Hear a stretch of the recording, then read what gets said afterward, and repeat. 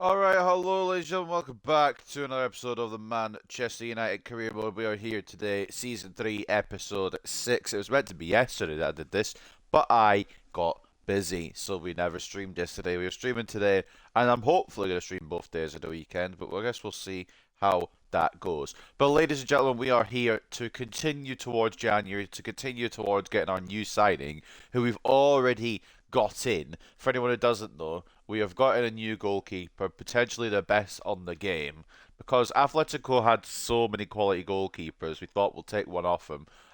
No worries, we'll take it off their hands. And we got in Jan Oman, who we played against in the Champions League. Wasn't fantastic, but 89 rated. I'm willing to give him a try, to be honest. But I really wish you hadn't fucked up with the goalkeeper beforehand because we are struggling a little bit now in the Premier League. The defensive record is quite poor. There's only a couple of teams that are conceding more than us. In fact, there's only one team that's conceding more than us, and that is Ipswich Town, who are in rock bottom right now. So, again, defensively, it's not great. And also, in terms of trying to retain our Premier League title, it's not going well either. We have got 12 points to try and close up on Manchester City, 9 on Chelsea. Hell, we're even behind Fulham. So that is where we're at in terms of Premier League success. We even have fumbled a little bit in the Champions League. Last episode, we did lose to Dortmund, which has knocked us down a little bit in the top 8. Manchester City now sit top of that as well, for fuck's sake. They just won't give up, they just won't stop. Sorry, I forgot if you hear me hiccuping. Um, Lombardia, obviously, Inter Milan second, Leverkusen third, Club Brugge fourth, Monaco fifth, Man United sixth, Milan seventh, Fenerbahce eighth. Just bear with me, guys. I'll show you the teams. I'll scroll down here quickly, but just bear with me a second.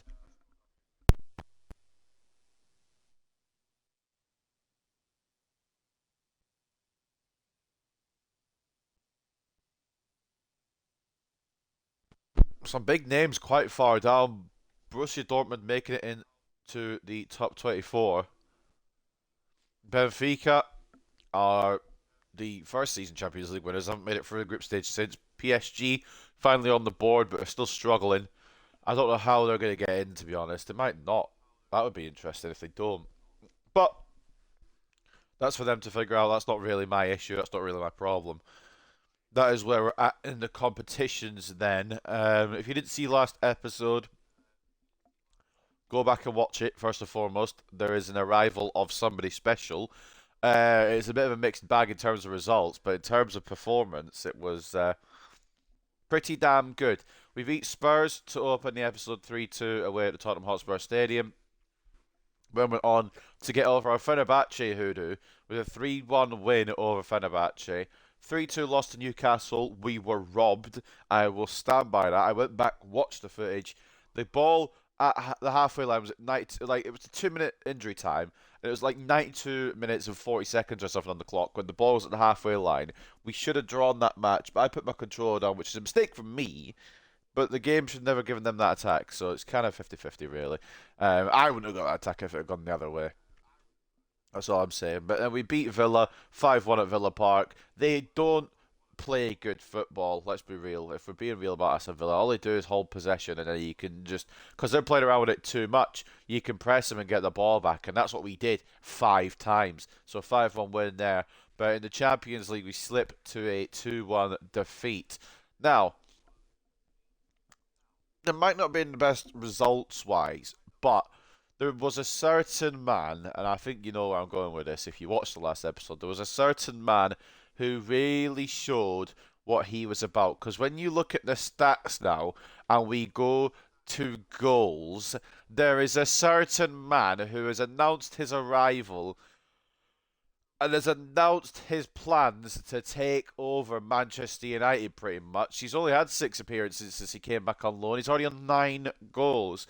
Roman Bowman has slotted back into this squad without a problem for now, and I probably won't now.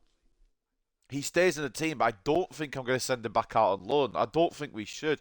I don't understand why we would. Maybe Ahmad goes out on loan to give Bowman a bit more chance, perhaps. That might be the move. But I'm just confused because I knew he was good, but I didn't know he was this good already. He's still only 76 rated. He has got ages before he gets to his best. He is still growing insanely. We're keeping him on the inside forward now so he can get his plus there. And then we'll probably switch him to a wide playmaker so he can get the skill boost to 5-star as well. And then we've got a bona fide 5-star gem on the wing. So that's what we're doing with him in terms of his development plan. But I feel bad for Ahmad because he's been pretty good. This season's been a bit quiet, but that's due to injury. We'll let him off. I just don't understand, like, how he's so good. But I'm thankful for it because it means our attack doesn't really have any issues. It's just trying to solve the defensive ones. And we've got the answer, of course, coming in, as you saw, in January. Jean Man will be the goalkeeper, and he will hopefully be the man to change things around for us in that area. Defensively as well, I feel like we could do better, but I don't really know how. Because it's not... Most of the time for the goals, it's not really a case of me being able to not defend. I can defend, I get the tackle in, but then I either immediately lose the ball, or they, well, I mean, that was it really. I immediately lose the ball, I just can't make a pass, or I get tackled instantly before I get to think, or even when I try and clear it, I get tackled, or it gets blocked, and bounces back to them. So it's more just, it's not that I can't defend tackling-wise, I can get the ball back, it's just working with that to try and make an attack out of it, or to try at least get it out of our area that I need to work on. So that's going to be hopefully worked on today. Do I want to do a youth tournament? I'm going to wait, I think, one more youth tournament perhaps, just to see if we get any more Honduran players in, to see if they can make any mark on this team. But I know some of these players look good already. My favourite one at the moment is Katiza Boffa, who's already 17 years old, could be called up to be loaned out. But we're just going to see how his potential rounds out. And I also really like Miguel Morales as well. I did like Herrera, but his potential's gone down slightly, although he still would be good. But don't get me wrong, he's still got a high potential area. Christian Flores, he's hanging on for dear life. Maybe we do a youth tournament. What are we thinking? What have we got to do today, actually? That's probably what I should be thinking. We've got Wolves at home, Crystal Palace away, Fulham at home, Porto at home, and then Bournemouth away. What it should be is 5 wins there, but with the way the season's been going, I'm not putting any money on it, to be honest with you. I wouldn't bet on it. It has been a struggle all the way through. But you know what? Let's open up with a youth tournament. Let's get warmed up, ready to go. Let's chuck some youth players in and see what they're capable of in a youth tournament. I wasn't initially going to do one, but why not? Herrera stays in net because he was good last time in a youth tournament.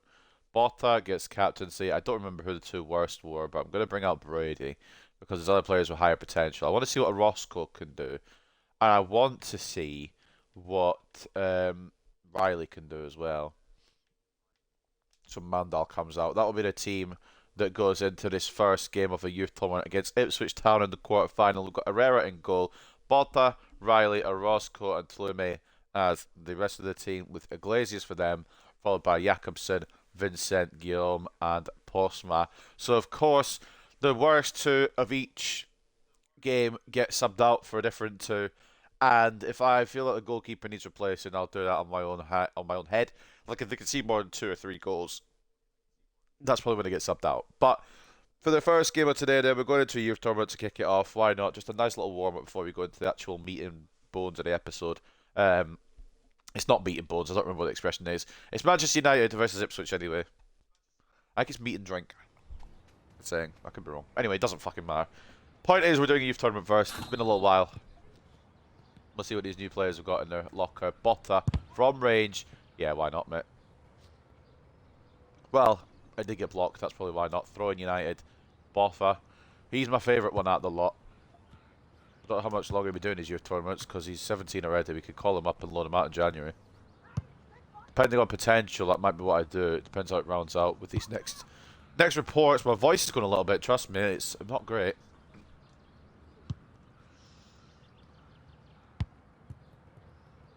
Orozco, he's the one that's I'm interested in, see what he can do. Silky winger from Honduras. Plays back to Tlume. Try to get it in the middle, it's a great tackle. Herrera comes out to meet it. I'm just going to play it across. I don't trust this game. Plume. Okay. Plume doesn't have the greatest ball control. We'll admit. He might be a good striker, but he doesn't have the greatest ball control. Cleared away by the Ipswich keeper. Botta heads it down to Riley. Gonna go back to Boffa if I can. And that should be 1-0. It's not though. What the fuck is that finish? I know it's the weak foot, but like, it has to be better. It has to be 1-0 there. And that could be the tractor boys that take the lead. Guillaume doesn't put enough power on it, and Herrera grabs. Plume, great run, great ball across. Oh, it's a brilliant interception by Vincent. Oh, Roscoe, rookie error. Rookie error by Roscoe, but Botta covers. I was hoping, well, I was thinking it was going out for a throw-in. And Roscoe, rookie error in that one. Oh, you're a fucking bastard, ain't you? Ipswich just won't let us through right now. We won't let them through either. Good save, Herrera. Get to see a goal in this first round of the youth tournament. How long will that continue for? Probably not much longer if Ipswich have anything to do about it. If it's corner. Then again, we could counter off it. It's what we do in the real games. Just keep pressing them. Keep pressing them. We're just taking a sweet time about going through. Great tackle, Orozco. Oh, Plume. It wasn't even Plume, it was Boffa, actually. I assume it's Plume because his fucking control is fucking whack. I think Boffa's got a bit more control about himself, but I was wrong there. Orozco in the way again. Goal kick, United. We can't get a fucking goal in this tournament. Where's Rowan Bowman when you need him now? He's a star. This is where he made his name, though. Where he fucking destroyed teams left, right, and centre. Gone are those days. We've got to make a new wave of talent at some point. And Orozco down the left. Can he get the ball? He can. Inside. And Botta does get the goal. We do lead. Finally. It's taken half the bloody match, to be fair.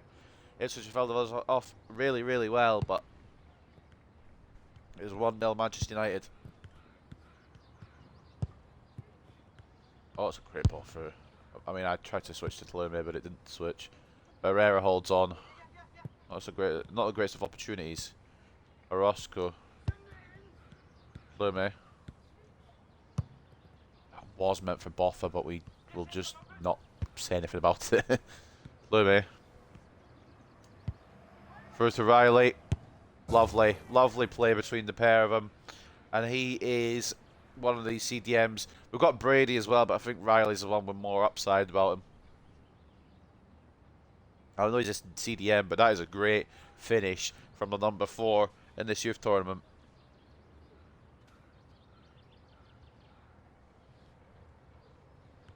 I do like these youth tournaments. I'll be doing a lot more of them when we do the Youth Academy career mode. Obviously, I'll have to do one every chance I can.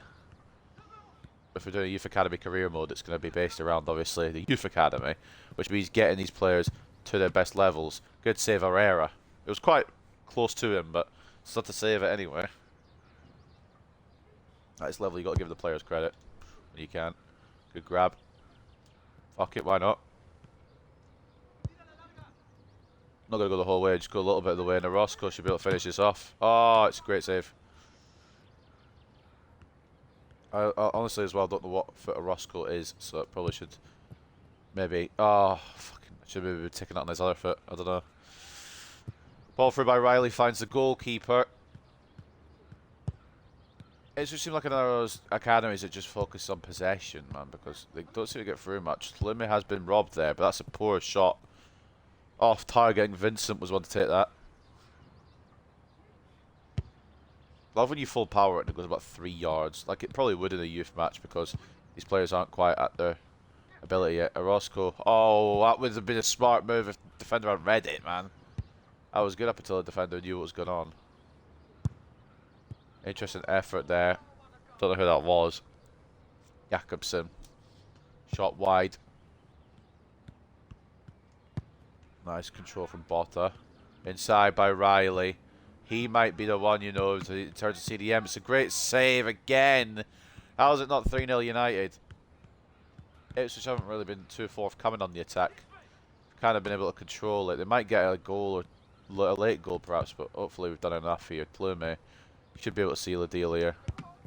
And he doesn't. Felt like that could be a foul. And they're calling for a foul, but it wasn't apparently according to whatever ref is on the pitch. And Riley just puts it the wrong side of the post there with his weak foot. I don't know who's officiating this. But how that wasn't a penalty against Plume, I don't know. Oh, what? That's a yellow card when play stops with Boffa. I respect what he tried to do there, but he got the keeper instead of the ball. That's offside. It's not. Herrera just holds. And it doesn't look like he's going to get dropped this game because he's kept a clean sheet for now. Searching ball for Riley, who will get it in the end. Great strength, needs some support though. Boffa's there. Orozco. Just can't get that sprint on to get through. Can he find a route round this time? He can. Oh, it's saved again. The keeper's not had a bad day for Ipswich, despite the fact that they're going to lose this game. It's just we've been more forceful on the attack. And they've not really developed anything on the attack. To be honest, they might get one late here. Jakobsen. He could create. No, he can't. Vincent gets it back, and that's full time. A bit of a dead first youth game, to be honest. It's a 2-0 win. Herrera gets man of the match, which is mad. I think it's the first time a goalkeeper's got man of the match in one of these. 8.1 for Herrera, 8 for Orozco, 7.6 for Flume, 7.4 for Riley, and 7.1 for Boffa, which means Riley and Boffa come out of the team for the next game. So let's get into that. And we play Spurs' Academy. I've sure played them so many times. Yeah, Riley and Boffa fall off to the bench for Doran and who do we go with? We'll go with Brady because he's one I would like to succeed, but his potential's kind of failed him a little bit. So we're gonna try and get him high enough they can be sold on rather than used here. I don't want to get him like booted off completely because he's quite a good rating. But this is a team that we're going to use then. Herrera in goal, Brady, Doran, Orozco and Plume. For them, it is Bang in goal with May, Hansen, Glover and Mackey up top. Start match then as we play Tottenham Hotspur in the semi-final.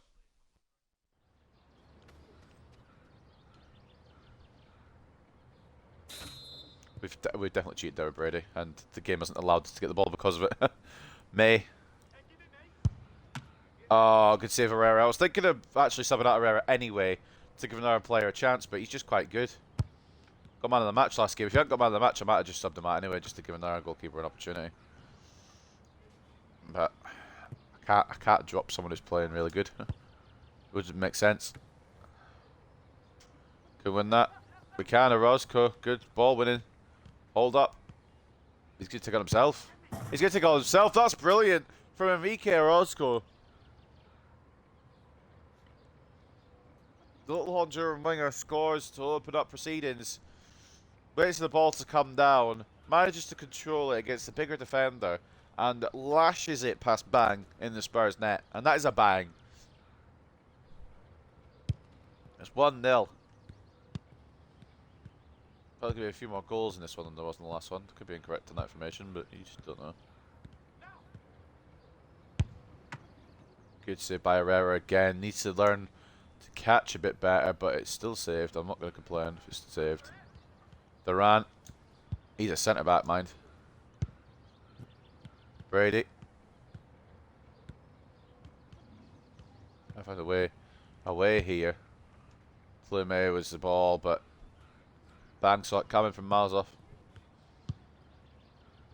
We don't have much else on there. Oh, come on. Glover played it back to May. Shot is saved again by Herrera. I don't know, I've not got the ball there for the interception, to be honest, but again, we're being bailed out by Herrera. Good tackle by Brady. Yet to concede in this youth tournament. Don't know how long that'll last for. Well, with Brady passing or Doran passing like that, probably not much longer. Good tackle, Brady. Can't keep the ball. Oh, he can. And now Roscoe. Oh, he can't get away from Mackie. But Lume wins it. Sprints it. Oh, bang, gets there first. It's a heavy touch. It's gone wrong. The South African striker. And now it could be Spurs. Now it might be Spurs. Not with shots like that. Herrera stops them all day. He eats them for breakfast, don't you know? Oh my god, referee. I mean, it's a clean tackle, but I've gone flying. It's just a safety thing at that point. Oh, he's done well. He's done really well. Oh, Herrera. Oh, Herrera. How do you go from hero to villain so fast? Glover puts on one of the worst shots I've seen for a while. And it's just not stopped in time. Or stopped well enough, I should say. And it will be Spurs equaliser when it could have just not been, to be honest. It would have been easier to not let that in. And I was going to give another goalkeeper a chance anyway next game because he's had a couple of chances now, but that will probably just intensify it and can't close that shot down. Dispossessed. Right on the edge of our area again, and I tried to come out and close it down because I've got nothing else to do. And now it's a lead for Spurs. Yeah, Herrera, I think he's had a good couple of games, but we'll probably give a little swapsy in there. If we get to the final, we've still got work to do. 3.5 minutes left. Picked out. Oh, I tried to pick out Brady, but it's well defended. We'll try and win that with Brady. I don't know who's won that. Plume can knock it to Brady, though. Try to find a way through. If this youth academy defends as good as the main team, we could be in trouble. Duran, centre back. I don't really want to be running with him. And I can't get it to Tlume. And there's nobody back. And Spurs have a chance to make it 3, but they fucked up here. Tlume. Good interception, actually. Roscoe. Just can't find a fucking way through, and we've got nobody back. Tries to close it down with Brady, but it's a good save from Herrera. Back to his normal. Told you this would be a goal fest. Wasn't sure who for. It wouldn't let me control it properly with the Roscoe there. It's a great ball through though to Duran. Need it back. Get it back. Oh! This man has talent. I know we've got talented wingers already. One making his name from these tournaments. Now in the first team making his name. Roman Bowman, of course, I'm talking about. But we are a winger factory, it seems, as Orozco does well. And now Duran, he's a centre-back, and they just couldn't control the ball properly. Poor touch from Duran there. Great by Orozco. Defensive work as well. He's got to stay in next game, I think. Again. Decent youth tournament so far from him. If there's a next game, that's what I mean. Like, Herrera's doing that. It's not going to be one. If we were to get to the final, Orozco would stay in, but Herrera's trying his best not to be in the final. He's done very well with it. You can just save them, Herrera. I won't be upset. You're going to get swapped anyway, but like, go to throw. Or Spurs take the lead again. I really want to be running through a centre back, but if there's nobody else optionable, then fuck it, why not?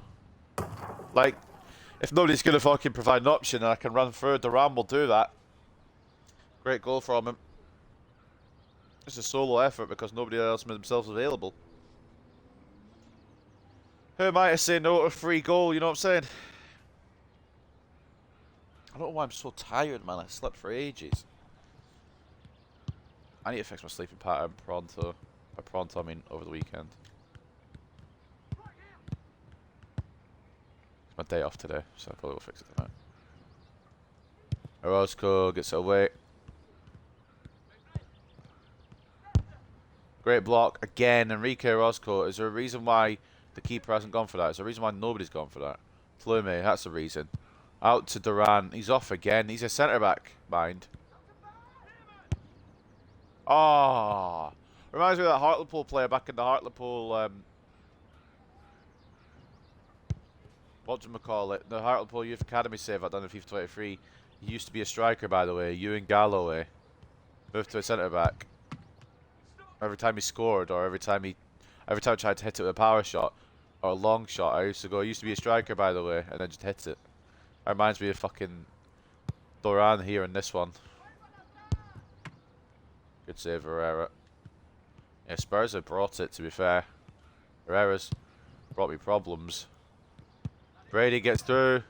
Oh, Brady gets lucky. But it is going to count. They all count. We get very lucky there to win the duel. It's actually turned out to a really good pass.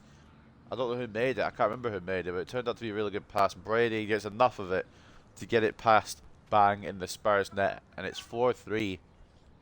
That's more of a whimper than a bang, that shot, but we will take it. It means we get to the final, get a bit more experience in these players. Tlume, here he goes. He's had quite a quiet tournament in terms of actually being a striker, which is position, but plays it to Orozco. It's blocked by Hansen for a corner. First corner for us, I think, today. Like, all tournament. Orozco cuts in. 2 corners now in a row. Bang makes the save from Orozco.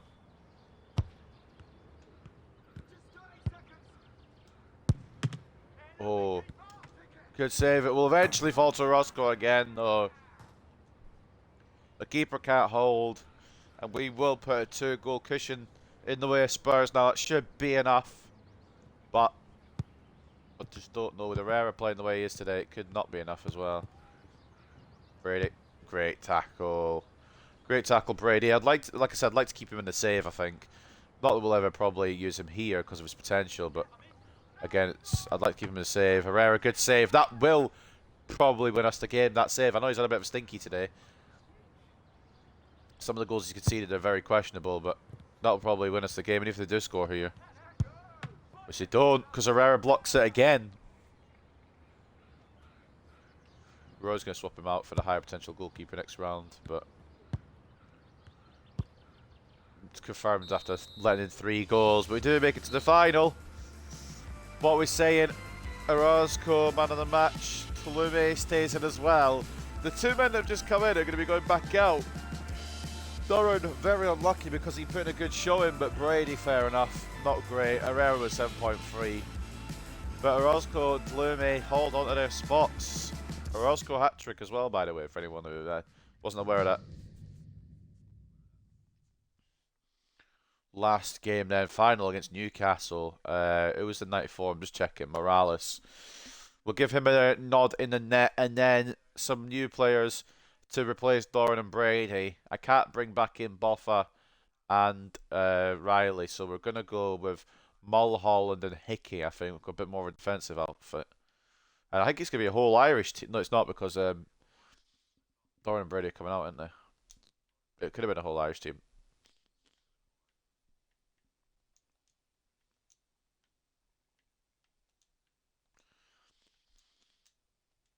And that is the team we will use for the final then against Newcastle. That is our team. Morales in goal, Mulholland, Hickey, Orozco and Tlume, the outfield players.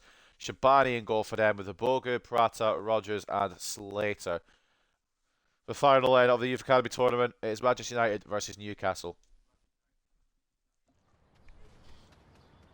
This could go upwards to maybe 4-hour episode today because we're doing a youth tournament and we're doing 5 games. So I've got plenty of time on my hands to this. I'm just going to take time with it. Mulholland, imagine. Can you imagine in the final, his first appearance, Orozco keeps it in. Didn't really want him to, but it could work. Again, a save. Can't just... Can't beat Shabani early. Been brilliant. Orozco maybe can beat Shabani early. Or at least pass it into Tlume, but it's intercepted. Hickey. But more defensive players in this one. Which might help us, might hurt us later. It's tackled, but it's still going to get to the Newcastle player. Tlume. Even Mulholland to make the run there. He doesn't make it as quickly as I would like. Could win the ball back though, doesn't. Hickey. Over to Orozco. In the D. Tlume. Orozco, send it. That's the wrong person. That's right, it works. It works well. It works brilliant. Oh, I just slid the wrong side of the post there by Tlume. Could have been 1-0 there. We definitely come out guns a-blazing in this one. Oh, fuck off. It's a yellow card from Mulholland, but I fucking really feel like I should have had that ball. Tlume can't get it clear. And I can't switch back to Tlume. 1-0 Newcastle because I can't switch back to Tlume there. Fair play, I suppose. We've had all dominance, they get the goal. It makes tons of sense. Also, yellow card from Mulholland. Keep an eye on him.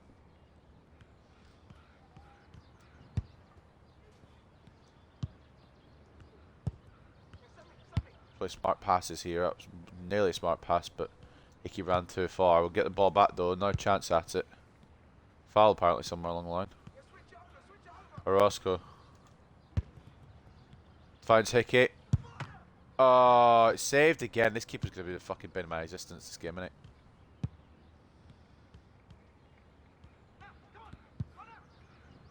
At least we're consistently making finals. There's only one time we haven't made a youth final. Mulholland. Oh, outstrengthed.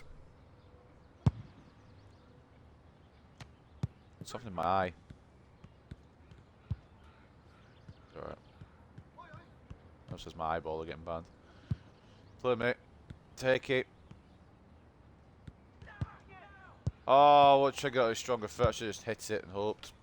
Well, he's a centre back, so it's not really my idea there. My idea is to try and play it into somebody who can shoot. But sometimes you need to take whatever opportunities we're getting. Good job, Mulholland. I think Hickey's offside. Ball took an age to pass there. I wanted to pass it earlier, of course I did. It's a ball through, but it's all the way through to Morales. Right, what? Rob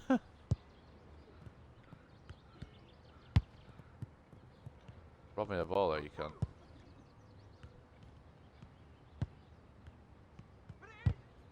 Good tackle, Mulholland. We'll take the throw. No, we won't. They'll take the throw. Oh no, we will take the throw. Never mind. We're quite a low-key final. We have the opportunities, but Newcastle have the lead with one goal, one opportunity. Flume. Ah, I should have passed that. Probably should have passed that. Shabani's been fucking good for them. Flume. Mulholland. Just hit one, mate. Oh, man. We just can't find a fucking goal in this final, man. It's either the Shabani just makes a really good save, or it's hit the crossbar there in that situation with Mulholland. But Orozco, please. Oh my god, Shabani's on fucking performance-enhancing drugs, man. Let's go short. Inside back into Tlume. Do you know what? I don't know if we're going to beat this guy today. He has been on smoke in the Newcastle net. He's one they need to call up. They're going to get Nick Pope replacement. He's the one, I think. Mate, he's been very, very good. Wish you could check other academies' ratings. I don't know if there is a way to. There probably is, and I just don't know how. Mulholland, we need an option in the middle. We should score this, actually. Oh, it's fucking defended by Slater. I think even Shabani got a hand to that. It looked like.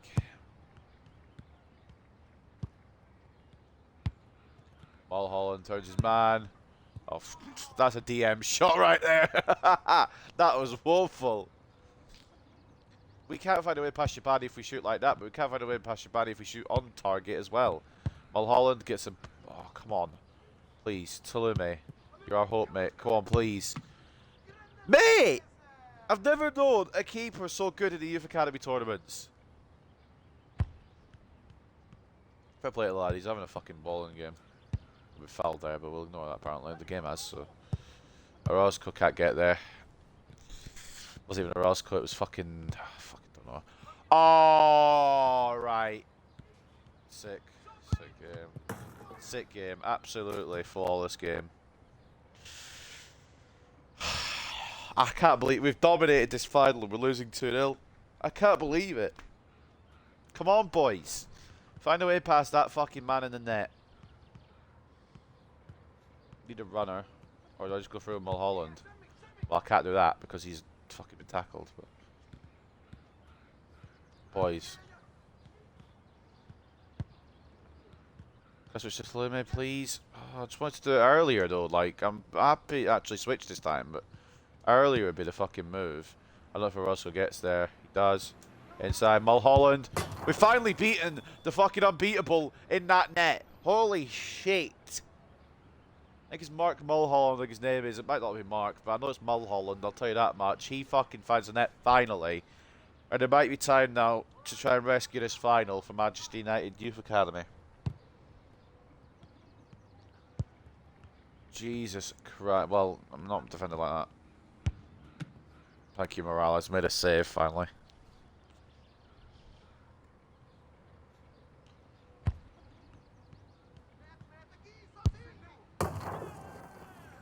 Just been done. I mean, just been done there. Nothing else there. Slater gets an hour goal to add to his collection. Goes inside, fires it past. Thought Morales was the one, but I think it might be Herrera that's the better keeper, honestly. Still got time though. Let's not write off just yet. I'm gonna need someone special to keep us alive though. This goalkeeper's been unable to beat him most of the day. Gets beaten there though by Tlume. Great play. Still on. Finally still about here. Not over yet.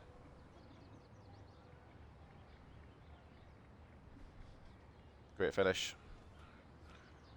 You put a striker in a striker's position, that's what you can do. Tlume, very good goal scorer from what I've seen in these tournaments. How long have we got? 30 odd seconds. We need to be quick if we're going to do something. They might just play around the back, to be fair, hold on to the win. Wouldn't blame them a bit. A real good tackle by Mulholland. Orozco. Tlume. Oh, great by Tlume. Oh, fantastic by Tlume. Oh, I thought the pass was a mistake at first, but he put a really good touch on it. And he has secured 3-all here. Is there a winner? Or are we going to extra time / golden goal?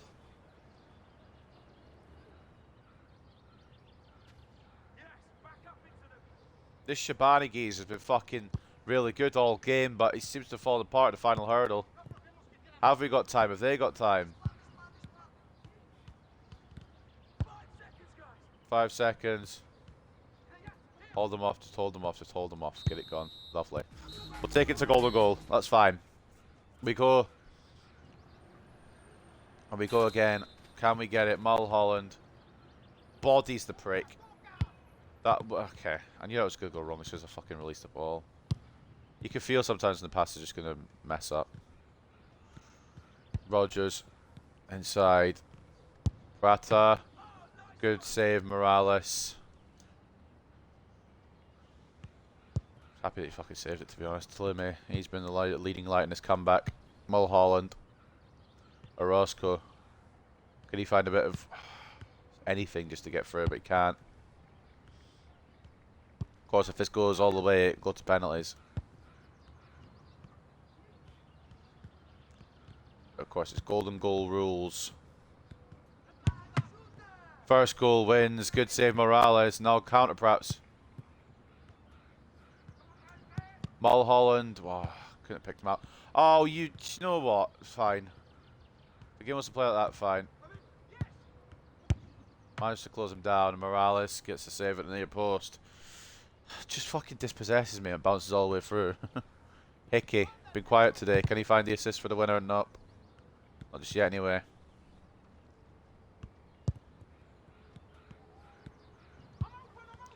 Preferable to avoiding penalties, but don't really want them to win. Tlume, good interception. Used to be a decent little defender as well. No, it's not where he's going to play when he eventually makes it through, if he makes it through. Orozco's on, by the way. Oh, he's not on, by the way. Bollocks, I thought he was on. 24 seconds before we go to penalties. If we go to penalties, Orozco, great dispossession. Tlume's there. Did he need him? He did need him, but he was marked, unfortunately, Tlume. I couldn't find him because men on him.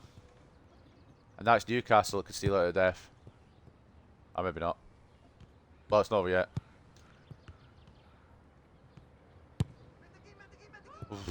Off target, and we go to penalties. Well, we're about to go to penalties after Morales kicks this. By gum. Penalties then. Lume dinks the keeper. Roscoe. Not Roscoe, sorry. I don't know who it was taking now. Roscoe's taking our next one, that's why. Oh, Roscoe misses.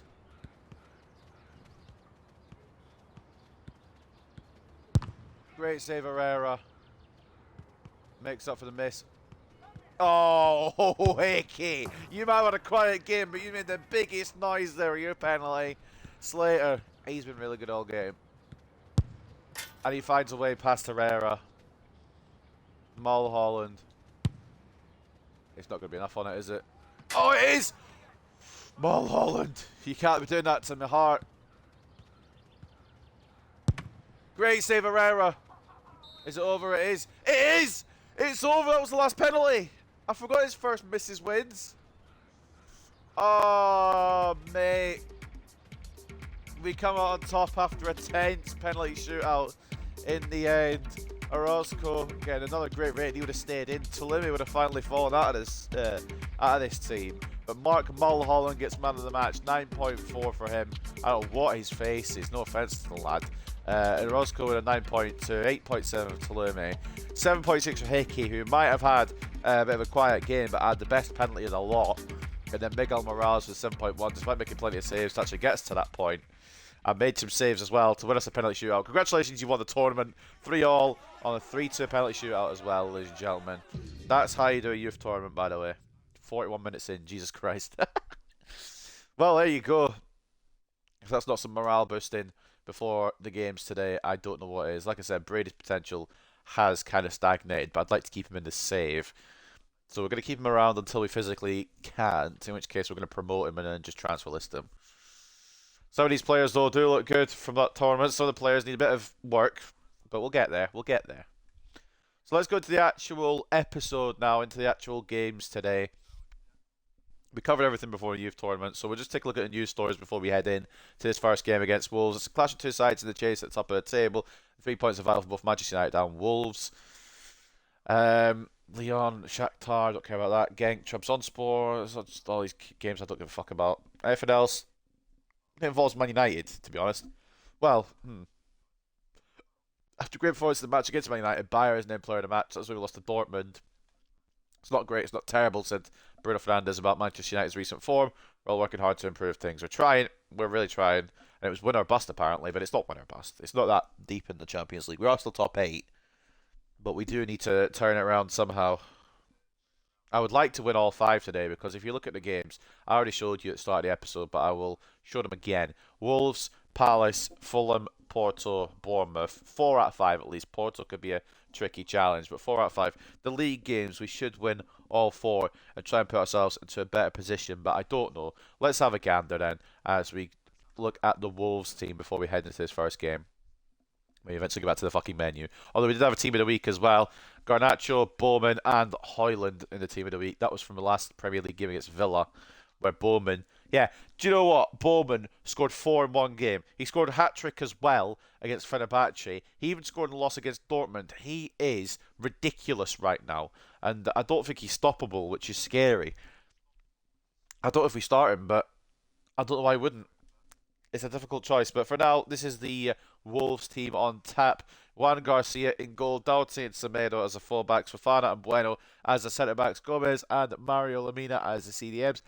Eguinaldo off the left, Zendejas off the right, Horta at cam with the captain's armband, and then Hechan up top. They've got Totti, Gomez, Doyle, Diop, Fabio Silva, Johnston, Miley, and Kalajdzic on the bench.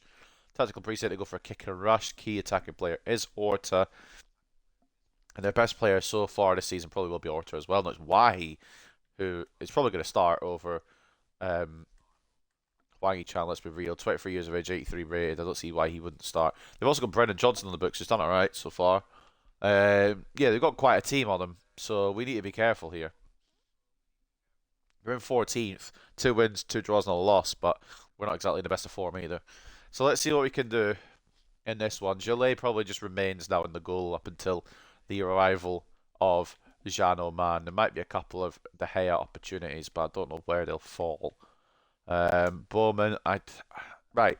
See, the thing is with Bowman, I know he's meant to be a backup, but I don't see how we don't start him. I really don't see how we don't start him.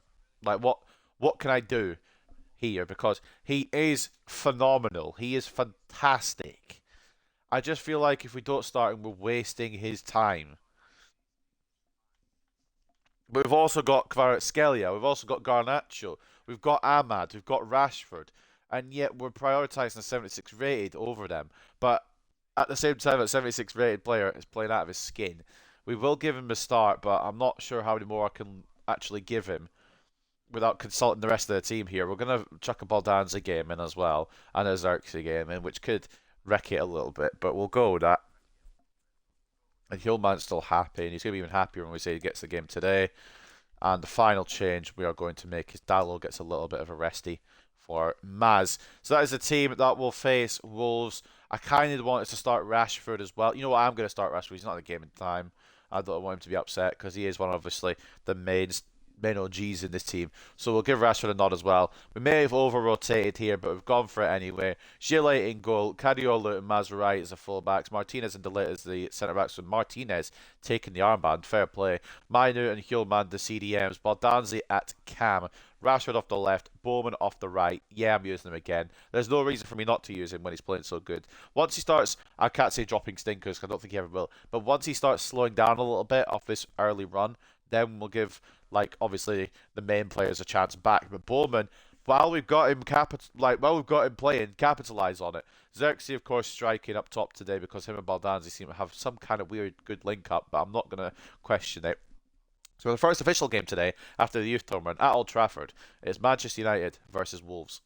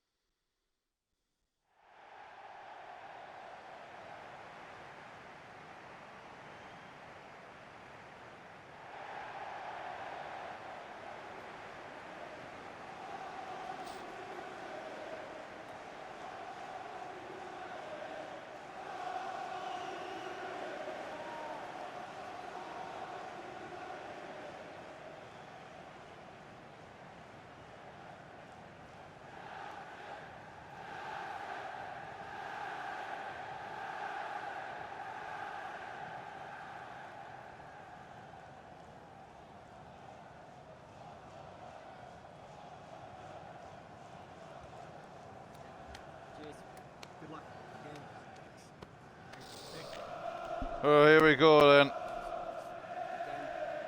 Coming for hosting or for travelling. I think we're hosting by the red seats in the background.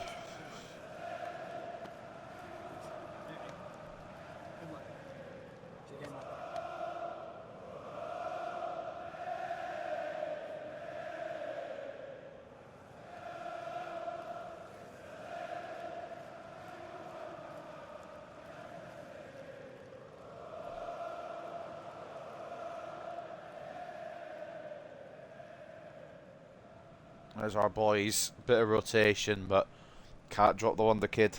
And for Wolves, what do they actually bring in? Garcia, Doughty, Fofana, Bueno, Semedo, Gomez. Okay. Why is it done in midfield like that? And then why he does start? Brennan Johnson off the left here. That sounds a bit more like it. Why have they done the midfield like that? They put one centre mid out and then they put the other centre mid out next to him on the next bit. But yeah, why he's starting for Wolves, he's going to be a danger man today. We need to keep an eye on him.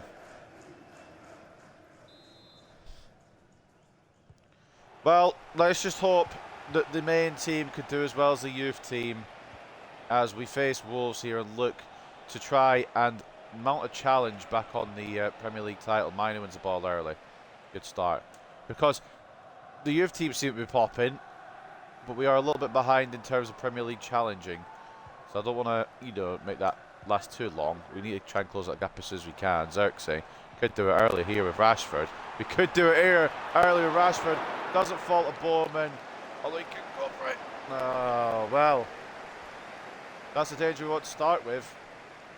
Marcus Rashford unlucky not to score.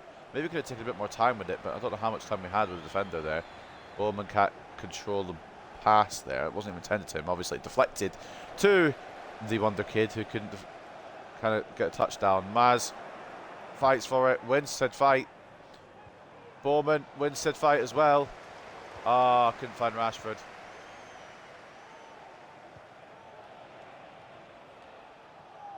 Again, I may have over-rotated, but that's price we've got to pay sometimes to get all the players involved. Good header, Cadiola, Rashford. Try to find Xerxes. It's going to bounce all the way back to Juan Garcia off a deflection. Got the right idea, just haven't executed it yet. We're still very early in the game, though, of course. No rush yet. We have to let them score first as well, though, because that's what we always do. Good tackle, Cadiola. Rashford, the player, watch. Do you not know who's playing? Oh, Xerxes, please, don't. I can't be arsed with you today if you're just going to be offside for no reason. Like, I understand if it's like we're on the attack, but we weren't really on the attack for a little bit there. You're just standing offside for fucking shits and gigs.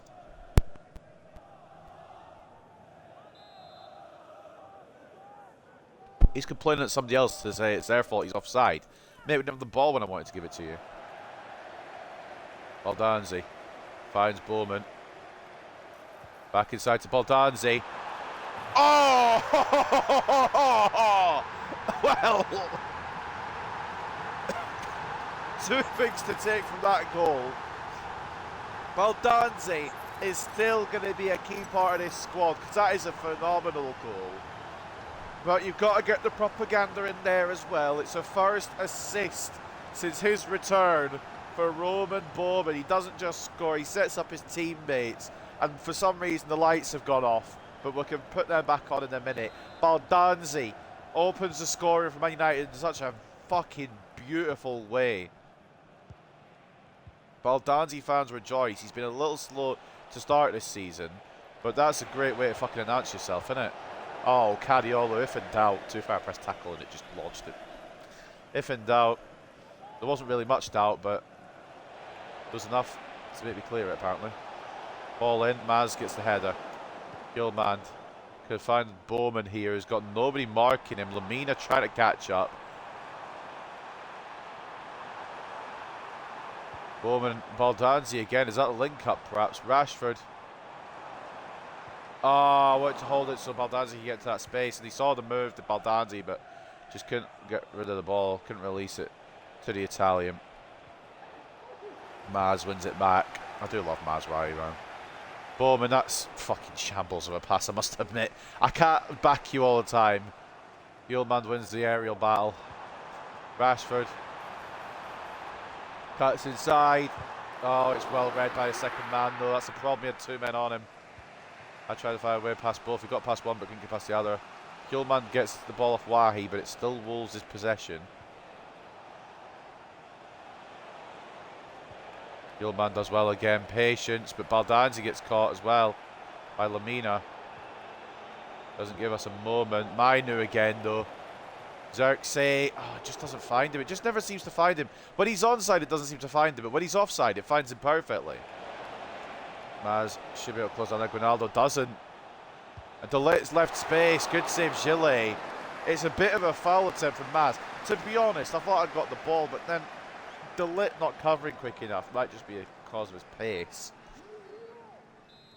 I don't really want to swap Delit out because I quite like him, but I think in terms of pace, we might have to. Oh, Mario Lamina wins the header, despite some challenges from United, but it's over the top.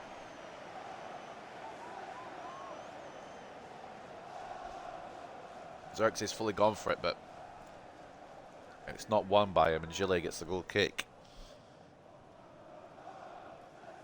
Of course, I want to give some more games to De Gea before his departure back to Atletico Madrid. Good year and a half I've had with him, to be honest, but I think if we're getting a goalkeeper, we need to send one out, and it makes sense to send a man who started at Atletico to go back there to finish his career, rather than sending Gillet because he's only been here 6 months. Can't win the ball there. Mainu can, though. Mainu's so good now, man.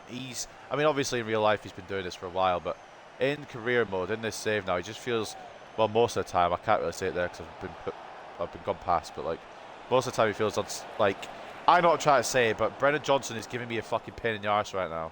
Will you go away? Gillette finally gets the ball away. It feels like he stops almost anything, is my point. Still not away. Aguinaldo picks it up off of Maz. Great ball for Iwahi. Back inside Orta. Great save, Gillette!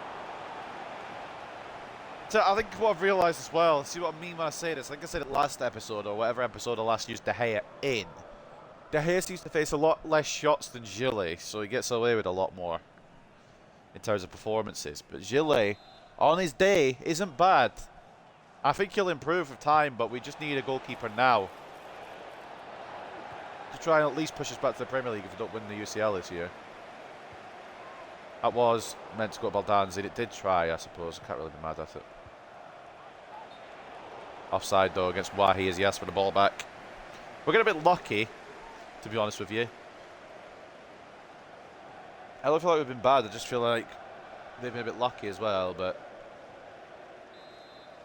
I don't know. Maybe I'm just being biased. I am being biased. I'm always biased in this save.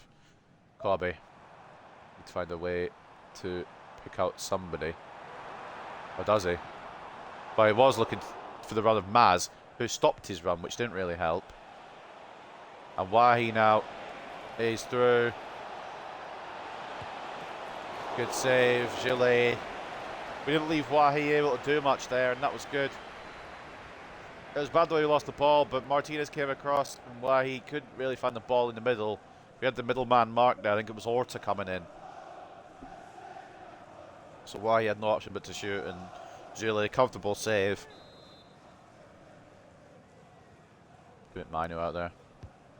Ball is in. Ball is headed on. Xerxes will get it away. It is just, as long as we get it out of our area for now. It might come back in. Orta. Gillet grabs. Wolves have tried to fire back in this half. I told you they had some quality about them, but nothing yet. Manu. Xerxes. Uses Bowman. Don't know why, to be honest, because it's kind of fucked him, but Maz. Into Xerxes, heavy touch. Well, a heavy pass, actually, but Xerxes does well to control and shoot, and we get a corner out of it. Just for reference as well, while we're on the subject, I'm not expecting Bowman to score a hat-trick every game. Just as long as he has a decent innings, we keep using him, but he's been good today. The assist for the goal. There's nobody in the middle there, is there? Well, I can't really do that then, can I? We're going to have to play shot to Bowman. Back to Rashford. Now we're going to put it in the box. Looking deep. Wahi gets it away. Baldanzi nods it to Cariolo. We can't score, at least keep it up this end of the pitch before the break. We'll take the corner. Semedo tackles Cariolo.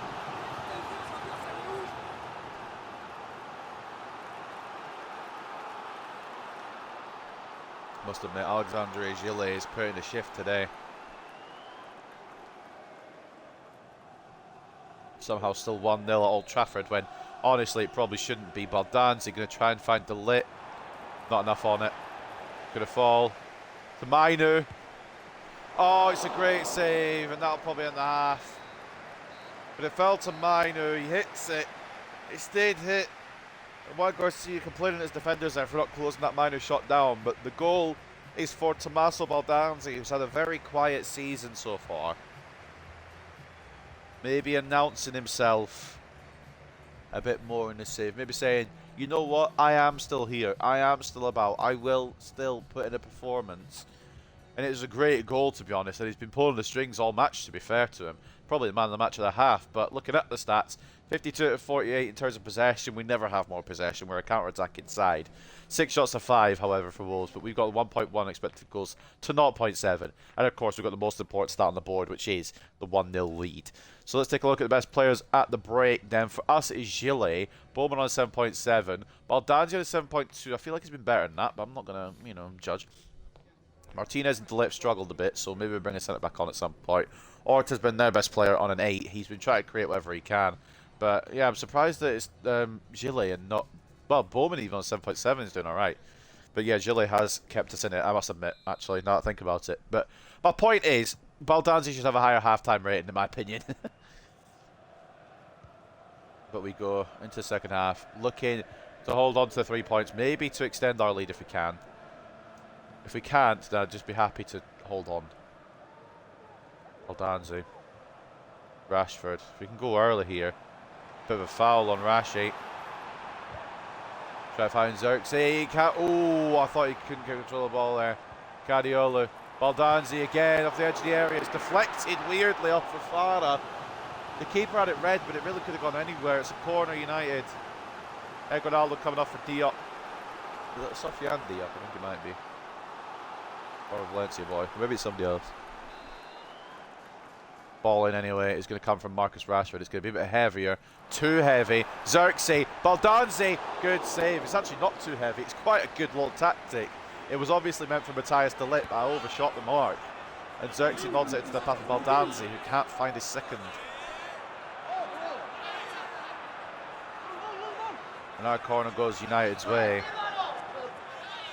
I'm wondering about a Guardiola delivery, honestly. What we saying in terms of corner stats? He's right-footed. I forgot he was right-footed. I played left back so long, I forgot he was right-footed.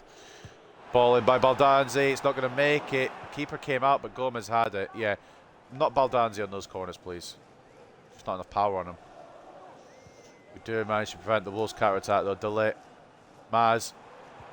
Bowman. Try to find a way through. I was also... I will be honest, I was trying to find a run through there, but I could have knocked it to Xerxes. Guardiola. Baldanzi. Bowman wants it. Bowman can't quite get it. And Xerxes can't quite tackle either. Bowman's asking for it there in a silly position, to be honest, I must admit. I know he's playing well, but he's got to remember that he is... Well, he's not the be-all and end-all on his team. Brennan Johnson offside. I was getting ready to rush out Gillet out of hope more and inspiration. I wasn't sure if it was going to be offside or if it was just going to let Brennan Johnson go all the way through there. I thought we tackled it into the path of the Wolves, man. Thankfully not. We get away with it. Just about. A bit shaky from us, to be honest, but, you know. We got a second goal, I'm golden. I need Xerxes' movement to be fucking 10 times better. I don't understand why he can't move properly at all. The Litwin's header over Wahi. Minor. Maz out there. Bowman in the centre. Bowman through on goal. It's going to fall to Xerxes. Move, Roman! Roman, move, man! Why am I just standing there? It's because Xerxes offside for a 19th time today. Bowman's just had enough. He's like, fucking hell, mate. To blame, to be honest. Xerxes spent more time offside in this game than onside, I think. Oh, Hillman can't control. Don't have much time to control, to be fair. And that's Wahi. And it's great from Gillet. It's a great, great save. Wahi once again forced to the outside with the pass that time. We didn't even do fuck all for that. Minu. Oh, it was meant to be in the air. I don't know why it's not really gone airborne there, to be honest with you. Hillman, great tackle. He's been good today. Rashford, Baldanzi. Bowman. Oh, I think we are going to bring him off now. Decent day from Roman Bowman, but we'll make some changes. Feels like a good point. De Ligt, I know Martinez has been the worst of the two, but De Ligt has stamina of a baby, so we have to bring him off. Bowman can come off now for Kvaratskhelia. And do we want to stick with Xerxes? We'll stick with him for now. Minu's getting quite tired, but we'll keep him on. I don't like having Hillman and Agarte on together. It feels too defensive. But De Ligt and Bowman make way for Kvaratskhelia and Inacio. No goal today, but he got the assist for the goal. Again, I don't really want him taking the corners from here. I know it's going to be an in-swinger, but I feel like a bit more power from Rashford might be what's needed. As Inacio looks to be picked out, it's over his head. Maybe too much power there. Rashford back on though. Ball in, Hillman, it's cleared and it could be problems. It could be problems. Orta tricking his way through. Maz covers. We had plenty of cover there. It's just about who was going to get it rather than who wasn't at that point. Guardiola, Rashford. Xerxes. Ah, Kvara's just run offside, I think. Has bagged, but it won't count. Disallowed for offside. Unfortunately, the Georgian celebrations are muted as Xerxes tried to lift the ball over, but Kvaratskhelia just off.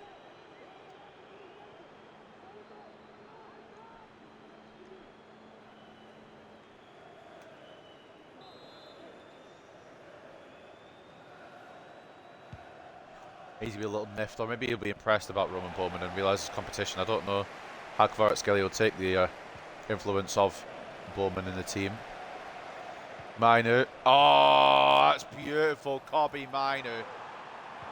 Deserves an assist, but I can't come in with Kvaratskhelia properly. Don't know why, it just can't seem to ever run in with him. Aldanzi can't pick up the ball. Obviously because he's not a goalkeeper, but he also can't get the ball there either. Kvaratskhelia. Xerxes found. Oh, nearly. Oh, get fucked, cunt. Sorry. I'm not super sorry though, because like it's funny, but sort of sorry. We really need to find a second goal sooner rather than later, or they will get an equaliser. Diop down the side. Maz struggling to keep up a little bit. Ball is in. Wahi doesn't get enough on it. Good pressure, Martinez. Definitely a little bit better the second half, Lissandro Martinez, in my opinion. Anyway, I don't know if the game will agree, but I feel like he's putting a good shift. How have I not headed that? Like I pressed to header that before it's even got to me, and it's just not bothered. Martinez committed. Oh no. Interesting ball. Not a bad one. Good save, Gilles. I didn't think that would work as well as it did. Mine didn't get it clear with a header. Oh, referee. Have a word. Paradona's been fucking hacked down in his prime. He was about to jet off there, the Georgian. Yellow card will go to Alfie Doughty. Rightfully so. It's a professional foul. It's a really good choice to do that. But it will always result in a booking for the former Luton man. We're continuing to hold on to the lead here, but we need a second. Rodriguez has got questions with the fourth official. Gary O'Neill applauding it. DeLitt and, I believe, Bowman complaining on the sidelines. It is a booking for Alfie Doughty, but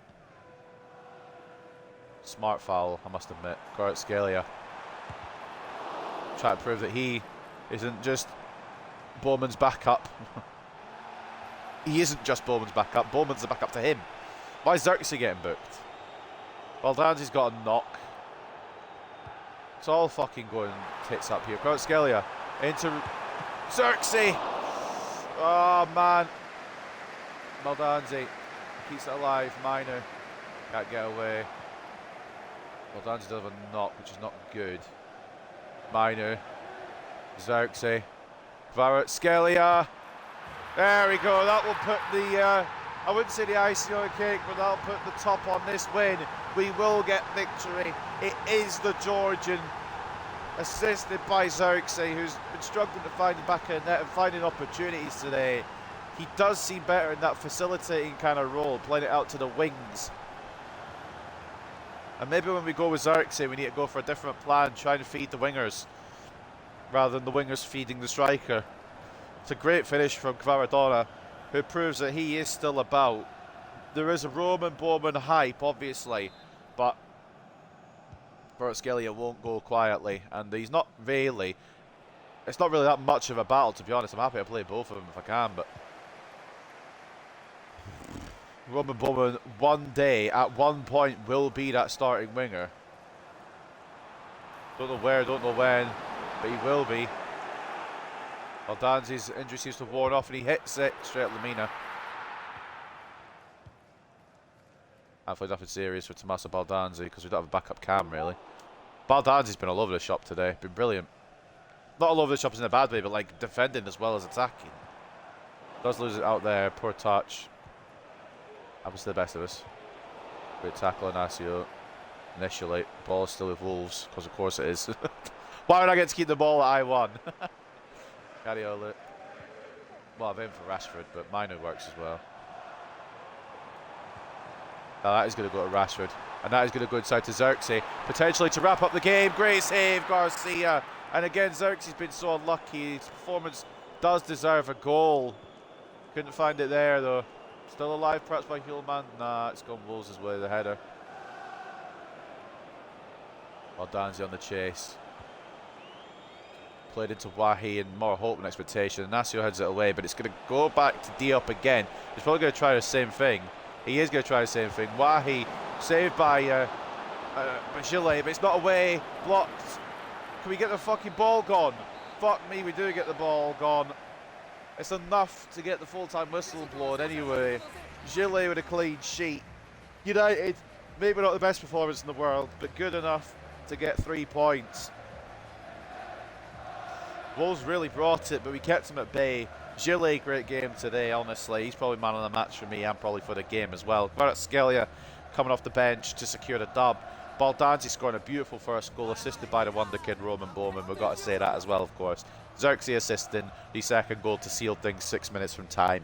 It's a professional performance, but we do get a bit lucky as well with Gillet deciding to turn up. Sometimes he does, sometimes he doesn't. Today he did. It's a 2-0 dub here at Old Trafford.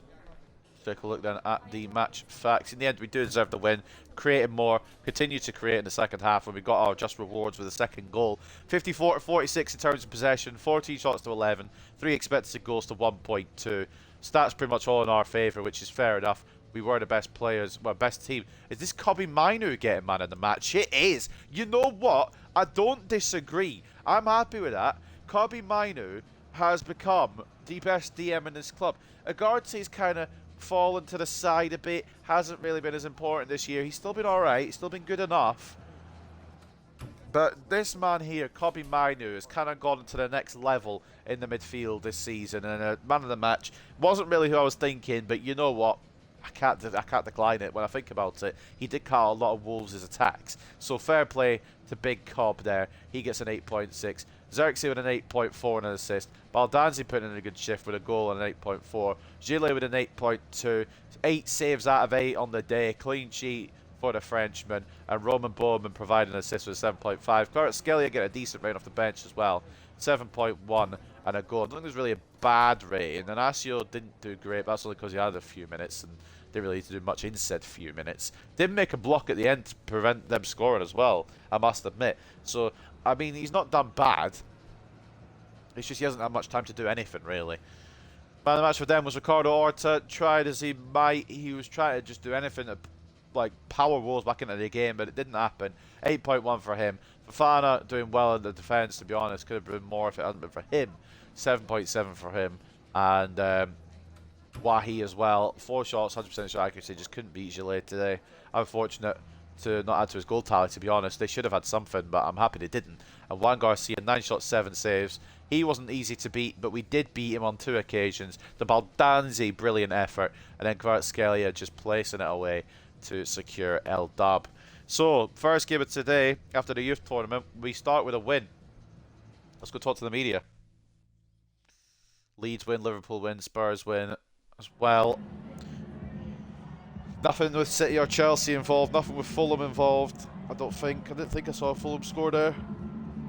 Xerxes cut offside board a few times today. Yes, I'm concerned by that.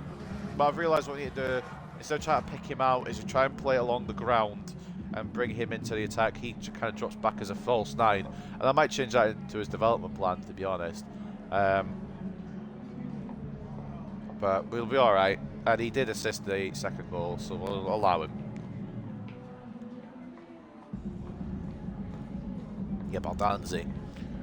If there was ever a thought where he might not be good enough for this team, get that thought out of your head, because he is. Even if he is only going to stay behind Bruno Fernandes probably forever. And if we do decide at one point maybe Bruno goes, I don't think Baldanzi will take that spot. But he's definitely a very good option to have. And yeah, Mainu, man of the match, deserves all the praise in the world.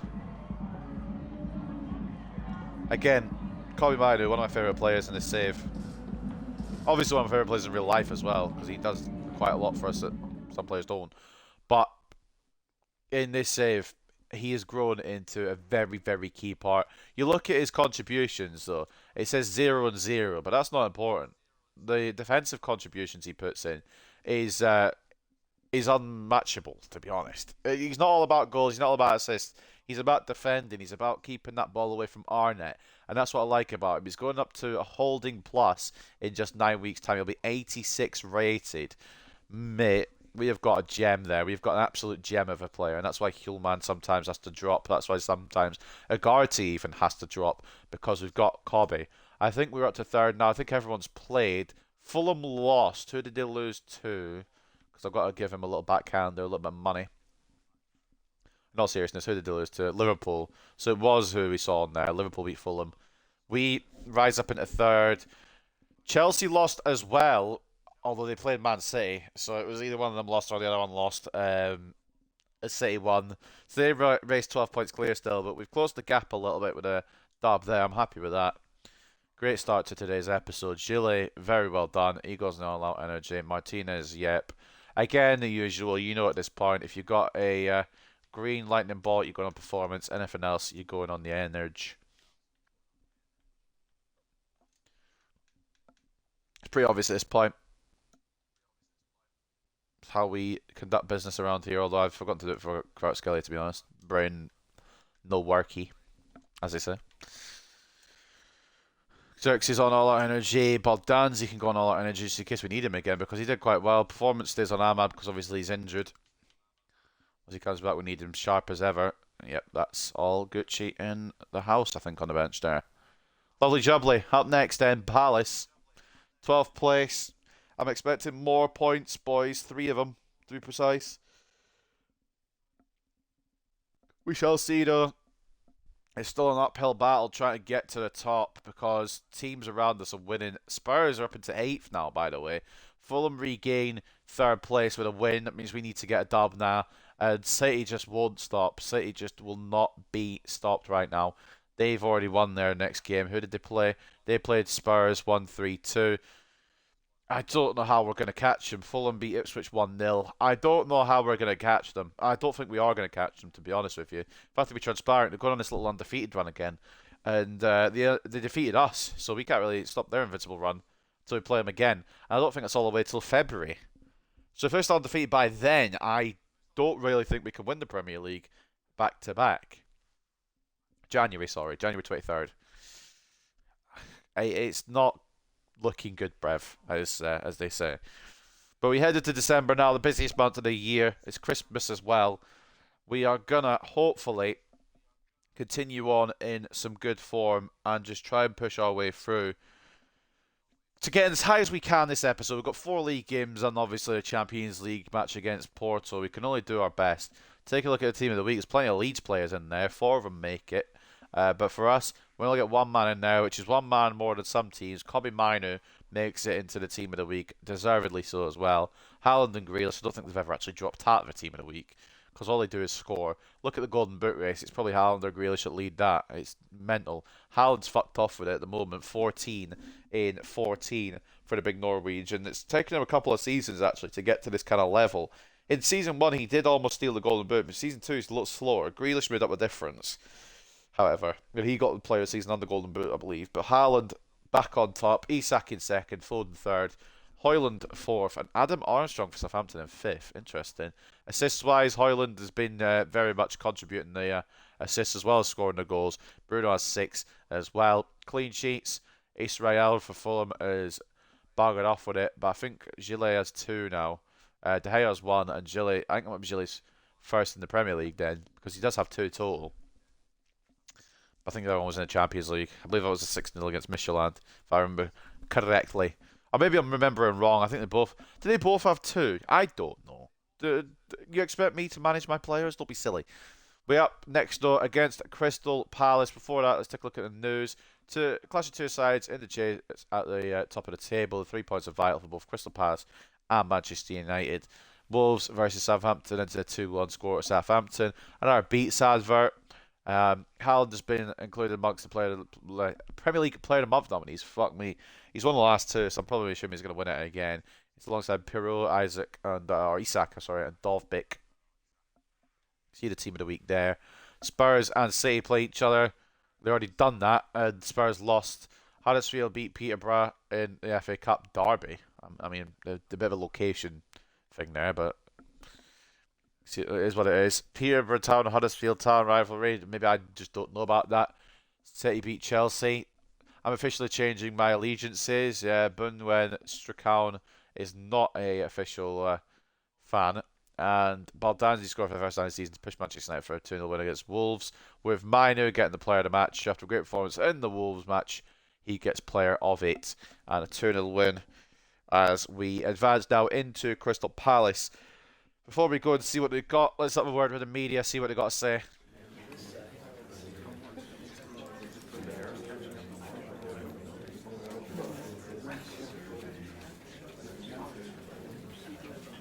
See, the thing is, these tackle kind of questions, I lunge a lot. So realistically, it's not really that bad, to be honest. It isn't a big deal whatsoever. I do make a lot of lunges for tackles, even when maybe I shouldn't as well. So I'm not going to take it to heart too much. You feel suitably prepared to face Palace, so you certain mind who can overcome them. Yeah. Not going to put too much hype on him because I don't want him to get complacent, but yeah, Manu will do really well again. We're going to go Manu Ugarte today, I think. Palace's powerful strikers have scarred many defenders. Fucking hell. Are they murdering them? Ugarte should be fine. I think he's a bit more. I think he's a bit more physical than Hoyle. Actually, who's more physical out of Ugarte and Hillman? Because that's probably who'll start. We also need to see who they've got. I don't even know who the striker option is now, because it's not Mateta. He went. Is it Edouard? Because he'll be back on loan from Leicester. We're in season 3. He'll be back on loan from Leicester for a while now. It's Milik. It looks like Bocat in goal, Robinson and Munoz as the wing backs, Lacroix, Holding, and Diego Carlos as the back three, with Carlos captain in the side. That is a weird back three, but I don't hate it for some reason. Wharton and Kamada as centre mids, Coman off the left, Almiron off the right. That's a struggle game today. And Lerma and Ketia. Oh, sorry, Milik up top, I should say. I don't think I said Milik up top. Lerma and Ketia, Sarr, Chari Riyad, Edouard, Hughes, and Wilson Isbrandt on the bench. They'll go for the kick and rush as well. We just played a kick and rush side in Wolves. And they're undefeated in the last 5 matches, but 4 of them have been draws. So they might try to hold us off here to a point apiece rather than going for the win, although they have won 1 out of the last 5 as well. Looking at their best players, it looks as if Florinel Coman for Crystal Palace, the Romanian international, he's doing the best for them at the moment. I am concerned about Miguel Almiron starting, to be honest. I'm wondering if we just... I want to give Luke Shaw a game, but I feel like it should be Cadiola again, to be honest. Because if they're going to use Almiron, we'll need somebody to combat that pace. He's got 3 goals as well. And Nketiah doing alright. It looks like Nketiah probably the starting striker over Edouard and Milik. So just put that into account as well. Probable lineup is that. I think we're going to go Inacio Yoro today. I'm feeling that. I'm feeling a bit of Inacio Yoro. We dropped by that 4th, obviously, with Fulham having played their game already. Maz is tired. And it's fine because Dallow's going to come back in anyway. Ahmad drops down to 82, which is sad news. Bowman hits the bench today. Nothing against him. I just feel like he should be starting every game. Maguire also drops down to 77 rated. I also think he should be Toure that holds the bench instead of Maguire at this point. Maz is just not involved because he's absolutely snookered. Inacio Yoro, I said, was a centre-back partnership. We'll keep Gillet in because why wouldn't we? Clean sheet. I'm going to give Shaw a game. I know I probably shouldn't. I'm going to, though. Cry about it. It's probably a mistake, though. I'm going to be one crying probably in the end. Ugarte, 86 physical. Hjulmand, 85 physical. It's not much in it, really, actually. Strength 84 for Hjulmand. It's strength 84, yeah. But Ugarte didn't get a last game, so that's kind of what I'm doing it off of. And then Minor, slightly less physical. Not too far behind, actually, but mainly more going to be involved in the attack as Ugarte holds the defensive areas. Fernandez comes back in. Kvaratskhelia comes back in as well as Garnacho and Højlund. The front three is going to look like that. We need to get a commanding win here over Palace. They're difficult to beat because they've got a 5 back. So we need to try and throw all the attacking firepower we've got at it and hope that something works.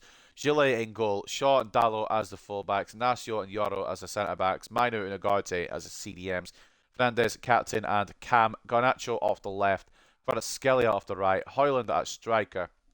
At Selhurst Park then, ladies and gentlemen. Crystal Palace host Manchester United. And of course we saw in the little build-up thing that they are holding teams to 1 point apiece.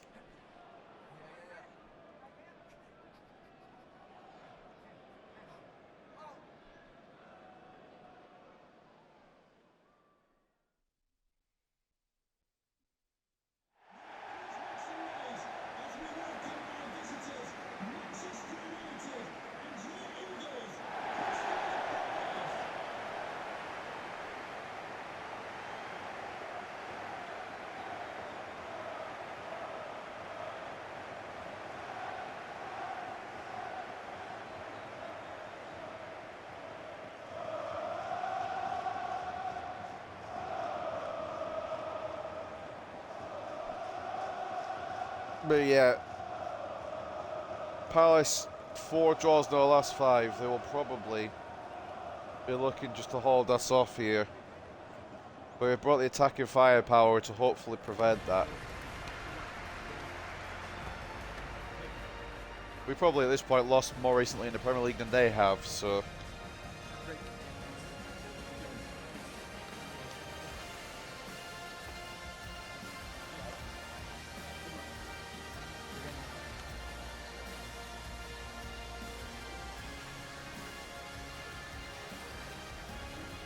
What are they bringing in then? Pay attention. Go off your phone. Bolka. Robinson, LaCroix, Santos, Diego Carlos, Diamande, Munoz, Kamada, Wharton, Coman, Almiron, and they are starting Milik. I didn't realise he had Usman Diamande. That changes. Okay, right. It's going to be a lot harder to break through. But we will try. There's nothing. God loves a trier. Gillet, Shaw, Inacio, Yorodalo, Minu, Gart Dog, Fernange, and then Garnacho, Kvaratskhelia, Hoyland. Of course, if we need any magic off the bench, we know who to call. Begins with Roman, ends with Bowman.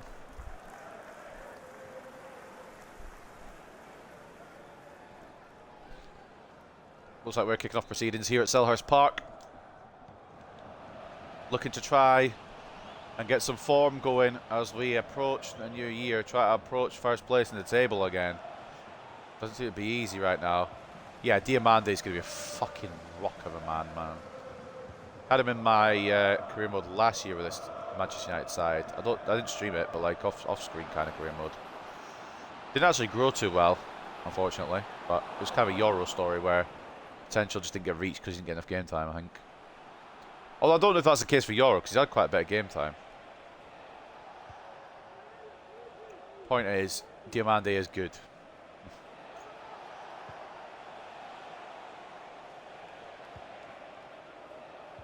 Just play calm football, yeah, honestly. City won't just fuck off, will they?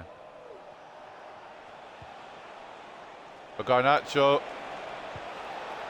Oh, you bet your house on him putting that away.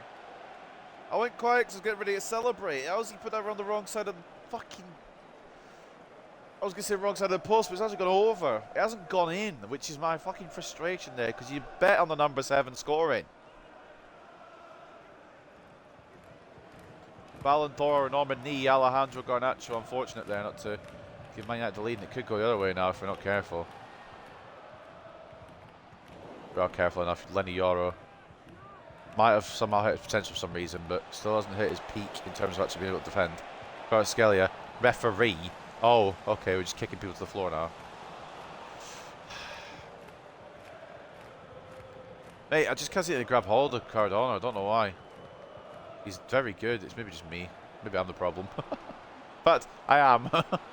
Maybe about it. Milik fires it over. I had it covered anyway, I think, with Inacio. I think he's a Hoyland player to watch there, which I don't dispute. Definitely my preferred striker over Xerxes. Probably just because of that little pace advantage he brings, but just feels like he's more well-rounded as well. Despite Xerxes being an overall higher. Bruno. Shot. Back to Bruno. Garnacho. Bruno again. Oh. Played that too early for myself there. Minor. I really want to hit it. Look at this play. Patient play. Maradona. Oh, forced a save out of Bolka. Great play. Sometimes you have to be a bit calmer with these 5 backs. You have to try and play through them. Bruno, Kvaratskhelia. It's caught by Robinson. I saw it the whole way, and so did he. Shawman's header back though. Fernandez, Garnacho. I've not run there. I'll have the ball back and we'll go again, thanks, because I didn't run there. No, Almiron could escape. And Ashley's come across the cover. So if that's the best idea. Save. Oh, come on, go the header and Gilles save, but I didn't know if it was going to square my way from him. That's. Oh my god.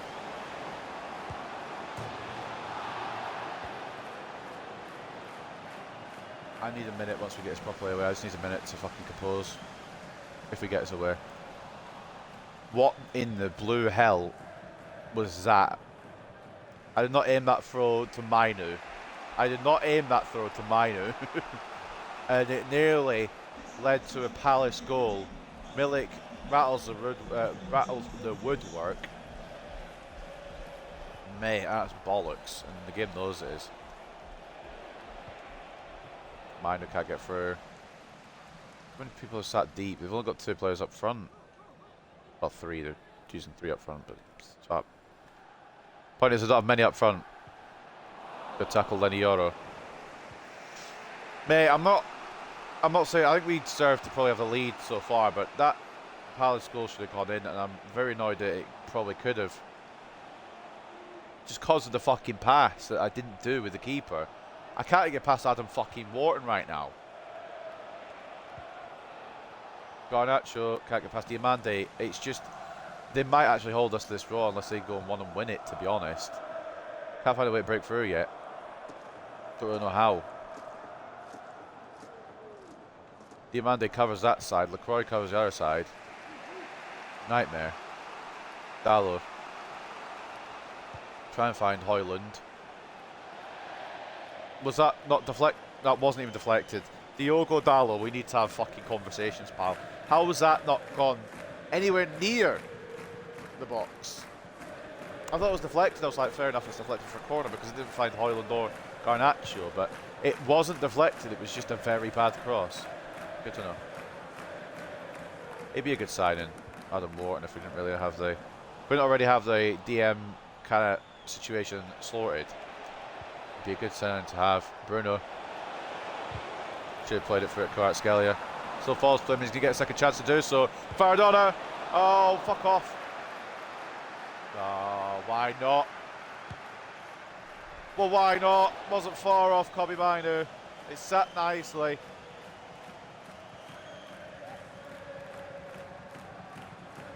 Never really was going to go in, but it sat nicely. He's not had the goal yet this season. Again, not the biggest goal scorer, Kobe Mainu, but that's not the end of the world. He's got a fierce shot on him.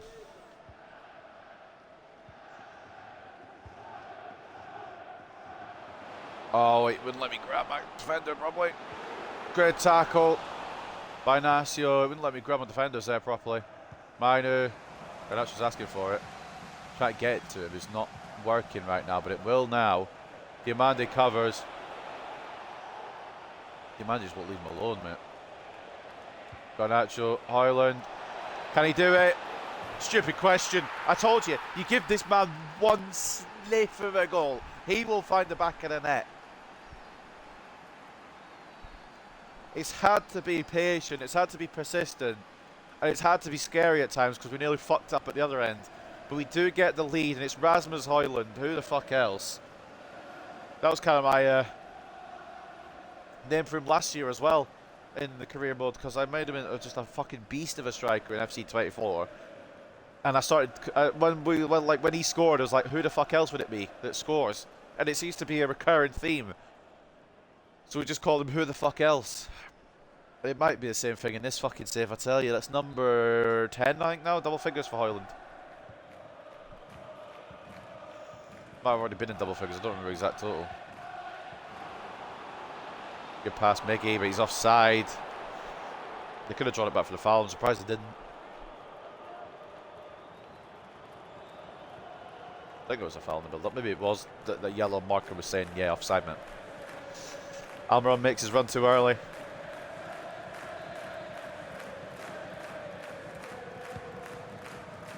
Well, it went for Mainu, but then he came close. Garnacho into Shaw. Hoyland wanting it. Not going to get it. Bruno. Mainu was the target, but it has opted just to not bother. Didn't feel like it on that day. Now it could be a time for Palace because this game is incompetent. It will be a game. Oh my god. Great save, Gillet. I can't believe that this game just fucks my pass up and gives them a chance. Munoz made the run through, but Gillet closed it down well. And maybe we're starting to get a bit more out of Alexandre Gillet. 1:10.5. They will have tall boys in the middle.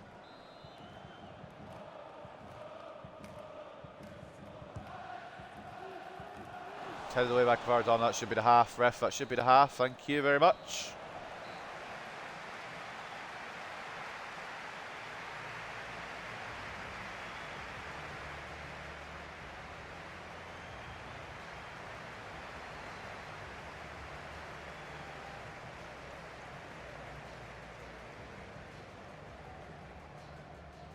Well, we lead for Rasmus, but it's been a patient build-up rather than, you know,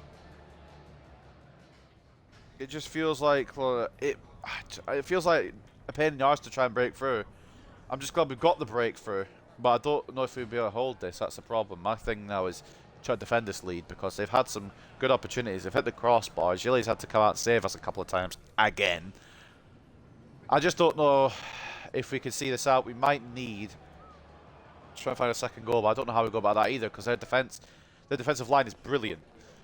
61-39 in terms of possession, 6 shots to 4, and 1.4 expense goes to 1.3. We just edge it out in each stat, with, of course, the main stat being the 1-goal lead. But it feels like they are probably more likely to equalise than we are to get another one. Gilles, best player so far, an 8.5. Bruno holding an 8, though, not too shabby. Their best player is Bolka, but apparently their ratings aren't that good, so maybe we've just been forcing it upon them. We maybe can just keep patient and run away with this, but they've got good enough players to prevent that, that's the thing. All these players, decent levels. Diamande 82, Diego Carlos 79, LaCroix 80. They can't deal with our defence, or our attack even. Well, I don't know why they deal with our defence, with their defence. But my point is, we're still going to struggle.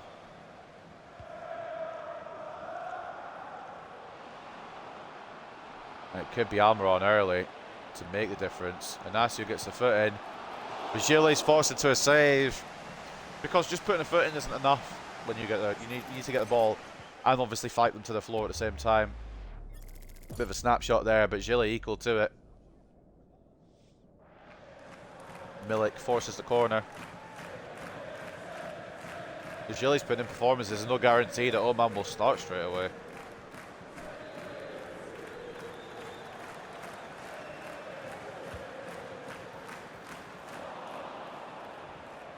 Oh, I can't get away with Bruno.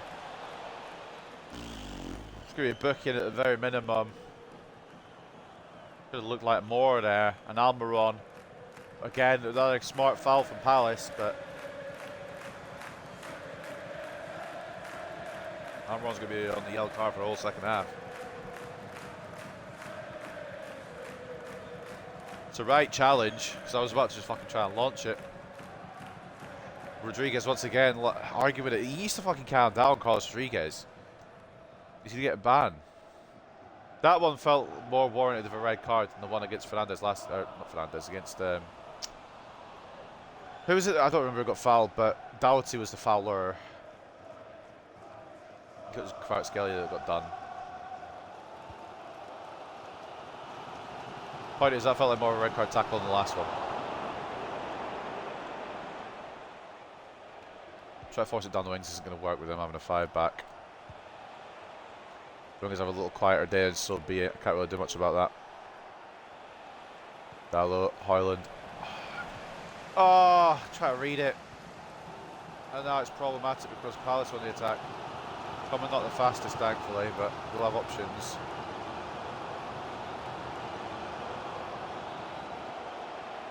Oh. Great save. Again, Gilles, man. Milik can't follow up. Mate, we're getting bailed out. Was sided the keeper the right idea? I mean, yeah, probably, but still. Gilles has upped his performances this episode so far.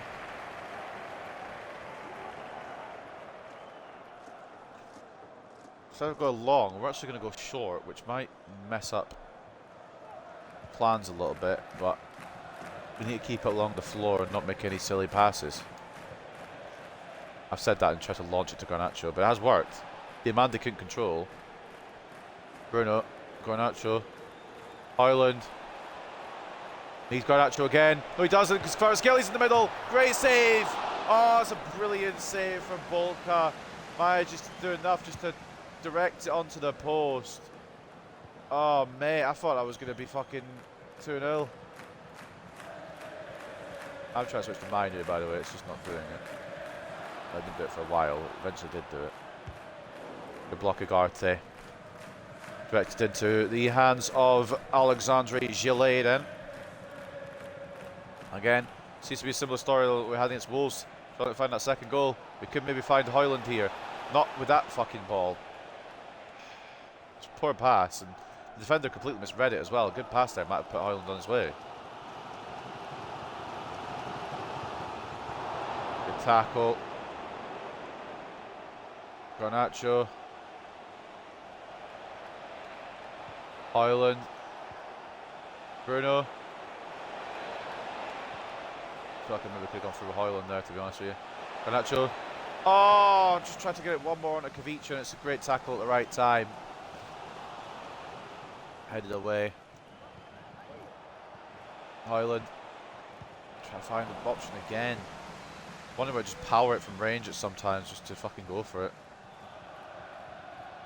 Franca gets past Dallo. First time anyway. To continue to manage. Euro controls and will go away again. We've got to be a bit more patient this game because they're just so hard to fucking beat. Garnacho can't really get ahead of Diamandi at all today, so to be a bit more conservative. Can't find the ball through Cavardona.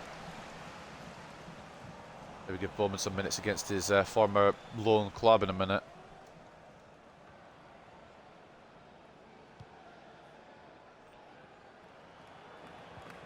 Bruno catches Wharton out of possession.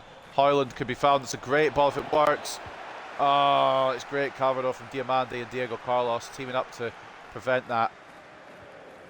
Luke Shaw takes off Almiron. Shaw's had a decent game today. There's been a couple of times where Almiron's got through, but Shaw for the most part has kept him quiet.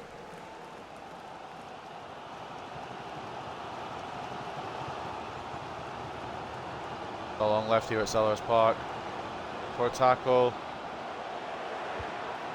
Poor shot from Franca. Had the man to close him down. They're going to make some changes. It looks as if Almiron and Milik making way. I don't know who's coming on, but what I do know is we're bringing people on too. Shaw's putting a good innings, but Cadiola can finish off that, hopefully, against Almiron. Bowman comes in for Skelly, I think, because Garnacho's been struggling all day. I want Bowman to struggle on that side. You know what? I'm going to bring Rashford on for a few minutes as well. And the last change is not going to happen. I'm just going to leave it as is. I think it's a triple sub. Sarr comes on. I'm presuming the striker, I can't remember who it was, the best performing one, I can't remember who it is. There you go, triple sub. Sellers Park faithful booing a bit because they think Rodriguez is trying to slow the clock down. He's right. Edouard comes on for Milik. Mino, great ball. Cadiola, a bit more pace on this left hand side now, might find the way through, but Rashford has not beaten the offside trap there.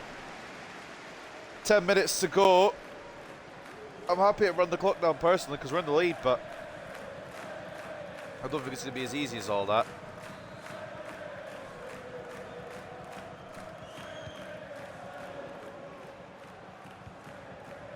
Oh, Cadiola. Just left that, pal. I try to control it and pass it back, but it's... Oh, it could cost us that little bit of stupidity.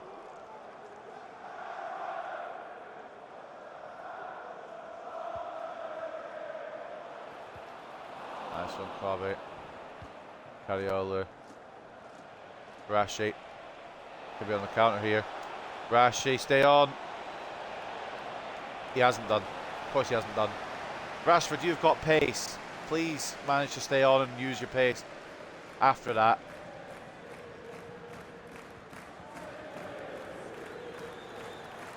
Offside against number 10.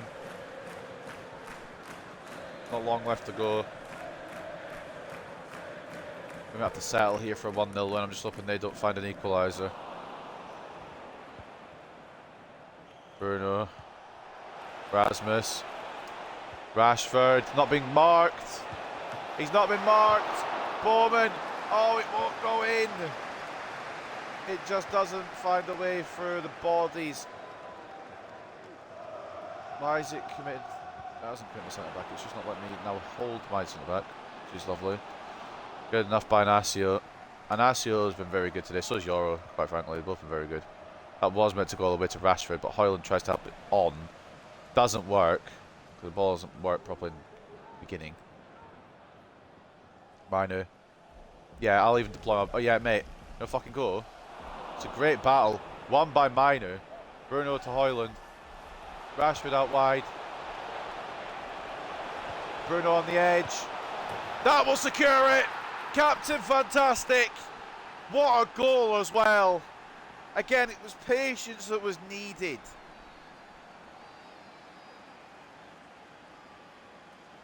And it was patience that we used. And we do get that goal. Whether we deserve it or whether we don't, we got it. And that's all that really fucking matters. Rashford patient, Bruno persistent. What a goal as well. Look at the way it fucking... I mean, Bolka could probably do it better actually, but it's still a great finish from Bruno. It will secure 3 more points. Another 2-0 win for Manchester United potentially, unless they find a late consolation. And 2 straight clean sheets for Gillet, which, don't get me wrong, he's been busy to keep him. It's not like he's had 1 save and that's it. Kobbie Mainoo, I love that man. Bit of a quieter one today, but just in general, he's a fucking baller, isn't he? Try to find a route to Fernandes. It's not going to matter. It's not going to matter anyway. The game's over. Lovely jubbly. Another dub. We love that.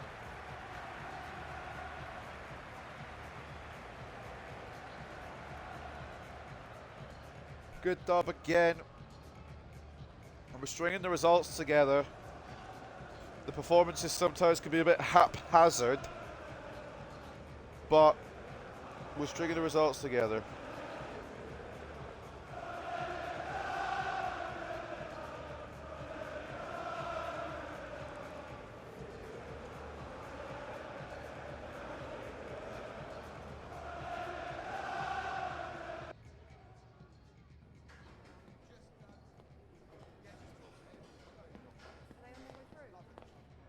Oh, mate.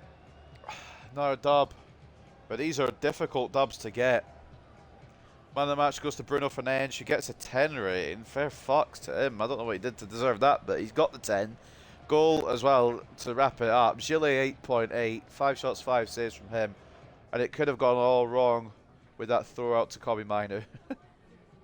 Højlund with a goal as well and an 8.8. 8.5 for Kobbie. Once again, an imperious DM performance. Garnacho with an assist and an 8, and the other assist coming from Rashford off the bench with a 7. Solid defensive display all around as well. Bowman came on, couldn't do much really, didn't need to do much really. We were just trying to consolidate, and then we did get the goal in the end. I'm not going to call it a stinker from Bowman because he only had 10 minutes, but man of the match for them was Wharton. He was trying to shut us down anytime we tried to go through, and in the end couldn't continue to.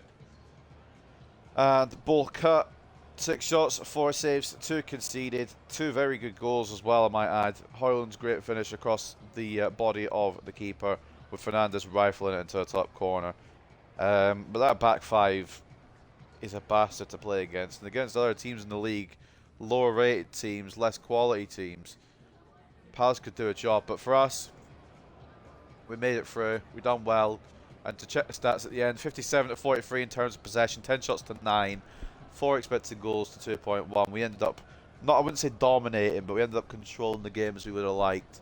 Had to be a bit more patient, try to take out the counter-attacking of our game and go for the possession kind of factor, because we had to get through that 5-back, play passes that I wouldn't usually play, but it worked in the end. 2-0 to the good, and another dub. Back-to-back clean sheets as well for Alexandre Gillet.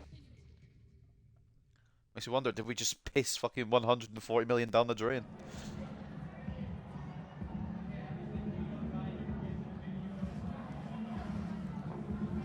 But yeah, Kobbie's fucking on top of everything at the moment.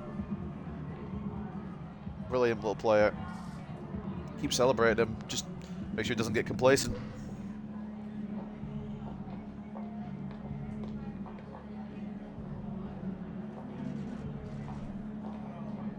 Cardona did alright. Can do better, he's got more in him, but he did enough.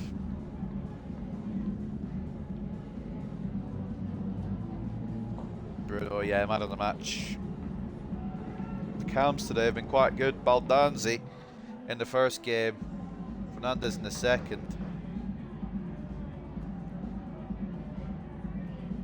Some good cammage today.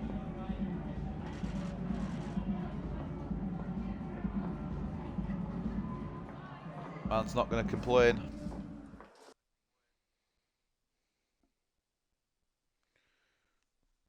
Pretty good all round.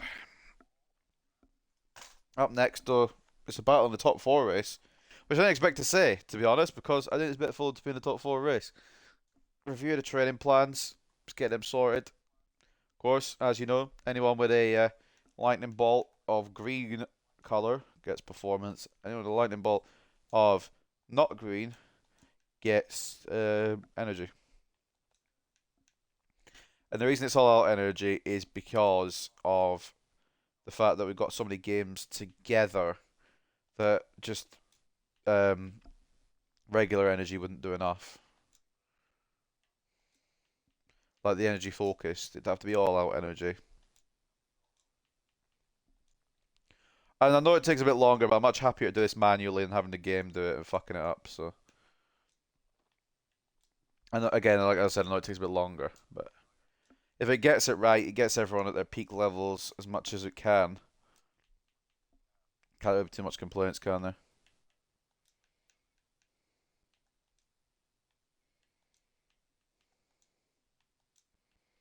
Nearly there. Sweet, I think that's everybody, and if it's wrong, it's wrong. I'm not sitting there all day doing my training plans. We'll go up to the next game against Fulham then. And how does the Prem table look for us right now? I'm presuming City are just still, yeah, blazing off ahead. We have third place as it stands. On goal difference. Defensive display has been a bit better this episode. Whether it continues, I don't know, because Fulham are dangerous. Oh, excuse me, but Newcastle and Fulham sniffing around. Liverpool as well. Goal difference for Newcastle and Fulham, but Liverpool only a point behind. Top 4 race is still on. The title race might be over before it's even begun, truth be told, because City just don't look like slowing down. And I don't know who they play today. Who did they play? Please be someone difficult. They play Newcastle. Right, Newcastle, do us a solid here, boys. That would be good. Chelsea play Forest. That's probably a win for the Chelsea. Every game is a must-win to try and even attempt to catch up with these two. Because it's been a fucking rough ride in the Premier League, but we're giving our best. And we've turned it around a little bit today so far, but still a long, long way to go. Take a look at the news then before we go into this game. It's a clash of two sides in the chase at the top of the table. The 3 points are vital for both Manchester United and Fulham. They are, as well, to be fair. Both on the same points. A win would catapult one of these teams a bit closer to the Premier League title race. It depends on how other results go. But yeah, once again, Haaland gets player of the month again. Like, it is ridiculous. Man City put a comment saying inspirational. Oh, mate. Well, I mean, we can only do what we can do. It's a great fucking image there. Gilly just blocking the ball. Solid display from Manchester United's defence. So Rodriguez's players keep a clean sheet against Crystal Palace as he won 2-0. Not great, not terrible. I don't know why people get mad at it. We're defending a bit better. After a great performance in the match against Crystal Palace, Bruno Fernandes is named player of the match. Nicolas Ponte is feeling all sorts of emotions there, mate. Fucking hell. But dubs anyway. Dub, dub, dub. All that matters. Now, what else have we got? We've got a Champions League. When does a Champions League game fall? Is the Champions League one after this one?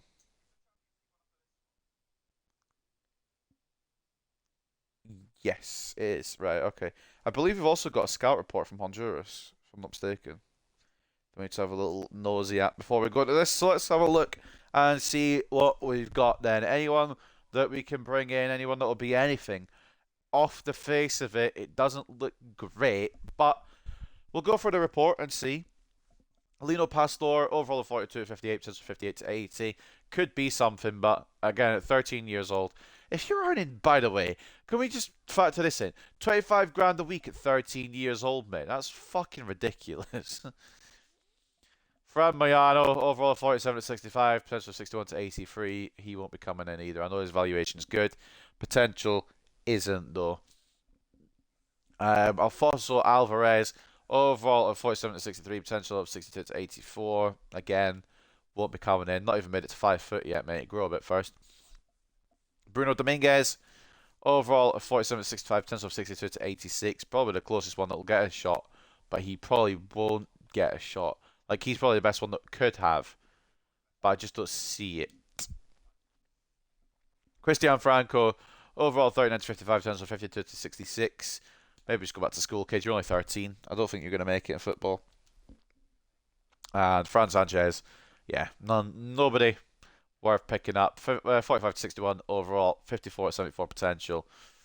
It is a decline for you two, sir. Yeah, nobody worth picking up off that report, which means the academy stays safe. Ian Brady stays safe for another month in the academy just to try and hone him a little bit. Looking at potentials, some of them have dropped a bit, which is no me gusta. Roscoe's, I think, has gone up. Morales has dropped a bit.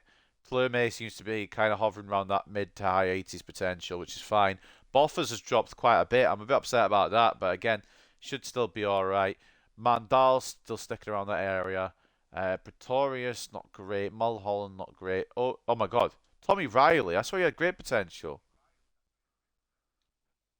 Get up to 91 top end, but now it's gone way down.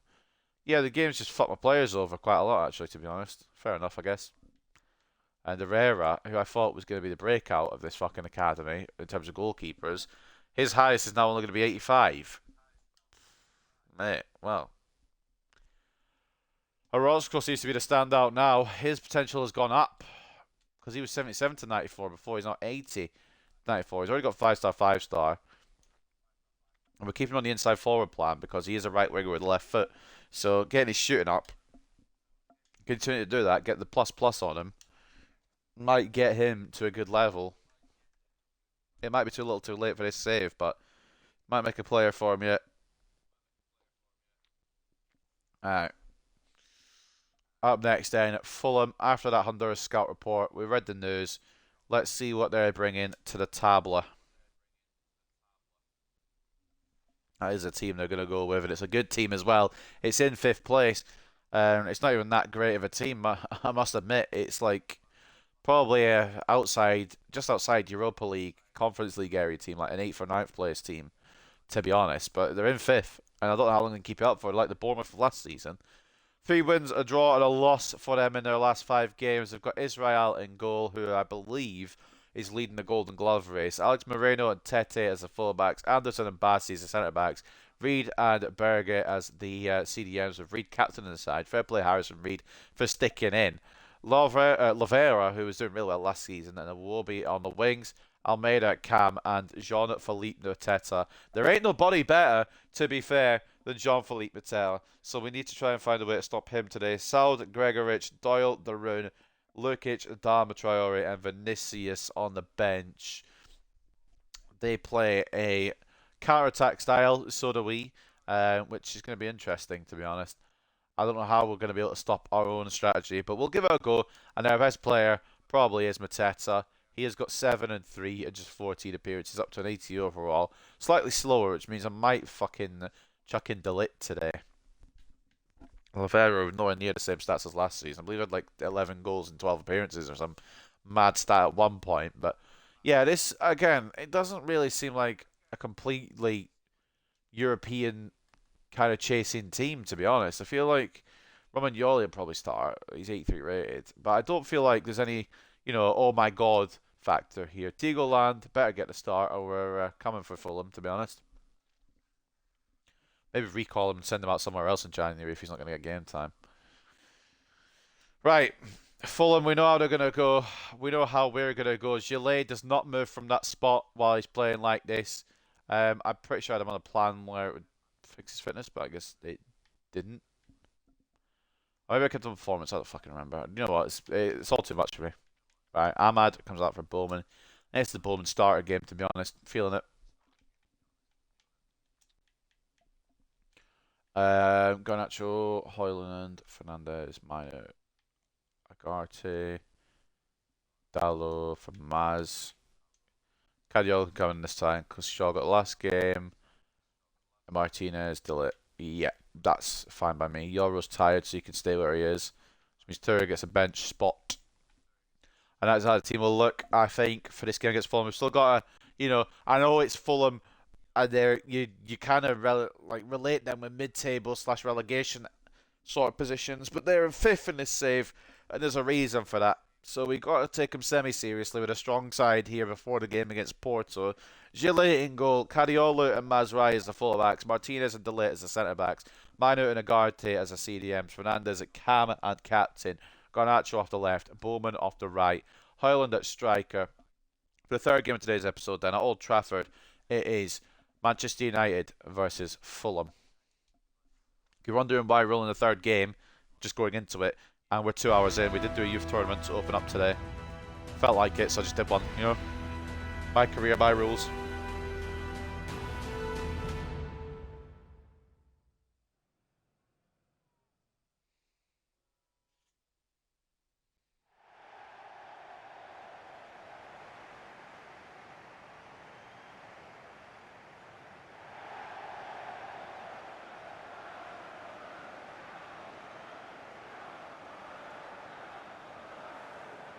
Come on, Fulham chant. Away from home, to be fair. The unlikely push for Europe may have gained them some fans.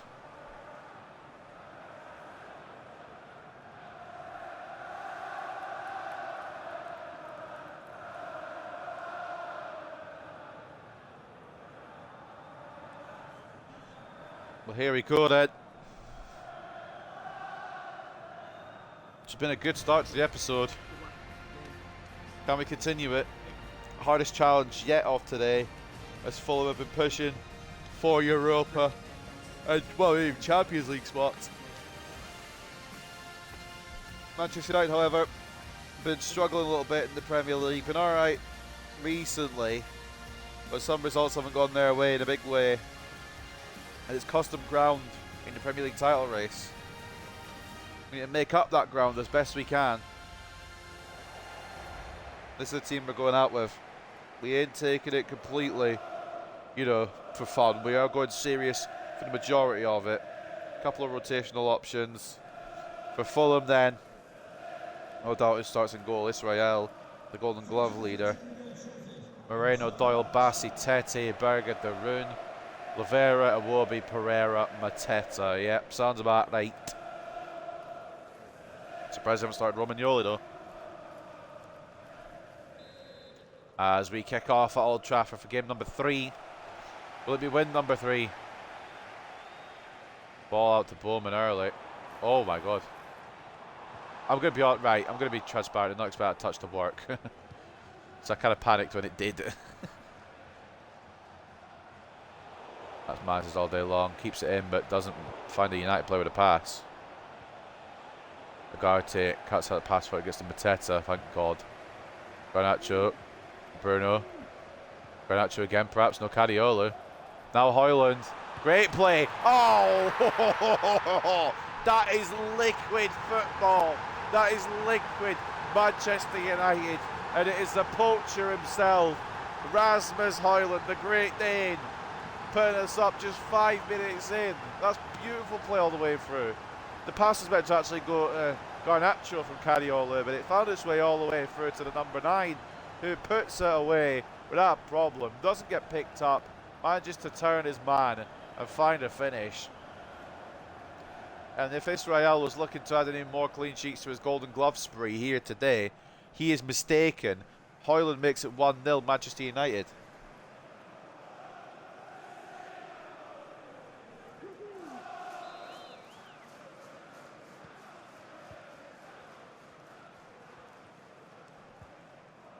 Well, today's the day we find out, I guess, if Fulham are imposters or if they really deserve to be in the top where they are, top 5.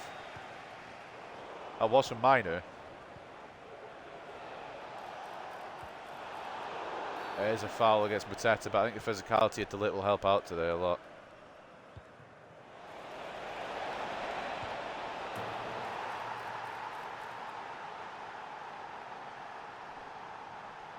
I mean, fair enough. I don't really know what to say, to be honest with you. Took the free kick quickly. I've lunged. I did press. Like, I pressed B with the lit to go and make a tackle, but apparently the game hasn't heard of it. So quite a good quick free kick, and Iwobi takes full advantage. Well, just as we thought we were ahead and in control early, it's an equaliser from Iwobi, and the first goal conceded today.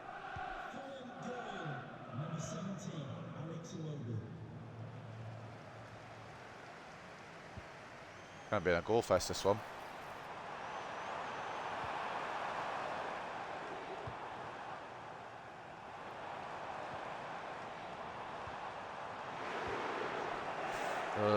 The fans here at Old Trafford urging Garnacho to shoot there. I don't know how he really could have. That angle, but I respect the attempt to tell me, I guess. Oh, I don't have not cut that out with regard to be honest. Starting to get a little bit annoyed where I feel like I'm cutting balls out and it just doesn't cut them out. I need to not lose my composure. Agarte, Bruno. I just fucking pressed to shit. I should just pass it up to a centre mid if I need to.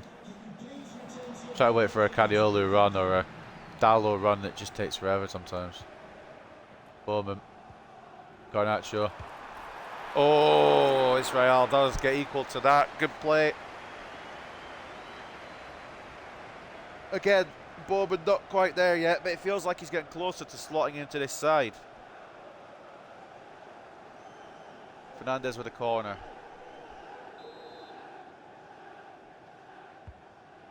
Was meant for delay, but that could work. Hoyle didn't even jump. Never mind. I guess didn't fancy it. Bowman. Mainu. I thought maybe he could rush through there, but it didn't work, and now it could be a counter for Fulham.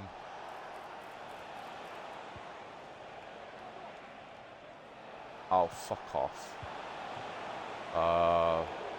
Hopefully Mateta can't pass. All he can do is shoot. That could have been dangerous. Bowman can't get past Moreno.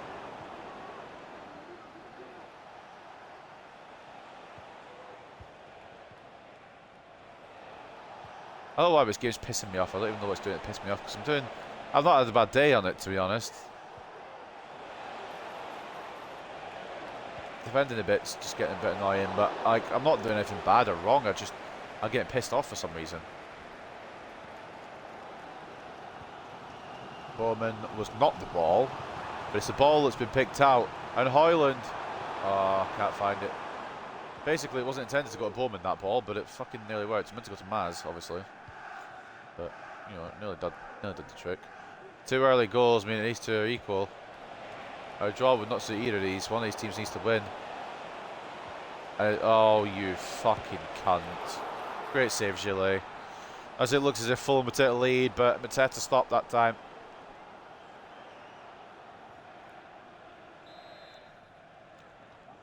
This was really silly sometimes when the centre-backs try to commit to something and they just don't do it, or they do it and miss it. It's in that position. Well, I'm not being funny, but should have had the ball there, you know. Am I just not allowed the ball? No, Fulham are untackleable. Good save against Gillet. He's trying his best. Could have done a bit better for the Iwobi goal, but again, didn't really have an opportunity for that.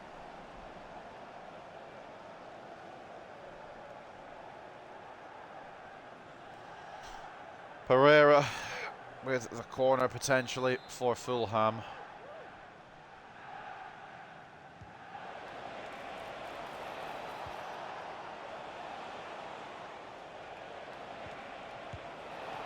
Oh my god, Gillet.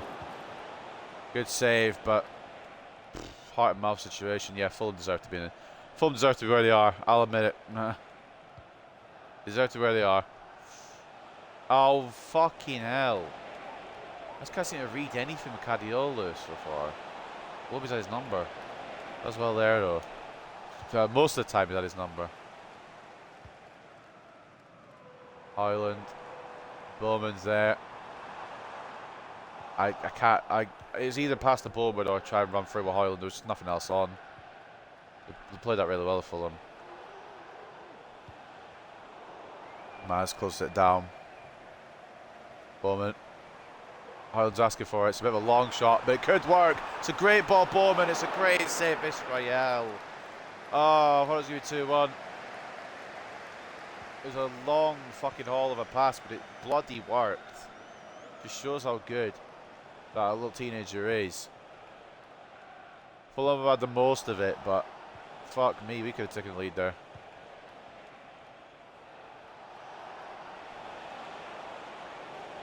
Don't know how Cadiola's slower than it will be as well. That's my other question. Good save, Gillet. Yeah, Camaldi or not, kind of cow in my ears as I'm trying to concentrate on defending. It's not doing it on the stream, I don't think, but it shouldn't be. But in my ears, it's been a bit weird. I don't really know why. Corner again to Fulham. As Gillet pulls out another save. Mate, Fulham have come here and have said, yeah, we are about it. I thought he'd fucked it there, Gillet. I can't lie, I thought he'd fucked the save. I really thought he'd fucked the save. Rashi's trying to suggest stuff to Carlos Rodriguez, and Rodriguez understanding, I think, a little bit. He's saying you'll be brought on at some point, mate. Probably will be. Garnacho's been difficult to release today. Might still be time, obviously. There's plenty of time. I've aimed at fucking... Like, we're not being... I'm not going to say I've aimed at... I always say I'm not going to say that I've aimed at somebody. But it's just so blatantly obvious that it's not meant to go to that cunt that it just pisses me off and I have to fucking say it. Like, it's the stupidest fucking shit in the world. The most obvious pass in the world doesn't get picked out because this game's a cunt. That's a good pass from Bowman. That's a foul.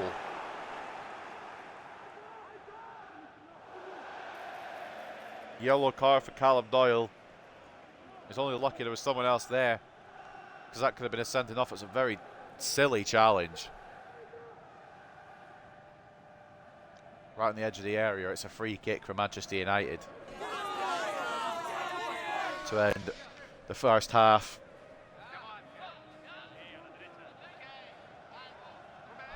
It's a great ball through by Bowman. Hoyland took it on really well, and Doyle brought him down. Maybe smart because he knew there was a man behind him, but it's left Fulham in not such a great position here as Bruno Fernandes looks to line this up. Bounces off the wall. It's going to fall to Garnacho. In one more. Hoyland saved again by Israel, and that'll be the half. Oh man, it's a tense fucking encounter. I didn't think it'd be so difficult against Fulham of all teams, but they don't feel like they can be tackled. Oh, it's a pain in the arse right now. I took an early lead through Hoyland, but just minutes later, Alex Iwobi equalises. Oh man, it was a stupid free kick we gave away, and they took it quick. I thought they were going to put it to Mateta. They put it to Iwobi, and he went and took advantage. Well, I mean, Fulham feel like they've had more of the game, but we've got more expected goals. So it's, I don't know, it's 50-50 really. Toss up. 59-41 in terms of possession. 6 shots to 5 in favour of the away side, but we've got more expected goals. 1.6 to 1.3. Mate, it feels so much more difficult to break through than I thought it would. I can't lie. But we have broken through. It's just they fucking scored straight after. Man of the match so far for us is Hoyland. Gilly put in there 7.3. He's not fucking slouching, to be honest. And their best player, Iwobi. Mateta dropping a stinker, which means he's probably going to score second half. In fact, their best player is Pereira, who assisted Iwobi. Free kick. It feels like Mateta's bound to score at some point. He hasn't done yet. We've kept him quiet long enough, but Iwobi has spoken instead. I just feel like if he can't tackle properly, we're not going to get much more luck with him. You see what I mean? We haven't really... Like, I went in with Minu and missed. I went in with Ugarte and missed. Had to rely on my back four. Didn't want to commit Martinez in as much as it did. That wasn't really my plan, but... Mateta comes close to open the second half. Off target, thankfully. Rasmus. Again, I told you to be the most difficult. Fulham really going a weird European run, potentially. Pretty fun, I suppose. Ah, ref. Referee, I'm not being funny, but he's an 18-year-old fucking child. As you play with the big dogs, you can get bit.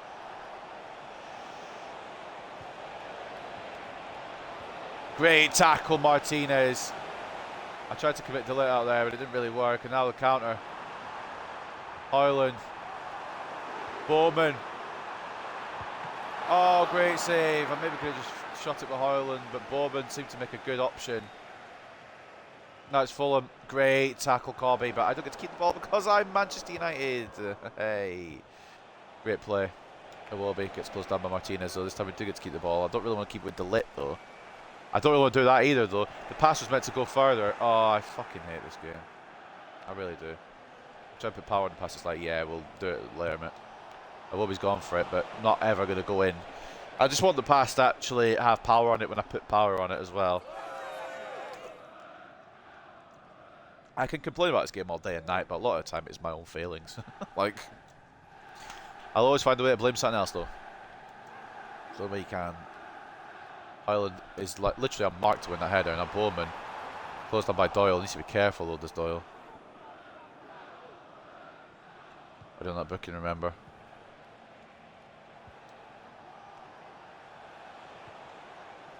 Fucking hell. Liverpool 3-1 up. Again, both teams need to win here because if both, obviously we both drop points, Liverpool I think overtake us.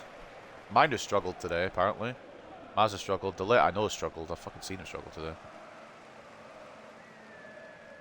Who changes needed? But definitely changes needed. I just don't know when or who.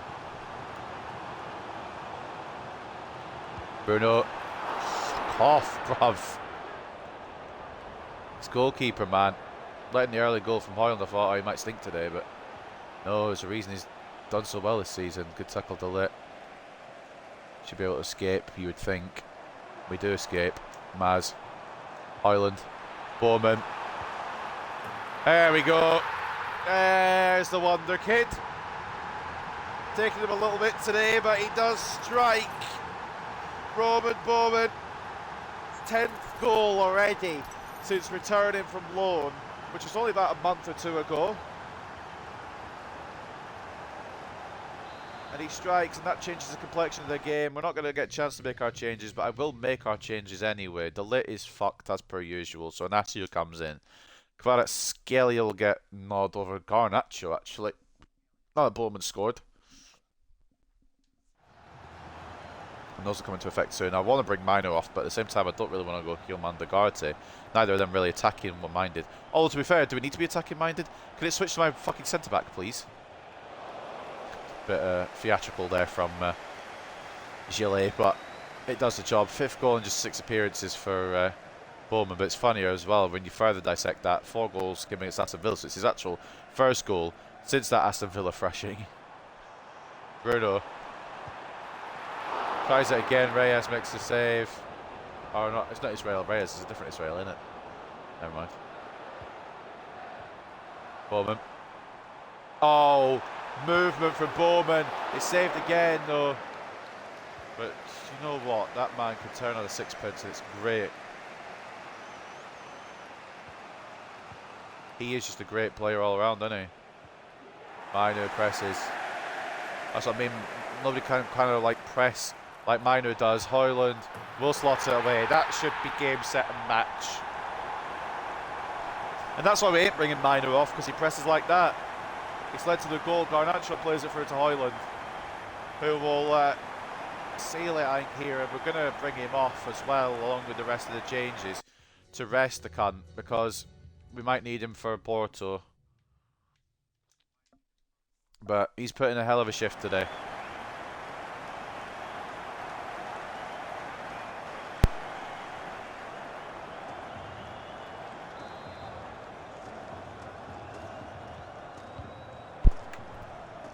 Triple sub comes to fruition.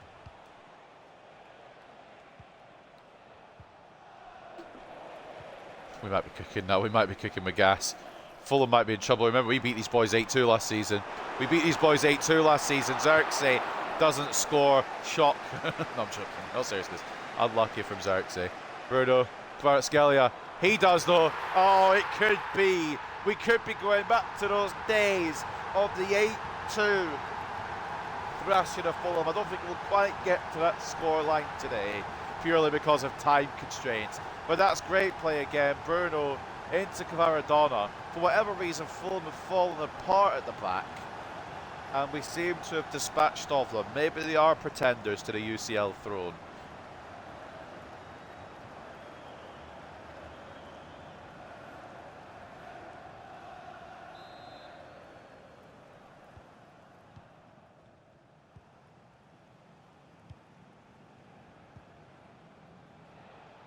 Is there more to come here? Because once we start, we don't usually stop. Martinez, Cardona, Xerxes. You're left in acres. Once we start, we don't stop. Manchester United have taken Fulham apart here now. And again, it's just going to be how many, I think.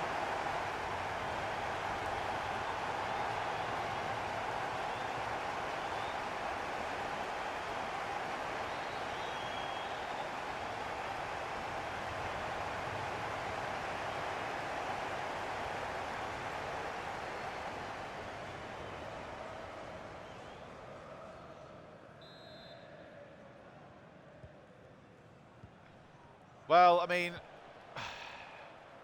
how do we like follow this up? Because I thought this was going to be the toughest test of today. Fulham just trying anything to get through. We're stopping them at every turn, and we're going up the other end and scoring. That was for Bowman. We'll get to Bowman in the end.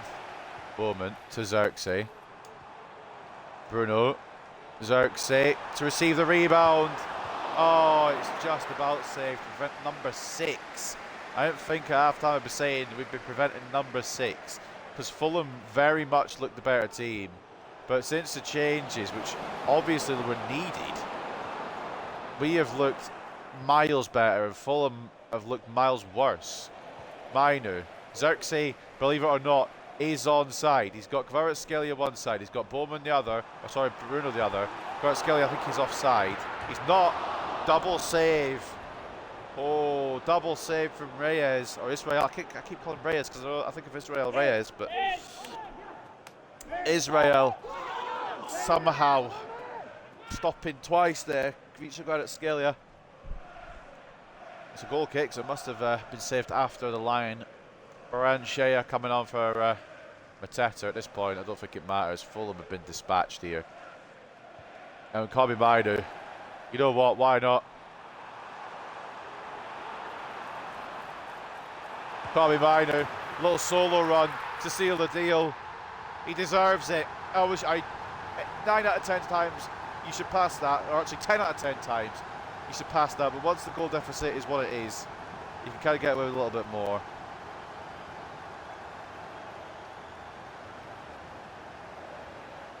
Is it coming through weird on my stream, or is it alright?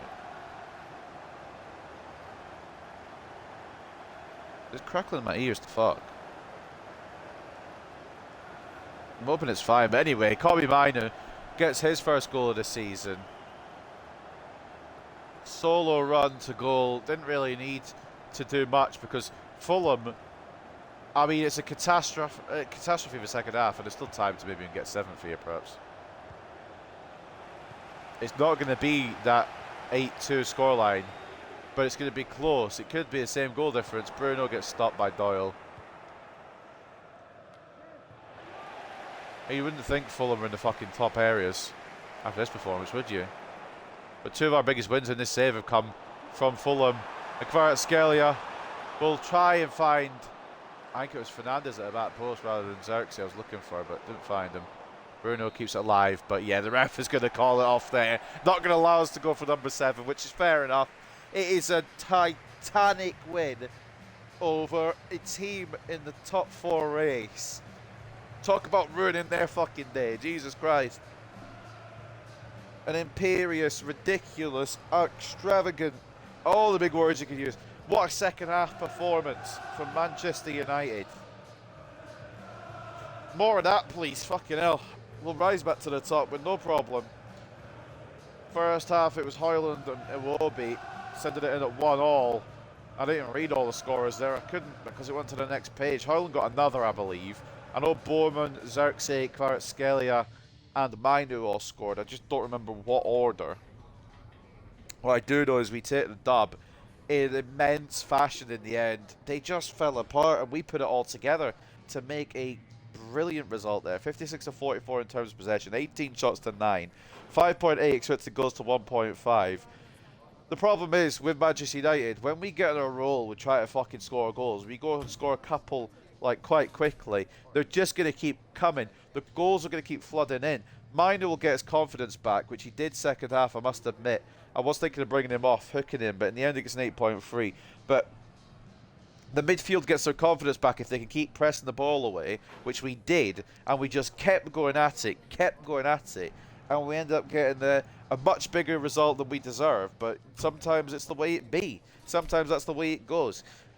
Taking a look at the ratings then, a brace and an assist for Rasmus Højlund means he gets a 10 rating. It's enough to garner that perfect 10. 4 shots, 100% shot accuracy, 100% pass accuracy, and 100% dribble success rate as well. Great day for the Great Dane. Bruno Fernandes getting a 9.2 and an assist as well. Xerxes with a goal and 8.8 after he came off the bench. We're only meant to rest Højlund, just give Xerxes a couple more minutes, and he decided, I'm going to be good today. Which he is good most games, it's just he doesn't usually score. A goal and an assist off the bench for Kavica. He maybe should have been the one to start over Garnacho by the looks of it. 8.4 for him. Roman Bowman registers another goal to his ever-growing catalogue of goals. 8.4 for the Englishman. And Kobbie Mainoo rounds out the goals. 8.3 for him in the end. Did fix it up in the end of it. Assist in 7.8 for Cariolo. The other assist coming from Alejandro Garnacho, who did get hooked partly for fitness, partly because I wanted to bring Kvaratskhelia on, and I didn't want to bring Bowman off. 7.1 for the Argentine though. Not really a bad day for anybody. The lip probably the worst out of the lot, but not wasn't exactly bad. It's just wasn't exactly good. Gillet, what was his save success rate today? 6 shots, 5 saves, 1 conceded. Did pull out some really good saves, although he did let in the goal. Do we give De Gea the Porto game? I'm going to flip a coin on it, I think. Taking a look at their ratings, man of the match goes to Andreas Pereira, who got shoehorned up to striker at the end after Mateta came off. An assist in 7.9 for him. And will be the goal in the 7.6 as they changed the formations to try and look for anything. I think it was just to try and give more defensive support more than anything by the looks of it. Mateta couldn't find the net today, unfortunately for him. And it just got worse as you look down, as Franco Israel, the best goalkeeper in terms of clean sheets, conceded 6 today. Not like we give him much opportunity. 16 shots on target, 10 saves, 6 conceded. It's not like he didn't try. It's just we wouldn't fucking let up. We wouldn't give up. We continued, and we made his life a misery, bless him. And at the end of the day, we get the result, maybe more than we deserve, but it's still a very, very good second half performance. It just shows the rest of the league what we can do on our day, I think. And I'd like to think that maybe, just maybe, Newcastle have done something and we can close the gap slightly, even if Man City have only drawn. Liverpool batter Leeds. Spurs win. I think Arsenal won as well. Or drew. They won or drew. All that really matters to me what Arsenal do. There's only 2 teams I care about and they don't play yet. City and Chelsea play on the Sunday. We played on the Saturday there. Cariolo struggled, to be honest, in the first half, but did get the assist. And then in the second half, kind of kept it locked down. So we'll encourage him. I don't think we'll celebrate because it wasn't like, you know, top tier Cariolo that we know and love. But he was good enough Cariolo that we like. Yeah, Højlund was very good today. He surely starts against Porto if he's got the fitness. We need a win in the Champions League after that loss against Dortmund and that draw against Braga, so we're going to go a bit heavy on the old lineup, and Martinez did really well as well today.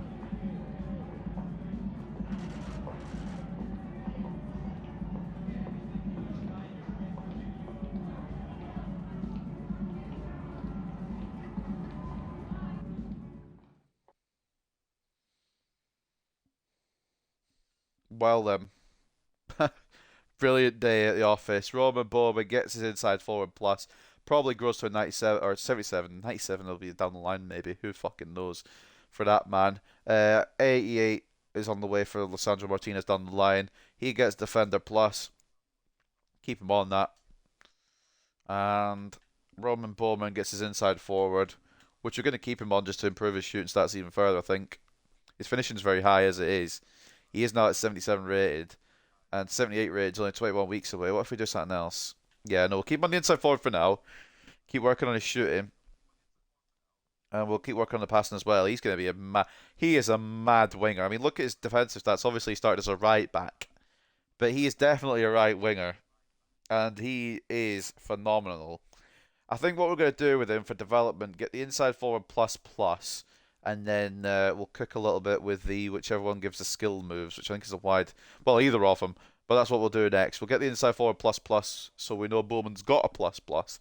Because he ain't ever leaving this club again, I'm afraid. Loan deals are not coming in for him. If you ask for him, you're getting promptly marched back out the door the other way.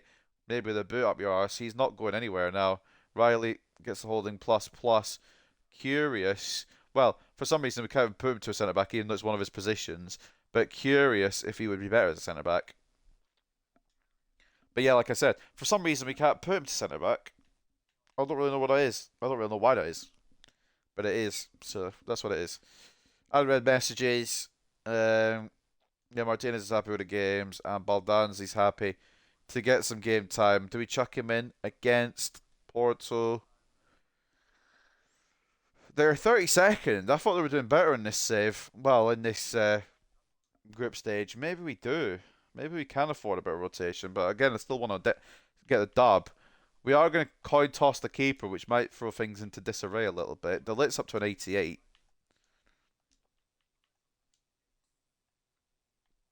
So fair play to Matthias.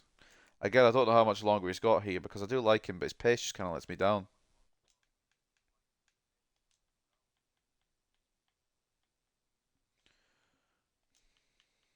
I'd like to start Bowman, but I think I need to at some point realise that other players do need game time.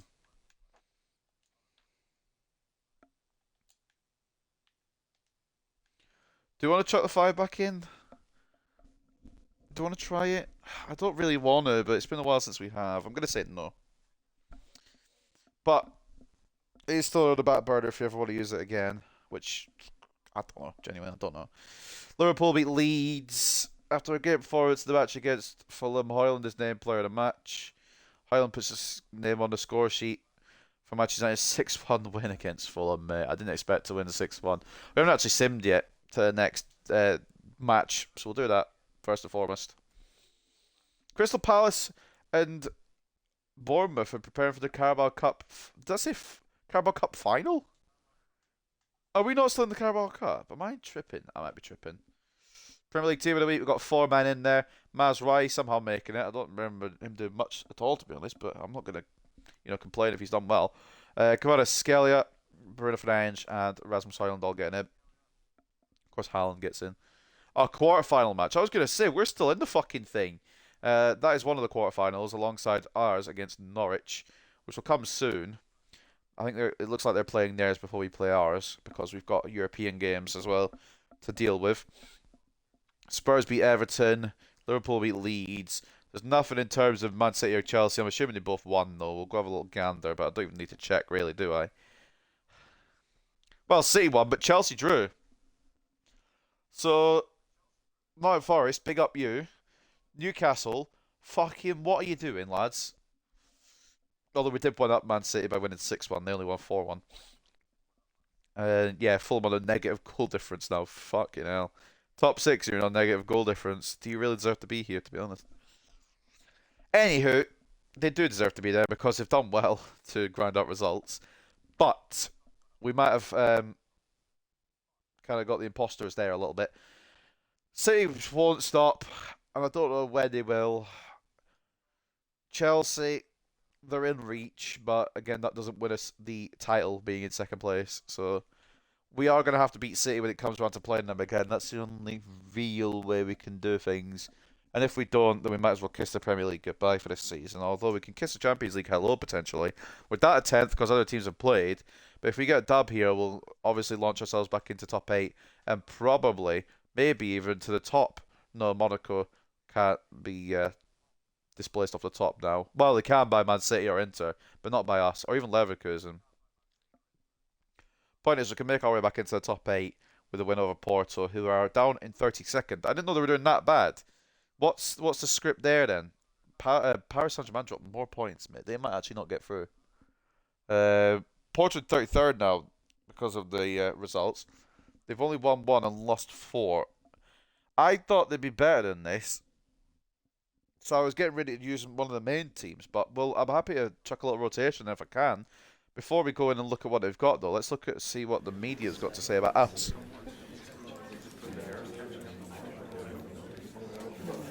Oh dear me. Yeah, Kamara's always been quite good today.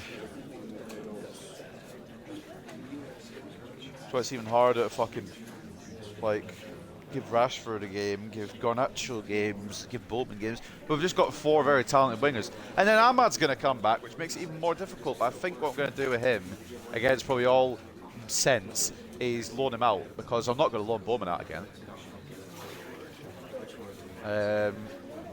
Can Agarte overcome Porto? Yeah, but he's not going to be playing. We're going to go Hjulmand, because we've had Agarte minor twice now. We've done Hjulmand and Mino once. Mino's pretty much a mainstay in that midfield. Even though they had a bit of a shocking first half against Fulham, he really made up for his second half. And I'm not even going to play Bruno in the cam role. We're going to give Baldanzi a nod, but we can get him complacent anyway. Make him feel confident in himself. But again, we're going to go Baldanzi. Had a good performance in the first game against Wolves, hasn't really been rewarded for it. So I guess we'll see what we can do there. But the opponent analysis then, let's see what Porto are bringing to the table. Have they been torn apart or something? I don't really know what's going on here. Only 1 win out of their last 5. Has my stream closed itself? Oh yeah, it did. Lovely. I didn't ask it to, but it very nicely did anyway. Olai in goal, Wendell and Mora as the fullbacks, Zé Pedro and Bade as the centre-backs, Nico Gonzalez and Sane as the CDMs. I think that's Nico Gonzalez. Gonzalo off the left, Conceição.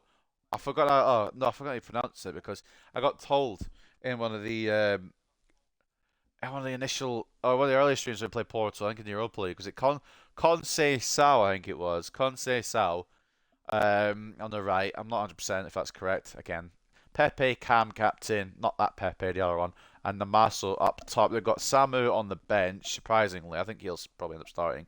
Zaidu, Romario, Franco, Samuel P, Mora, and Munir on the bench. How have their team been doing then? What's the scoop here?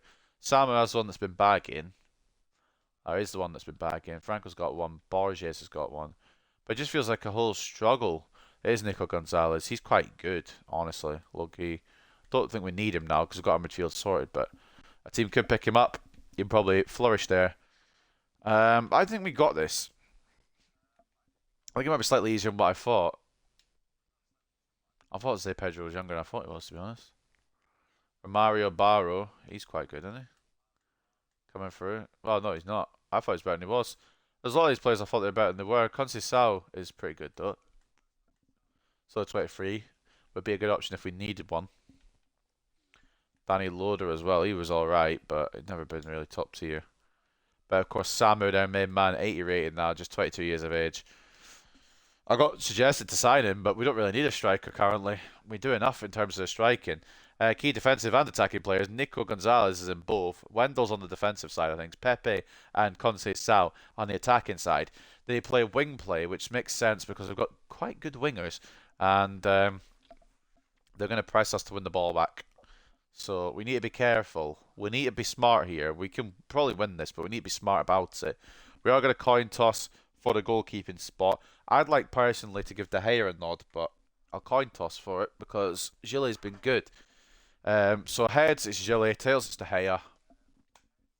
Heads, Gillet continues to hold. Unfortunately for De Gea there. Coin toss is spoken. We'll maybe give him the last game of the day against Bournemouth. I probably will do that. Like the other games today then. Baldanzasaurus Rex gets in over a complacent Fernandez. Hoyland comes in as well. We're going to try this again because it seemed to cook last time. I'm not going to do it every time because Garnacho is a generational talent. But Bowman is obviously also a generational talent. And it's going to be risky business. I'm not going to do it again with the both of them. But Inacio and Toure we're going to try. No, we're not. We're going to try Inacio and Maguire, which is even more risky. But fuck it. We ball. Sometimes you got a ball. We'll give Toure minutes off the bench if we're in a good spot. And Shaw will come in for Cariola, I think. Give Cariola a bit of a rest. That is a team that we'll use then. Hjulmand won't have the armband because it'll be Mr. Harold Maguire that will hold the armband as he winds down his career here at Manchester United. Before we go in, I need to itch my eye because it's really sore. Probably too much time on the screens doing this career mode, but it is what it is. You got to commit to it. I've been committing to it throughout the whole game cycle so far. Gillett in goal after the coin toss favoured him. Shaw and Dalot as the fullbacks. Inacio and Maguire as the centre backs. So Maguire captain for the day. Minor and Hjulmand the CDMs. Baldanzi at cam. Kvaratskhelia off the left. Bowman off the right. I was going to say Hjulmand up top. It's actually Højlund up top. At Old Trafford then. It's Manchester United versus FC Porto. I've gone pretty strong because we need to win, but I've gone some rotation as well because I didn't realise how bad they were doing.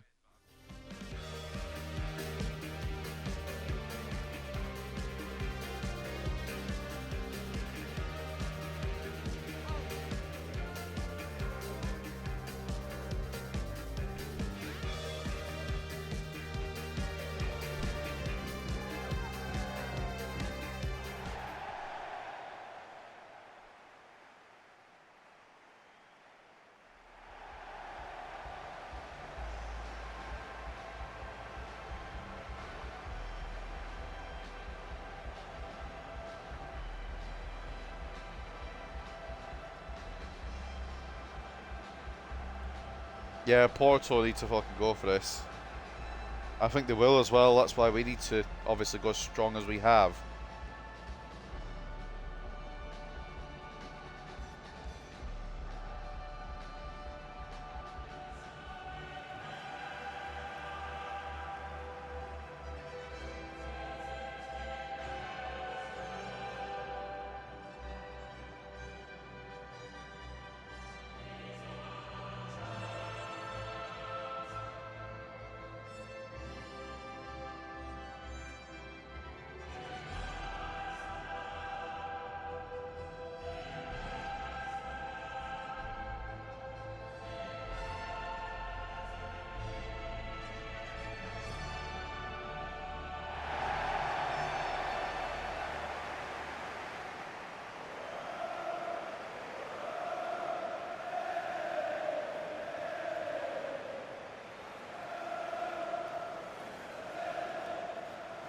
I know what we're doing, but what are they doing?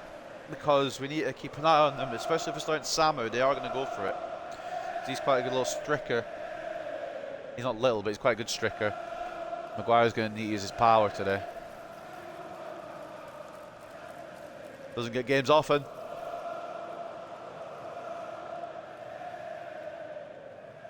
But H-Mags might be getting 2 games in quick succession because we'll give him this one and we'll probably give him the Norwich one as well.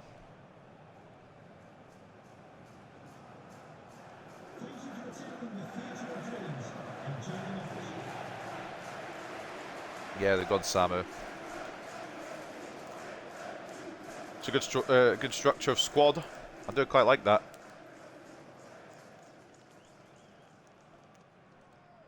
Yeah, they're quite good there. Sorry if you can be drinking water. I need to hydrate though. So I'm not super sorry because I need to hydrate, but I'm sorry if it's lad. Right, it looks like Porto kicking off proceedings. Psych, it's us. Let's go. What the fuck? It's just skipped something there. Oh, see you later.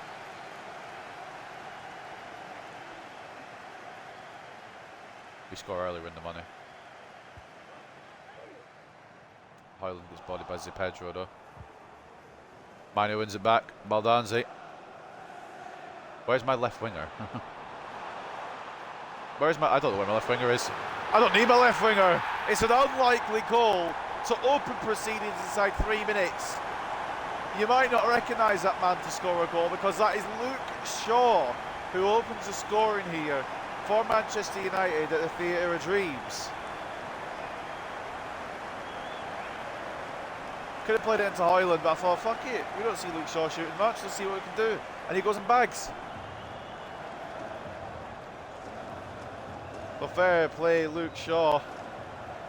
Because his first goal, it might be of this whole entire career mode, but it's definitely of this season.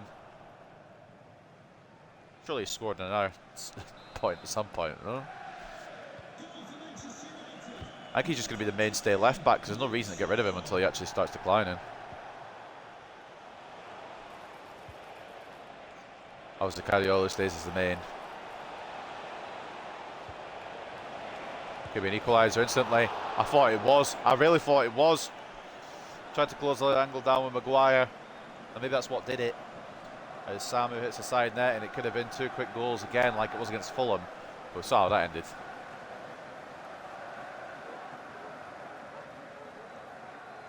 Baldanzi gets caught by Pepe. Yeah, there's the table. For Porto, they struggled. For United, we've been good. Win here would see us back into the top 8. Fully out of the top 8 because other people have played their games already. Also, we did lose Dortmund. That might have been a factor as well. That's one on Nasio. Sure. Well, it was meant to go Kavicha through the air, but we'll take it along the floor because he's controlled it well. Inside, perhaps to Baldanzi or Højlund. Not really what. Well, I think you heard what I wanted to do with it. And it's like. So, I mean. I don't really know why it's not done what I want to do. Wendell launches it in towards Samu. Maguire. I think Maguire and Asio does well. Maguire will clean up. Gilman doesn't get the ball through though to Baldanzi. You can see how much I lunge. You can see why tackle numbers are so high for me because I lunge so much. Conceição try to provide something. It's off target again. Look, mate, honestly, as much as I like the audio cutting out of my ears, I'd prefer it if it couldn't happen. I don't, you know, might sound a bit fussy from me.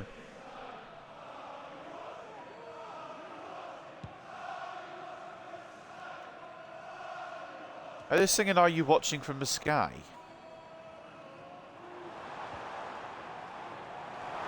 I don't know, but what I do know is Roman Bowman. Oh, he's been fouled, ref. Doesn't matter. Højlund picks up the loose ball. Can't find a shot on target. Blocked away. Gilman. Bowman. Spots Kvicha. Oh, didn't really get anything on the header. Oh, I didn't get enough to get past Olai anyway.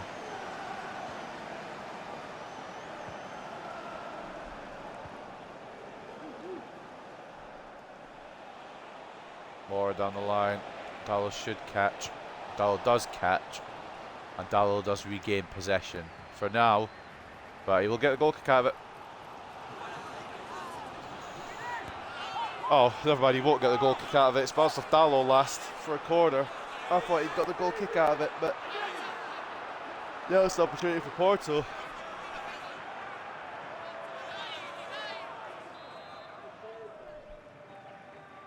I think it's crackling on stream. I think it's just crackling in my ears, which is still very annoying, but it's not that bad. As long as it isn't coming up for you guys, it's whatever. Block Minu. Can't prevent it from going for another corner.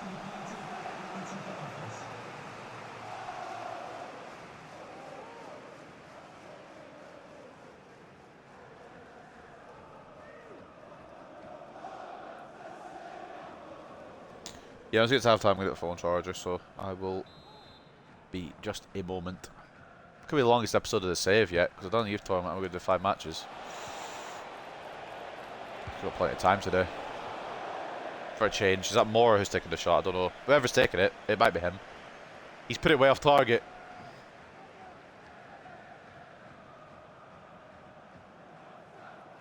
Blatantly obvious that he's done that. I didn't need to point it out, did I? Well, I have done, because, you know, sometimes you got pointed obvious to let people know what's going on. Gillet launch towards Rasmus. Doesn't win the header. Just rare.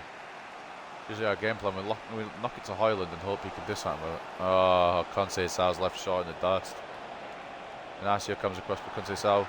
Continue on. Samu getting pressured. Somehow they've got a shot off. Despite the interference I tried to put in, but Gillet saves it. I think he saw it late as well. Oh no, never mind. Saw it on time. Don't give him more credit than he's getting. He might get too big for his boots.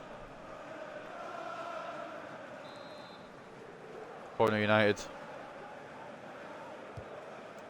Shaw should header that away without any issues. And Baldanzi can't clear it because not allowed. Good block. It's not allowed to get it away though, ever. Chile. I'm not allowed to get it away though, ever. Can I fucking please just learn to clear a football? Wouldn't it be great if I could? Corner again to Porto because they just keep fucking onslaughting our goal. Whenever I try and clear it, it's like, nah. What's the point of saying 20 times when we're, first of all, 21 times now. Second of all, not in that competition.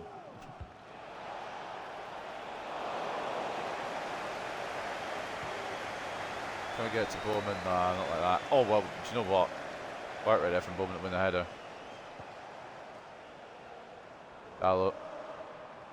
I want to give it to Bowman as a token of my thank you, but it's not going to go through.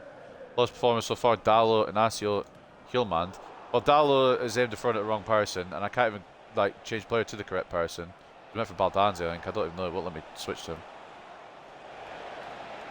Porto go again here because of the throw. They go to the correct man. 19,000th corner for Porto today. At some point, we're going to get punished.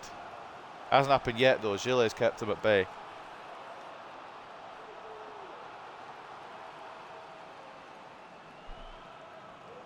Still in 19 years of age, Gile. Maybe we're being a bit mean to him by bringing in a new goalkeeper already, but at the same time, I just don't trust. It's mainly I don't trust De Gea either anymore.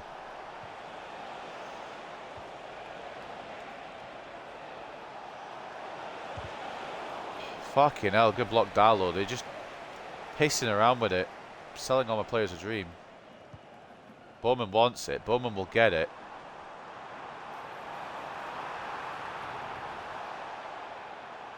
And Bowman will play it across to Højlund. He's been fouled as well, Roman Bowman, but that hasn't stopped him. He continues his run through. It's a great, phenomenal ball over from Kvaratskhelia to pick out the young Englishman. And all he has to do is play it across the box. Rasmus Højlund converts.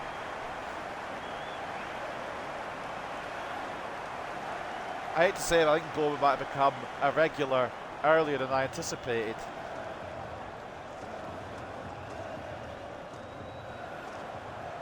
The Ahmad injury was always going to result in me calling back this man, but I did not think he'd have the impact that he has had. I thought he would be good. I didn't think he would be the best player we've got right now. And that's obviously up for debate, but I would say... I mean, I'm probably biased as well, but I would still say him. Maguire comes across. Fucking no nonsense. Get it out there. Lovely.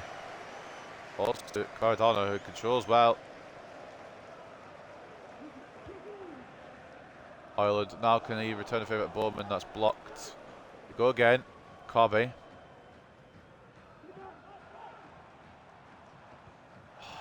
Man, I tried to release that to Shaw. Did it a second too late though. Maguire, good job. Højlund. Cardona. Oh. I didn't know it was offside, so I just went for the shot. Probably should have just waited a second. Controlled a bit better. Runs this out, tackled by Minor.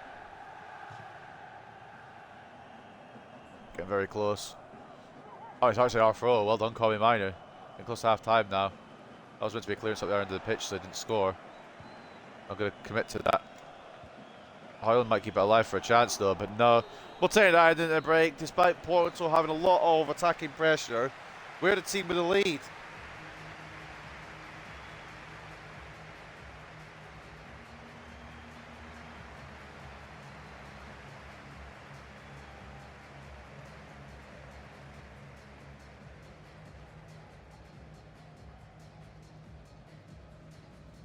Well, we do lead. I'm very happy about it.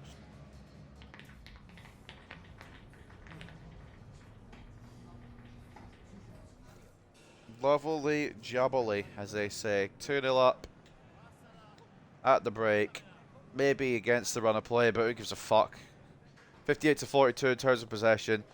8 shots to 5, I should say, in favour of Porto, but we've got the expected goals. And their shots have not really been accurate, whereas ours have. And the biggest part of it is we lead 2-0. So we've put our chances away when we've had them. So I think it's a fair result at half-time, despite the fact that Porto may have had more pressure on us than we had on them. Man of the match so far goes to Gillet, but Bowman put in an 8.2. He's got an assist. Maguire put in the performance as well. Fair play, H-Mags. Higher rated than their best player, who is Pepe at 7.5. Try to create anything, but it is a struggle for Porto to find that goal to get back into the match, and they might slip out of the competition after this game, perhaps. But Luke Shaw with one of the goals, madness, and Rasmus Højlund with the other. Slightly less madness. You used to him scoring. He could be on for a 30 if we can get the ball directed to him. Just took too long with it, pissing around. I wanted to just get it all the way to Højlund, but Baldanzi got in the way. Again, Luke Shaw's had Conceição on his fucking plate today. I'm just curious what the game was wanting to try and go for there, because Højlund was obviously the correct option. Minu again in the right place, right time. Baldanzi, Højlund. Too many men. I wanted to try and get to Bowman, but too many men on him. And then it just doesn't want to go to Baldanzi. That's fair enough. Understandable. Just fucking break down the move then.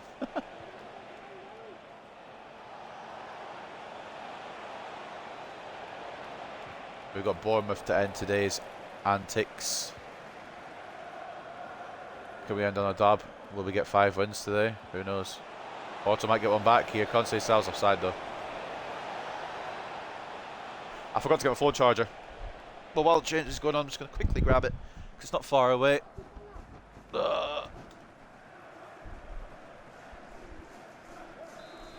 Give me a second before I take this free kick. I'm just going to put my charger in my phone. I'm not running down the clock, I promise.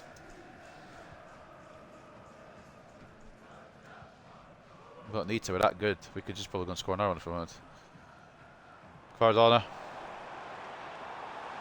Ball could find Højlund. Maybe it can't find Højlund. That's a bit of a shit one, that, from Kvaratskhelia. Bit heavy on this cross there. There's the Højlund goal. Set up by Roman Bowman, of course. He seems to have found himself a bit more game time in this side, just because of how good he's been since he came back. You can't drop a man who's playing that good, whether the big players like it or not. No foul against Bowman, surprisingly there. Suppose he did get the ball, but like, you have to remember Bowman is only 18. Just give him a fucking break. Kvaratskhelia, and then Højlund again. It's just you're leaving him too much space. You're going to get punished. Oh, it's a good save though from Malai. I think Zé Pedro put a bit of pressure on him as well. But see what I mean? Like, they're just allowing us to go through him right now. Shaw, good tackle, but doesn't get to keep the ball in play. Just because they're out of room, to be honest. Not really. Everything I could have done. I could have probably taken a touch better, but Mino again dispossessing them, dispossessing us, and dispossessing them again. He does it on purpose. He just likes to win the ball back, time and time again. Cardona. Oh, tried to get the next jet of pace through the gap.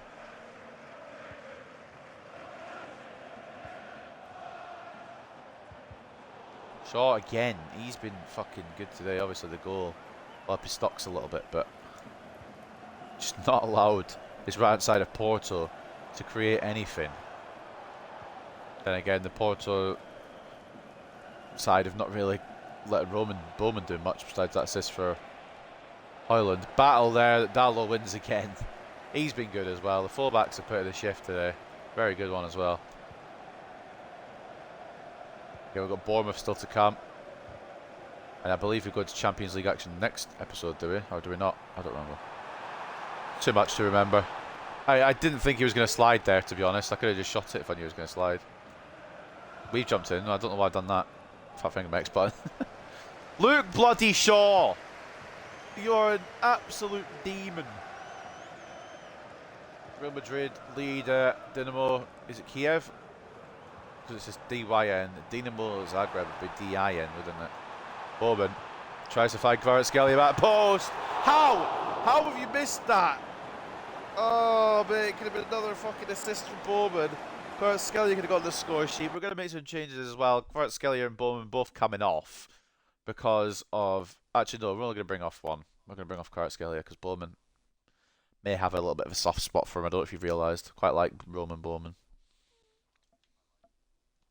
Maguire can carry on. He's done alright. In fact, Yeah, we'll just leave it like that.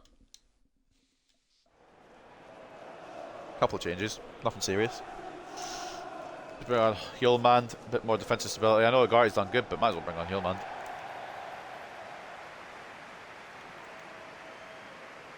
Sorry, it's the other way around.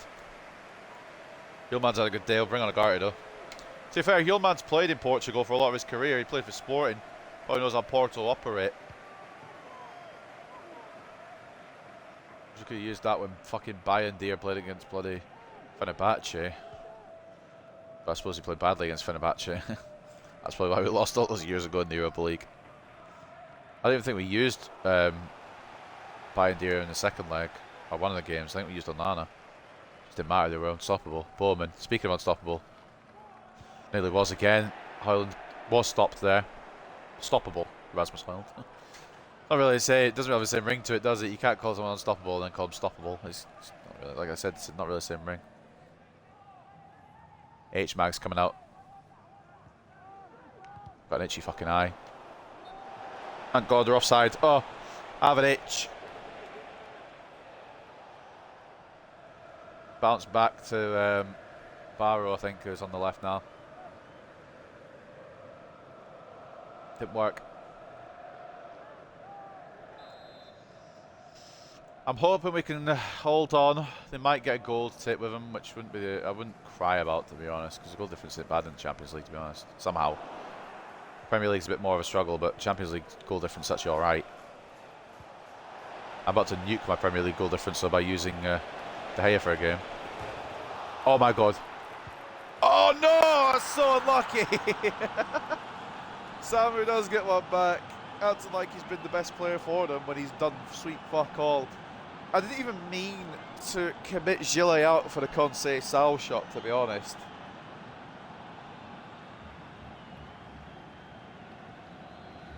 Oh, mate. Gillet tries to save it. Just can't. Samu gets ahead of Dallo, and yeah, Gillet unable to do anything about it. So if H-Mag's in that challenge, does he win the header and get it away? I had a feeling they'd score, but as long as they don't score again. Yeah, Samuel and Meridion at Agahawa. Make it 2-1, or just Samu for short. Good striker on his day, but his day's not been today. He's just got very lucky with that one. Can't find Rashford with that. Fuck me. I do like doing those off the kickoff, but sometimes it don't work and it just fucking sucks. So you just give them the ball back at that point and they can go again here now. They might feel confidence to get a result. Never mind, Luke Shaw. Notice one time Luke Shaw wasn't there, that's when they scored. I guess City are winning fucking 4-0. Oh, Leverkusen have equalised. Højlund nods it away. Luke Shaw, goal and an assist from left back. It's an impressive performance from Shaw. But that man again just doesn't stop scoring. He knows where the target is and he hits it all the time. Rasmus Højlund. No issues with the striker role. It's a brilliantly weighted ball in. And a great header from Højlund, who somehow doesn't have a heading trait. Nods it away to secure the dub, I think, now at this point. Can't have much time left. Oh, we don't know what minutes it is because it didn't pop up on the thing there, but okay, cool. There's only about 5 minutes left. Oh, Dallo. Oh, shit. Oh, shit. Great save, Gillet. I fucked up with Dallo, I fucked up with Maguire. Gillet closed this down the angle to prevent Samu getting another. He's still on the floor. Thorne's coming in, mate. Oh, could say Sal, that was smart. It's again a great save from Gillet, but not cleared. How many times are we going to get away with it, boys? They've hit the crossbar again. Porto could have been equal. Referee. Yellow card for the foul on Rashford. We've got to just let in the fact that Gillet bailed us out twice and he hit the crossbar. Like Bade gets the yellow. Well, Porto really trying, but the luck just ain't their way today. They hit the crossbar twice, once with Conceição, and I think the other time was with Conceição as well. I'm not 100% sure, but Rodriguez every time needs to fucking realise that not everything is a red card. You know what, H-Max, go on, pal. Do you know what? It wasn't bad, was it? It wasn't bad. It wasn't a bad effort whatsoever. I suppose we'll try and find Maguire in the area here with Marcus Rashford.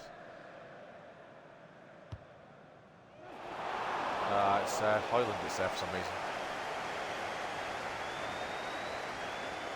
Well, I say for some reason he's got 2 goals, so they're probably looking for his hat-trick, to be fair, but that's not the point. Silly. Yeah, go on, Harry. Go on, Harry. Oh, what the? There's no fucking way that's a red. There is no fucking way that that is a red card. You're off your fucking dome if that's a red card. That is a professional foul to prevent Romario Barro from running through. And now, and rightly so, Rodriguez is fuming. If that one was a yellow from Porto, how's that a red? Oh, mate. No, I'm kind of understanding Carlos Rodriguez's POV now. With that at 10 men, it doesn't matter because game's over. But that was not a red card in a million years. We've got a minimum of playoffs confirmed now, according to the commentators, but a bit of action at the end there. There's no way that's a red card because there's defenders behind him.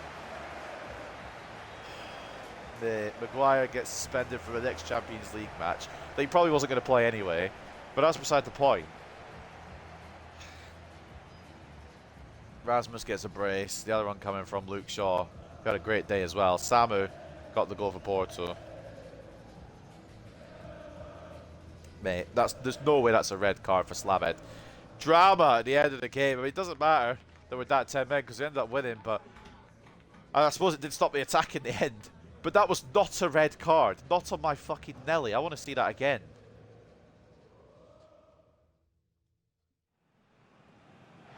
Look how many people are back. Maybe it's the way he reacted. Maybe it's the way he reacted rather than the foul itself. He went straight at Barrow there. Romario Barrow just got absolutely cleaned, though, to be fair. Can understand the foul. But look at this. How's that not a red then? How's that not a red then? I suppose Maguire's is a bit more cynical. But I still don't think either of them are reds. Mate. Well, it doesn't matter. Drama at the end, but we did get the dub, and that's all that matters to me. 57 to 43 in terms of possession. 13 shots to 9 for Porto. 3.8 to 3.6. Again, they threw everything at us, and they deserve more from the match, but they didn't get it. 3-1 win in the end for us. Man of the match goes to Rasmus Højlund, although I would say my personal one is Luke Shaw from left back getting a goal and an assist. You don't see that often. A brace and a 9.2 for Rasmus, 9.1 for Luke Shaw, like I said, a goal and an assist from the left back. Roman Bowman with an assist and an 8 rating as well. Good ratings all around, even H-Max got 7.8. Got a red card, which wasn't a red card, might I add. But a great performance all around from Maguire, I must admit. And the other assist coming from Kobbie Minor from the midfield, 7.4. Maybe getting involved in the contributions a bit more, which is what we need from him, to be honest. I know I say I don't mind him not getting contributions, but it would be nice if he could. Pepe with an 8.3. He gets their man of the match. 7.7 Bade, who should have... If Maguire's was a red, that was a red, but neither of them are reds in my opinion. And Samu with a goal, he gets 7.6 in the end. Take a look at goalkeeper ratings then.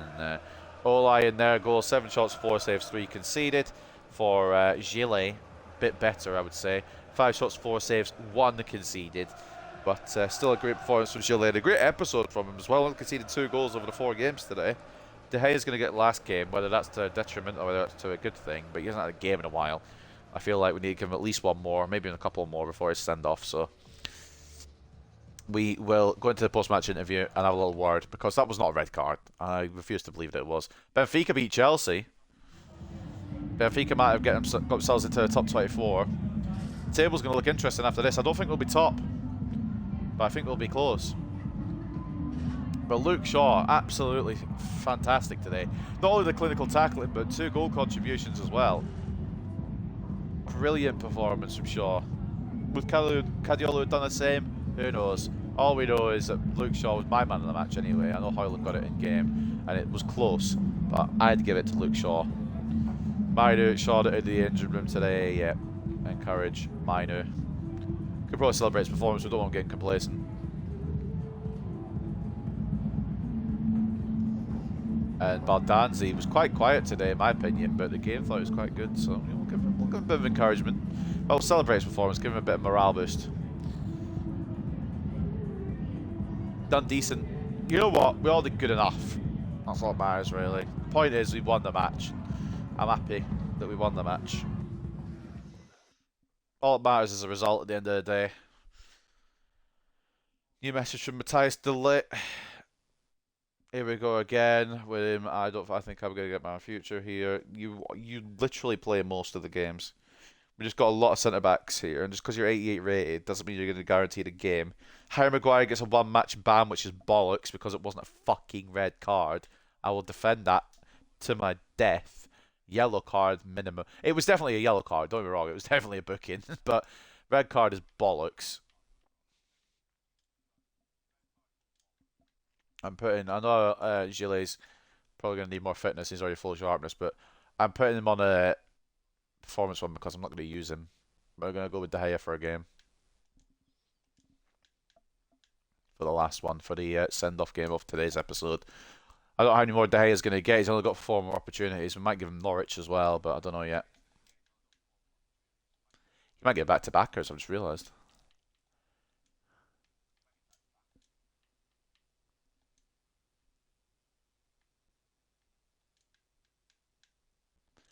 I kind of want to give Secturi a game, but we've got Norwich, so again, I'll probably be normal where I chuck him in, see what we can do.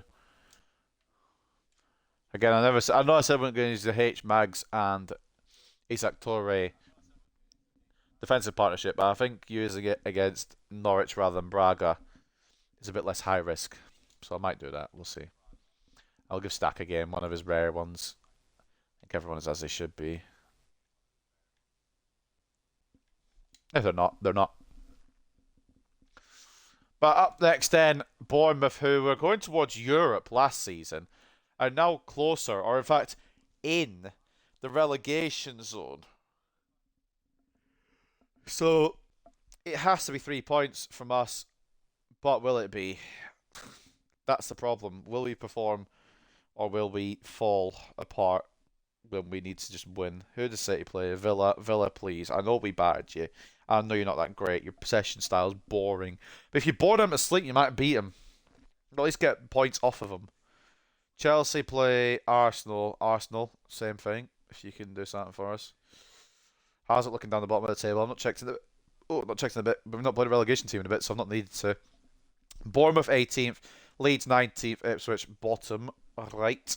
What's the update on the Champions League table then? We should be up into the top 8 again. We're into 5th. Monaco, Lombardia, Leverkusen and Manchester City. That's obviously Inter Milan in 2nd place. They're all on 14 points. That's the top 4. We're 5th on 13 points. We put in a good account for ourselves in this fucking tournament, I'll tell you that much.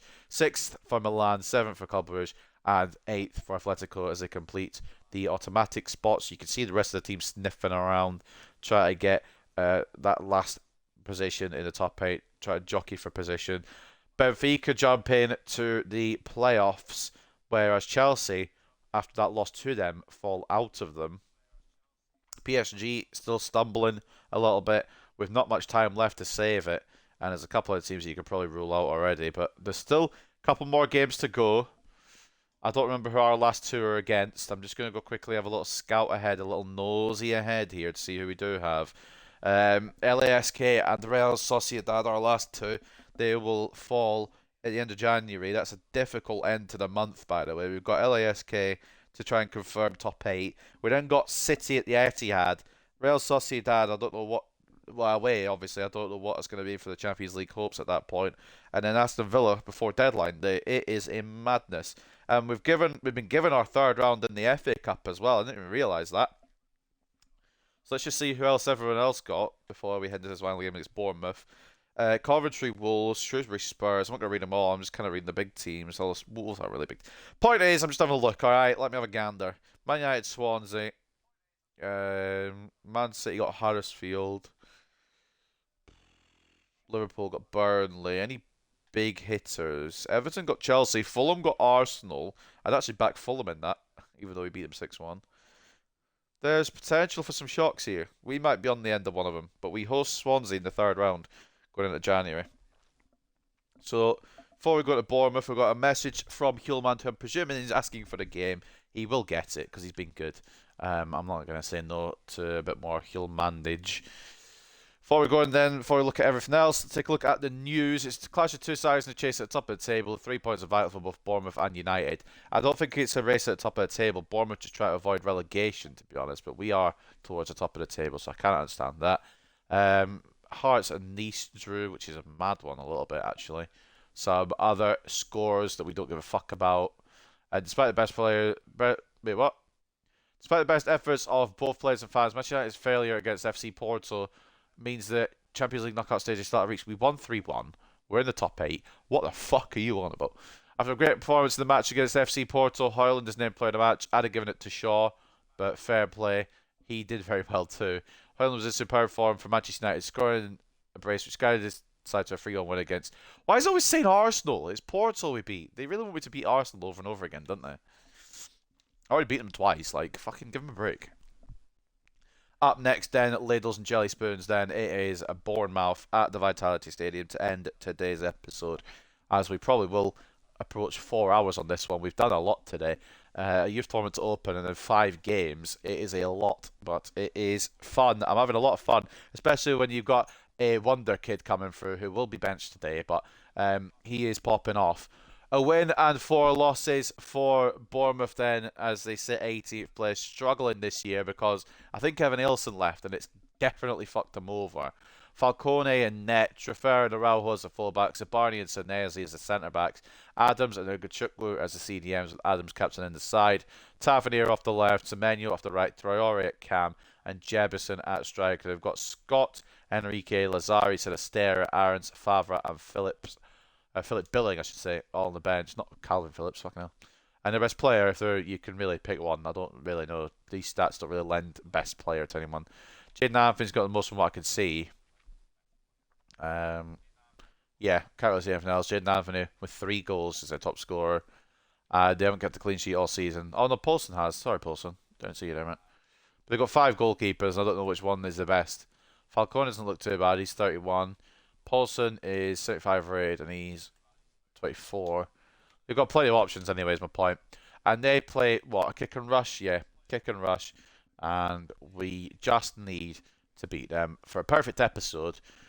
But you know what I'm like against relegation sides. And we are putting a risk in here as David Dyer gets a nod for the first time in a while. Bowman is absolutely snookered, but that doesn't mean he won't get a spot on the bench. Shaw's absolutely snookered, and that means he won't get a spot on the bench. And Maguire can come off the bench as well. Yoro. And I'm gonna... Yes to De Gea. Yes to Cadiola because Shaw's tired.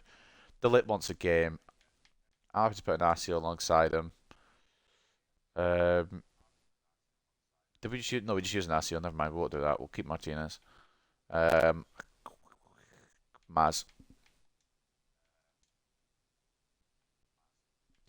And Hulman wanted a nod, so he gets the nod. Bruno Fernandes comes in. Don't know if he was on the sharpest plan. Doesn't look like it. Cardona. I'm going to go for Rashford here. And I'm going to keep Højlund because we know he can put the ball in the back of the net if we need it. So that's a team that faces Bournemouth at the Vitality Stadium. Quite strong, but also a bit of rotation. De Gea in goal, Cariola and Mazraoui as the fullbacks, Martinez and De Ligt as the centre-backs, Maino and Hulman CDMs, Fernandes captain and Cam, Rashford off the left, Kvaratskhelia off the right, Højlund at striker. For the final game of today's episode then, it's been a long bloody episode, but we're nearly at the end of it. The Vitality Stadium is Bournemouth hosting Manchester United.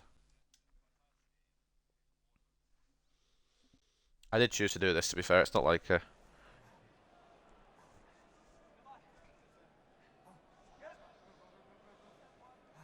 Like I said, yeah, I did do all this episode. I wanted to do this much, to be honest, because it's been fun.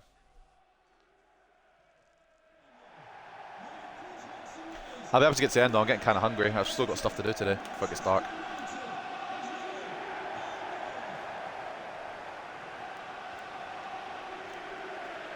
Started the stream about 12 p.m. It's now 3:15. Just before 12 p.m. then. 3:15 now. Gets dark in about an hour and a bit. Finish this game off. I've got stuff I need to do before it does get dark. And then I'll probably chill for the rest of the night because it's my day off. Maybe get this uploaded tonight, perhaps. If not tonight, then definitely tomorrow, some point during the day. If I stream on the days I've got work, I sometimes like to just leave it so I can give it a bit more time with the thumbnails and get it sorted out for the next day. But if I've got time tonight, we'll get it done tonight. I should have time tonight.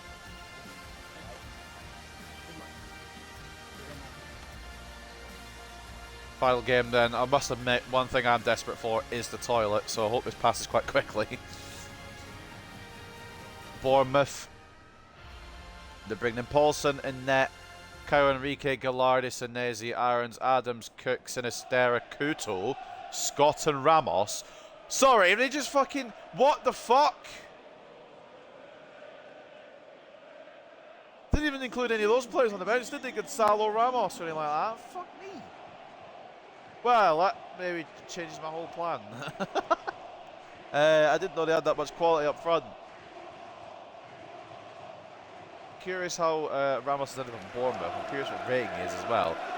And also, if he is at Bournemouth, how are they in a relegation battle? I didn't see him on the fucking list of players. Before we do kick off, I just want to see what his overall is. Might not be as dangerous as I think. 84. Yeah, this is a good team. They've got Jan Couto as well. He didn't fucking pop up, did he, the cunt? Right, here we go then. Final game today. Kicks off Vitality Park, the loudest stadium in the Prem. Can we silence the home fans early? I'd hope so, but I doubt it.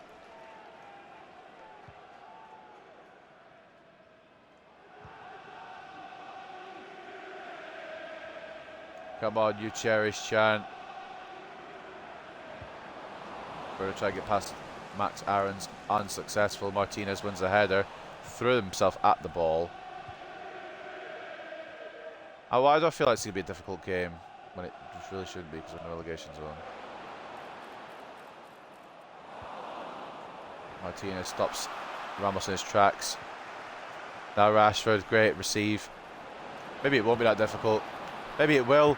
Maybe it won't. I don't know. I don't know. Rashford gets the opportunity. It is saved by Paulson. Straight into the path of Kvaradona as he once again scores for Manchester United.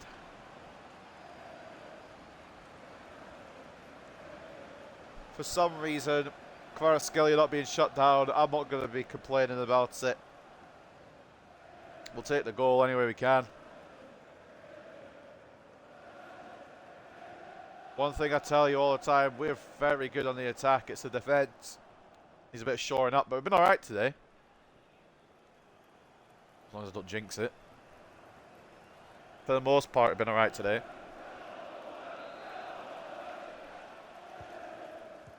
But us scoring early has really helped. Rather than us going down a goal and having to fucking claw it back. It's not my intention, to be fair. I don't like start a game thinking, oh, let's just let them score and then go, but sometimes it does just happen where I just can't fucking get anything. They told me they had Jebison, they've got fucking Gonzalo Ramos, mate. Like, what the fuck? I was not prepared for a Gonzalo Ramos. Or a Jan Couto, to be honest with you. Tries to take it inside. Martinez is going to be busy today. A lot more busy than he probably thought he was going to be. I thought Hillman's going to make a bit of a run there, but that ball makes out to Maz. And now it makes out to Kvaradona. Oh, good save by Paulson to prevent the Georgian second. Don't know if I could have passed it, but I didn't. Genuinely should be 2-0. So there's no reason for me to pass it. It should have gone in the back of the net. For nothing Ainge. Ball towards Delay. It's not going to make it all the way to the Dutchman. Could Hillman pick it up? No, he can't. Carioli will though. Just hold it, just so everyone gets back to their positions, prevent a counter-attack here or anything silly. Lovely jubbly. Kind of moving it around a bit. Lovely. Oh, that's not lovely. That's shit.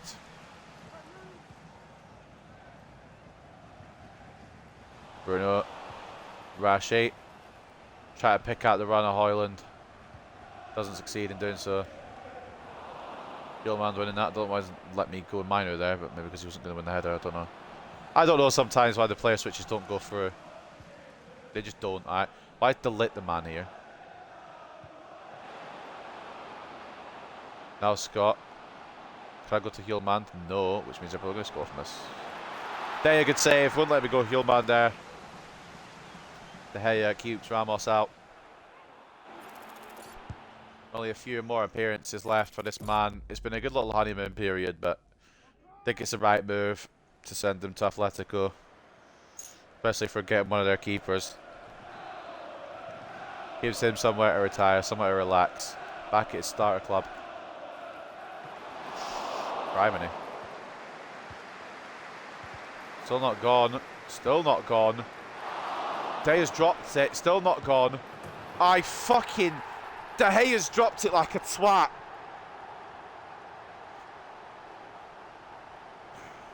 They're hyping that goal up on the commentary as if it was something special. I've pressed the clear at Cadiolo and it's just well won back by Ramos, so you can find the back of the net. Good control. De Gea, yeah, has to be doing better there. Not dropping it like he did. A fucking own goal difference over here by giving De Gea a game. But yeah, I thought I was dealing with Daniel Jebison and Gonzalo Ramos. Bit of a change in the the player there. First goal of the season for Ramos, to be fair. First Elliott. If I knock it to anyone. Fuck it. Yeah, that wasn't going to work, but it falls to Rashford. Oh, that was a little better, just off target again.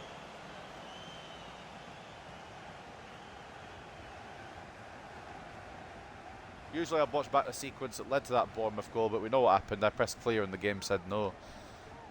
But it also doesn't help that De Gea dropped it. He could have just held the ball, but that's a different matter. He's an old man. Alright, leave him alone. He's on the decline. He'll probably even concede against Norwich if we give him a chance. If we give him a chance. Alex Scott. Alex Scott put the ball in the middle while Alex Scott is on fucking comms here. Two Alex Scotts. Have you ever seen the like? Maradona. Right. Not being funny, but out of all the passing options, how's that not the one that's actually worked? Oh, fuck off. Good save, De Gea.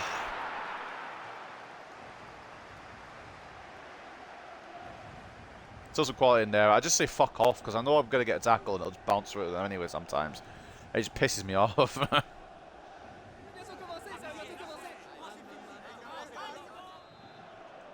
Couto to take the corner. Is he going to cross it? Is he going to play it short? Well, there's your answer. Sinisterra. It's caught. Doesn't get to keep the ball though. There's a Man United player who got a tackle. Why would he? Maz. Fernandez. I need options. I've got an itchy nose. No, not now. I've got to fucking take my time with it now because I've got an itchy nose. Oh no! Fucking itchy nose had to come in right when I'm counter-attacking, didn't it? Should be De Gea's all day. I know he's old and not as good as he once was, but even he should be catching that. Fucking itchy nose just cost me a counter-attack. Still itching. It's not quite itched properly yet.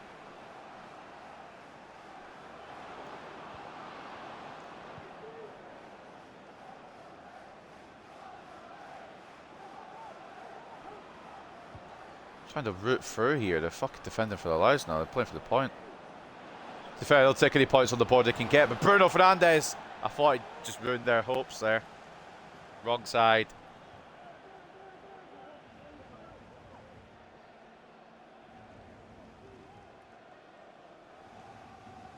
Oh, there we go. I'm itching my nose. Perfect.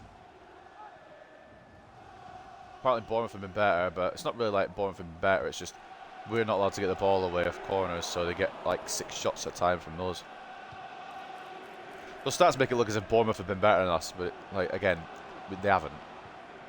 It wasn't for Kvaratskhelia, was it? It's for Bruno. Well, the game doesn't know that. It'll go for wherever the fuck it wants. I've got no left back. Cariolo's going to have to fucking make up ground here. He has done, to be fair. Ramos. Ball across. Headed away enough by Maz. Hillman knocks it to Mainu. Actually, I think went offside anyway, but it's not even gone to him. Well, it has gone to him, it's not got to him. It's probably the correct wording I should use there. Mainu. Rashi. Cariolo. Gonna try and find Hoyland deep. Okay. See what I mean? Like, how are you meant to fucking create anything when the ball just goes to your wrong player each time? Are they going to get an attack even though it's at the halfway line? Yeah. Well, it wasn't actually at the halfway line at the time, wasn't it? Obviously, it's Newcastle's. The Lakers tackling, we'll call that half timing. Have Bournemouth been the biggest problem? They're in the relegation fucking zone. We play a Champions League game. We haven't played a team lower than Bournemouth in this episode. Ramos got lucky to equalise. Scalia got lucky to lead, to be fair.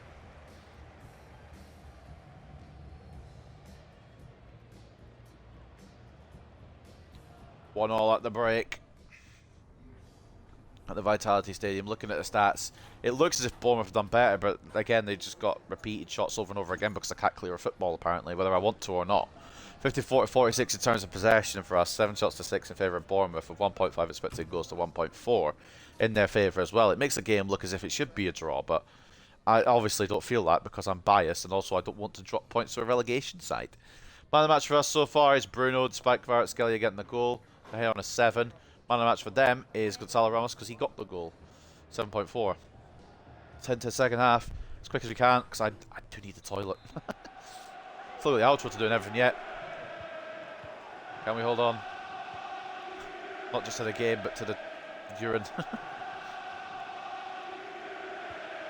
Bagarovsky. Good save to hit. Do you know what? I've cut off my fucking nose to spike my face here, haven't I? With putting the hair in the net. Like, yeah, let's just rebound it back to Max Aarons. That's great. That's really funny. Joe, it's really funny. That's hilarious. It's great banter from the game.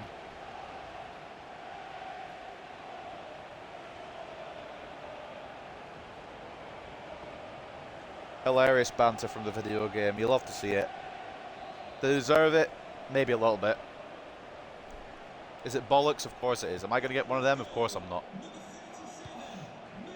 Are Bournemouth going to beat me? Fucking maybe at this rate.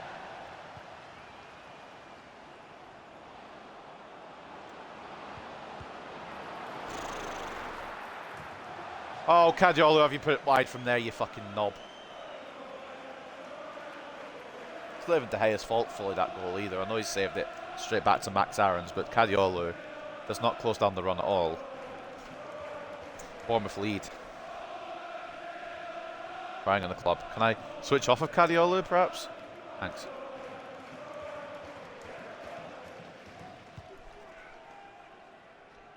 Could win this. We do. Oh.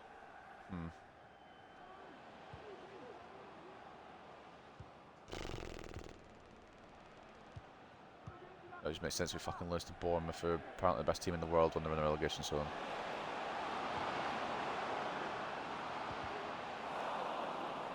If they're playing like this, why are they 18th place? If they've got a team like this, why are they 18th place? So many questions to be had here.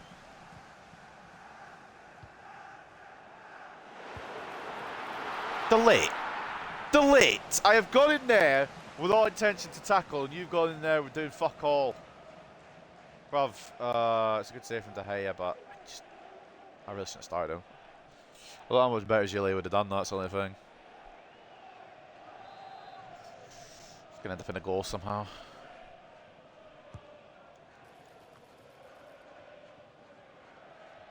Let me go back to Maz for some reason.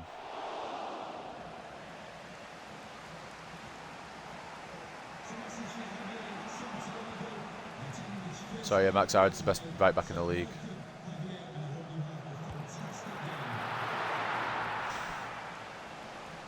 I don't know how to fucking combat this. This is meant to be a relegation side. They've got some ballers on the team, so I don't really know how they're in the relegation zone. Is what it is. Oh, fuck off. Don't say fuck off to. There's nothing wrong there. Oh, Cadiola, I'm glad you stopped your run there, mate. Didn't need you to continue it, do I? Bruno's fucked. Haaland. Tried it. Oh, Rashford! Shoot the ball! I always complain about I don't get rebounds, and I get the rebound, and I just don't shoot. Well, I pressed B, but he just didn't shoot. Somebody fucking didn't shoot. Fuck off.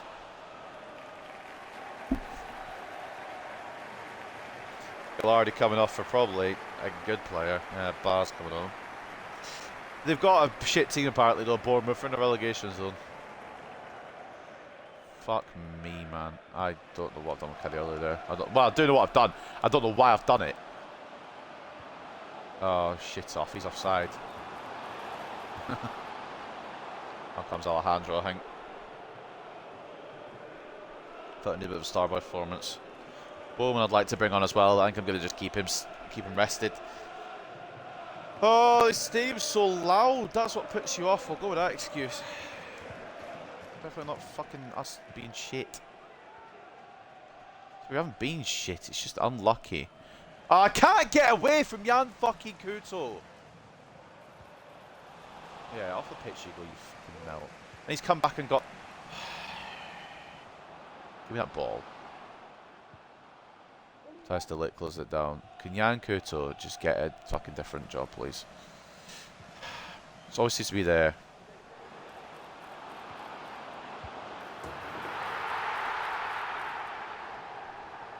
Joe, I guess this kind of sums up this game in a nutshell, doesn't it? I suppose it does, doesn't it? You beat the easy teams, or you beat... I'm sorry, I'm voice cracking half there. I can't get a point across on voice cracking. You beat the teams that shouldn't be easy, like, you know, like your Wolves, like your Palace, you expect, like your Fulhams are in 5th. You expect a bit of challenge from them, and you beat them without a problem.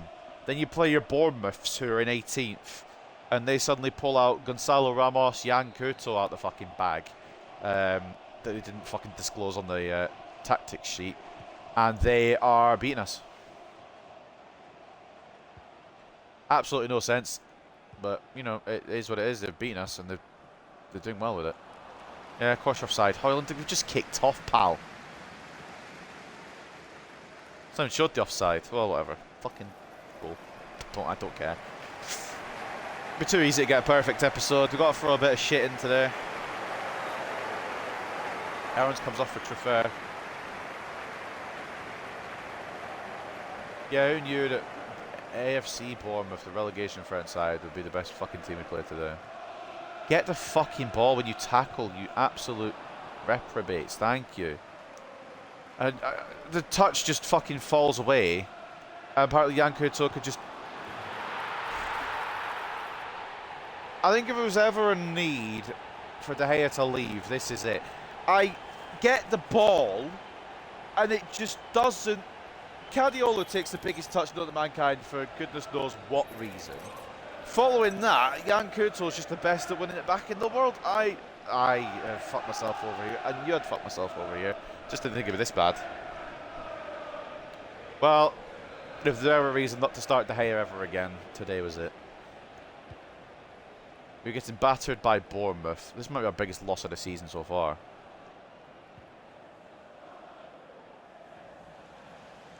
Well, Jan Couto just fuck off. Sub him off, lads. He's tired. We ain't getting a result out of this now. Can't even get through the fucking defence. Oh, yeah, I'll go off the fucking header and they win it perfect. Fuck off, you cunt. That was just a frustration tackle, but it's actually worked. Minor. Onto Garnacho. Nobody else is getting subbed on. The cunts that are in this shithole have to fucking see his performance out now. Garnacho was just an attempt to try and get something back, but even he's not able to fucking rescue this. Maybe a Luke Shaw redemption arc on the cards here, because Cadiola has just not been it today. Luke Shaw actually played well last fucking game. The only reason he didn't get today is because he was fucking exhausted. Hjulmand has been tackled by Mainu. It's a clown performance, to be honest. yeah, this is not like it's not funny, but it is a little bit like it's stupid, but it's a funny kind of stupid because Bournemouth are 18th, and they've come here and said, yeah, we're just gonna fuck you up. I don't think De Gea touches the Old Trafford pitch again. I know we're not even at Old Trafford, but I don't think he touches like. He's gone, and he's gone for good, thankfully. He's not coming back into the team before he goes now.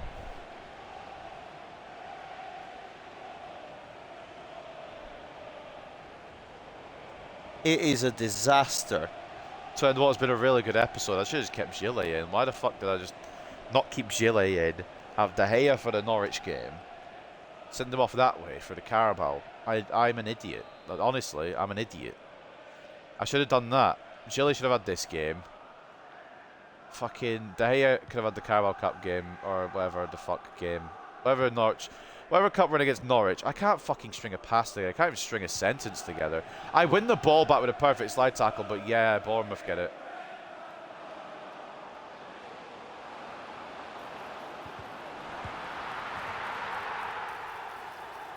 Well, yeah, I mean, you can't do anything. We win 6-1, we lose 6-1. It comes with the territory, I guess. I don't actually know. At 2-1, I thought, yeah, fair enough. Bournemouth deserved this. At 6-1, it feels a bit stupid now, actually, to be honest with you. I've deflected it straight back to Ramos. And I don't know. It is a bit funny, innit?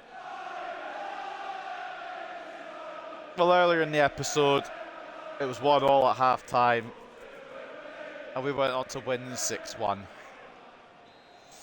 This time around, we go on to lose 6-1. I don't understand a lot of what's happened. What I do know is that Rasmus Højlund's offside for 836th time today. Couldn't pick him up if I wanted to.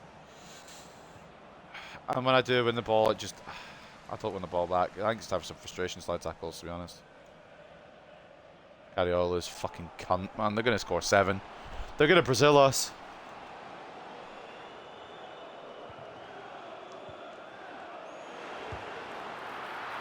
It got deflected, but that doesn't mean that De Gea's going to be able to fucking read it. Well, if there was ever a reason to fucking... do you know, I should have just kept Gilles in. I really should have. I've said it already. I'll say it again. Have we got one more goal in us? No, Rasmus Højlund can't be arsed passing it properly. Well, that is what it is.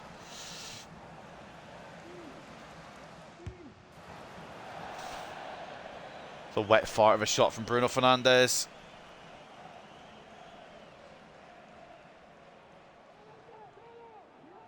But you live by the 6 and you die by the 6. We fucking score 6 against Fulham to concede 6 against Bournemouth. I suppose it evens out. I'm waiting for Manchester City's kind of results to even out.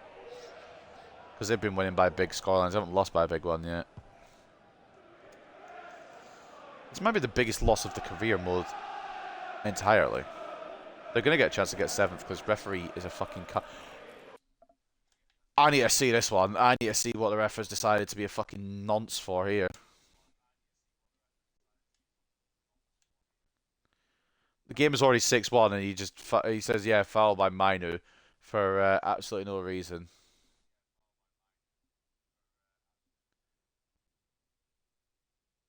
Is it a foul? I don't bloody know. Zoom out a bit.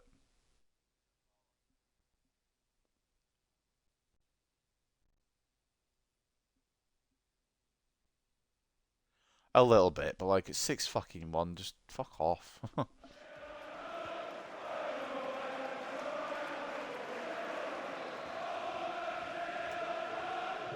I don't really know how to explain this game, other than not that we've been shit. It's just De Gea is done. Yeah, nice save. They're really going to get this corner, ref. It's fucking 6-1. Do they need this corner? I don't think they do.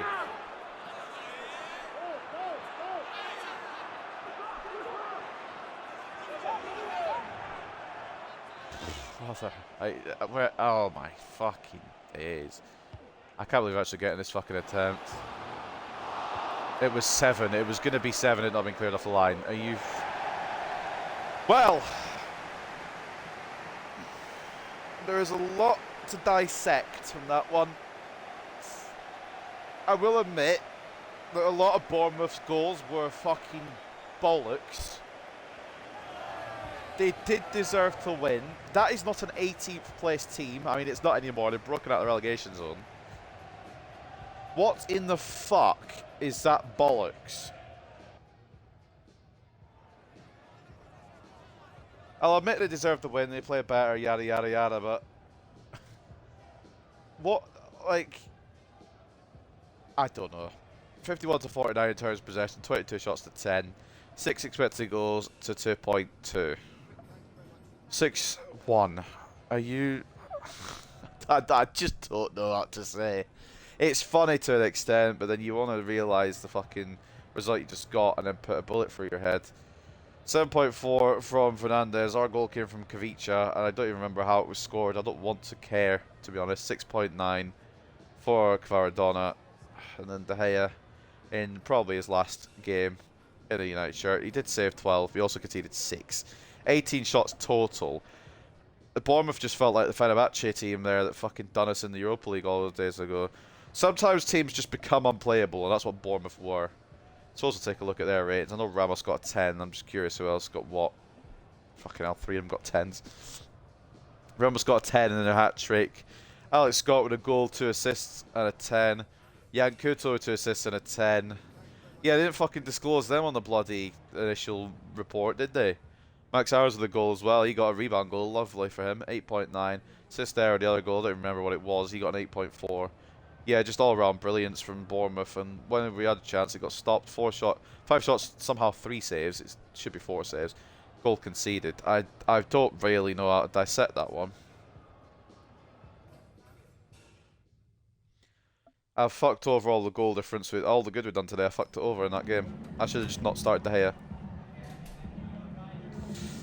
Well, that's why we're getting a new goalkeeper, and that's why De Gea got shipped away as part of the deal. Yeah, oh, well, mate, I was overjoyed by Højlund's dribbling today. Absolutely fantastic. That's what you ask in a 6-1 loss. Bournemouth looked to dominate the game at times in the front line. I do expect more from Delay. If he asks for game time, he's got to fucking, you know, play well when he gets said game time. I think there's another thing I've learned is that Martinez and Delay are not the two anymore. We might have to fucking try a different partnership. Martinez was alright, I guess. Well, do you know what? I don't know. Motivate him, I guess. I don't know. We lost 6-1. I'm not really arsed about talking about the defenders. So one person's fault that was, and he's away in a few weeks. So don't get me wrong, I absolutely love David De Gea, but sometimes, just sometimes, you gotta fucking leave the football before the football leaves you, as they say. I don't know why I said great performance. Hjulman do shit. Well, what a way to end a fucking episode, boys. That was something. That surely was. My news reached his potential of 86. I was hoping he'd get a bit further, but I'm okay with that. Hoping Dynamic can carry him even further because he deserves it, to be honest. But we'll take that. 86 from Minor. Even if it means I mean, that doesn't mean anything, but we did fucking lose that game. Oh, my days. Well, I mean, do you know what? I'm speechless. At the end of an episode, I'm speechless. Let's get the training plans done. Let's just go on to the next. Granted, it's going to be the last today anyway, but I can't help but try not to laugh because it's fucking funny, but it's fucking stupid at the same time. Like, what in the fuck? You can't help but, like, it's like a car crash. You don't want to look because it's a mess. But you can't help but fucking watch. Because it's... I mean, Bournemouth, if we're being real, on the face of it, Bournemouth were good and they deserved the win. 6-1, no chance. With Gillet, does it even get to that point? I don't know. I do not know. What I do know is that we have lost emphatically to end today's episode. And we've lost any goal difference we made up. So, At the end of the day, it's my own fault. We might concede the most in the league now. Chelsea won as well. You know what? Deco. Nothing deserves to go my way anyway. I don't deserve it. Most of the teams have played, or some of the teams have played there. In fact, all teams have played their Carabao Cup games. Palace, Cardiff, Man City, and potentially us or Norwich will go through. Probably us, and we'll probably get Man City. We've conceded 29 now. Is that the most in the league? It nearly is. Ipswich on 31, Everton on 30. Fucketh meeth. That was a lesson. Why not to use your fucking shit goalkeeper and shit defenders, wasn't it? City, of course, won again because why wouldn't they? Yeah, it's really just programmed for them to win everything in it. Chelsea also win again. We're now 15 points off the top. We ain't getting that Premier League this year. If we can't fucking beat Bournemouth, who were in 18th before that, but now up to 17th, they've helped themselves quite a lot there, to be honest. I really want to pull my fucking hair out, to be honest, after that last match. But it was funny. I suppose you had to be. What's up, Izzy? Yeah, he seems to show up at the end of every episode. Yeah, I don't plan this. I'm sorry, but yeah, we're just coming to the end. It's been nearly 4 hours, so we've put in a good shift today. Um, Kicked off with a 2-0 win against Wolves, 2-0 win against Palace.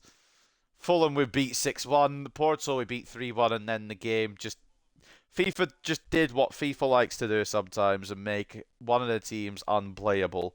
That today was Bournemouth. 6-1 loss. We tried to hire a net. Silly me, I guess. We'll never do that again.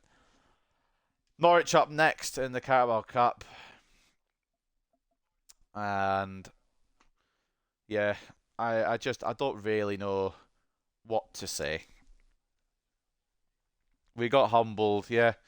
Live by the 6, die by the 6. We scored 6 today, we conceded 6 today. That's going to be a title, I think. Yeah, I think it has to be. I don't know who's going to be the fucking picture. Probably Rodriguez in one of his rants.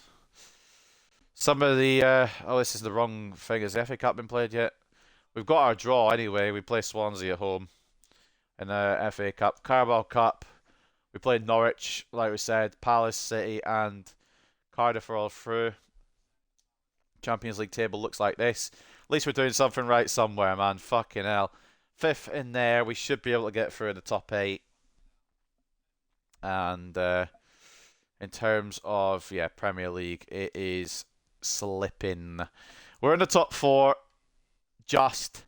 Premier League title seems long gone because I don't know what they feed City in all these simulations, but they're on some kind of performance-enhancing drugs or something. They fucking destroyed the league so far this season. They've destroyed... Well, they only beat us 2-1, but... They beat us, so we can't even end the undefeated streak this time around. I just don't know, really, what to say beyond that. It's funny, but, like... it's stupid. It's so stupid. Well, we'll end that today. We'll look at the stats, then we'll look at the news, and then I'm just going to throw myself into a blender. I think that'll be more pleasurable than playing this game anymore today. Take a look at the stats. David De Gea does have a clean sheet, surprisingly, but he also just dropped 6. Thank God he is leaving, otherwise he'd be getting released after that performance. Trust me, I do love him, but I know when to let... Like, you know, when to put your fucking dog down. Leave the football before the football leaves you. De Gea should have left a long time ago. It's like taking old Yeller to the back or into the shed or taking him out back or whatever the story is. Putting him down. That's what we've got to do with De Gea. We've got to put him down. 16-11 for Højlund. 10-7 Kvaratskhelia. 10-7 for Garnacho as well. 10-2 for Bowman. A bit of a slower episode, but he did get a goal today, and he also added to his assists as well. So no slowing down, no going anywhere for this man. He stays at Manchester United. He's not getting loaned back out again. Ahmad, if we have to loan somebody out, it'll probably be Ahmad, because we might as well get the growth here with Bowman and make him into a star now. He's got that part of him. Xerxes 7-3 in his limited games. 4-12 for Fernandez, is doing well. Delay, he's on fraud watch. He might be going in the summer, to be honest, if we get to a 4th season. The pace thing has really... I should have probably listened at the start of this season, but the pace thing has really got me down, to be honest. He can defend, but it's just trying to fucking catch up to anyone with him is impossible. And Asiel's probably going to take his spot, or we'll just get someone new in. Because Yoro and Toure, not good enough. Yoro's hit his potential early. What were the rest of the stats? I didn't fucking read them. Miner's got a goal and assist now. Baldanzi opens up his account today as well. Ahmad with a goal and assist. Maguire already had the goal. Inacio, yeah, but you can see I'd have to read them all out. Top assistant is Bruno. Hoyland is a bit good, isn't he? And even Kvaradona, great start to his Man United life. 17 contributions in 22 appearances. You'd expect that from 90 rated, to be fair, but he's come through. Garnacho, 17 contributions in just 19 appearances. And, yeah, Roman Bowman, a bit quieter today, but still good. Not the worst side in Manchester, true. Salford are still in League 2, I think. But also, Man City, I just don't like them. Obviously, you can't like them because they're just too good. But yeah, Cardiff. Wait, did Cardiff beat Swansea? Oh my god, it was a Welsh derby in the quarterfinals. I didn't even notice. And Cardiff came out top. Fair enough. Yeah, Salford does exist. They can stay where they belong down in the lower leagues.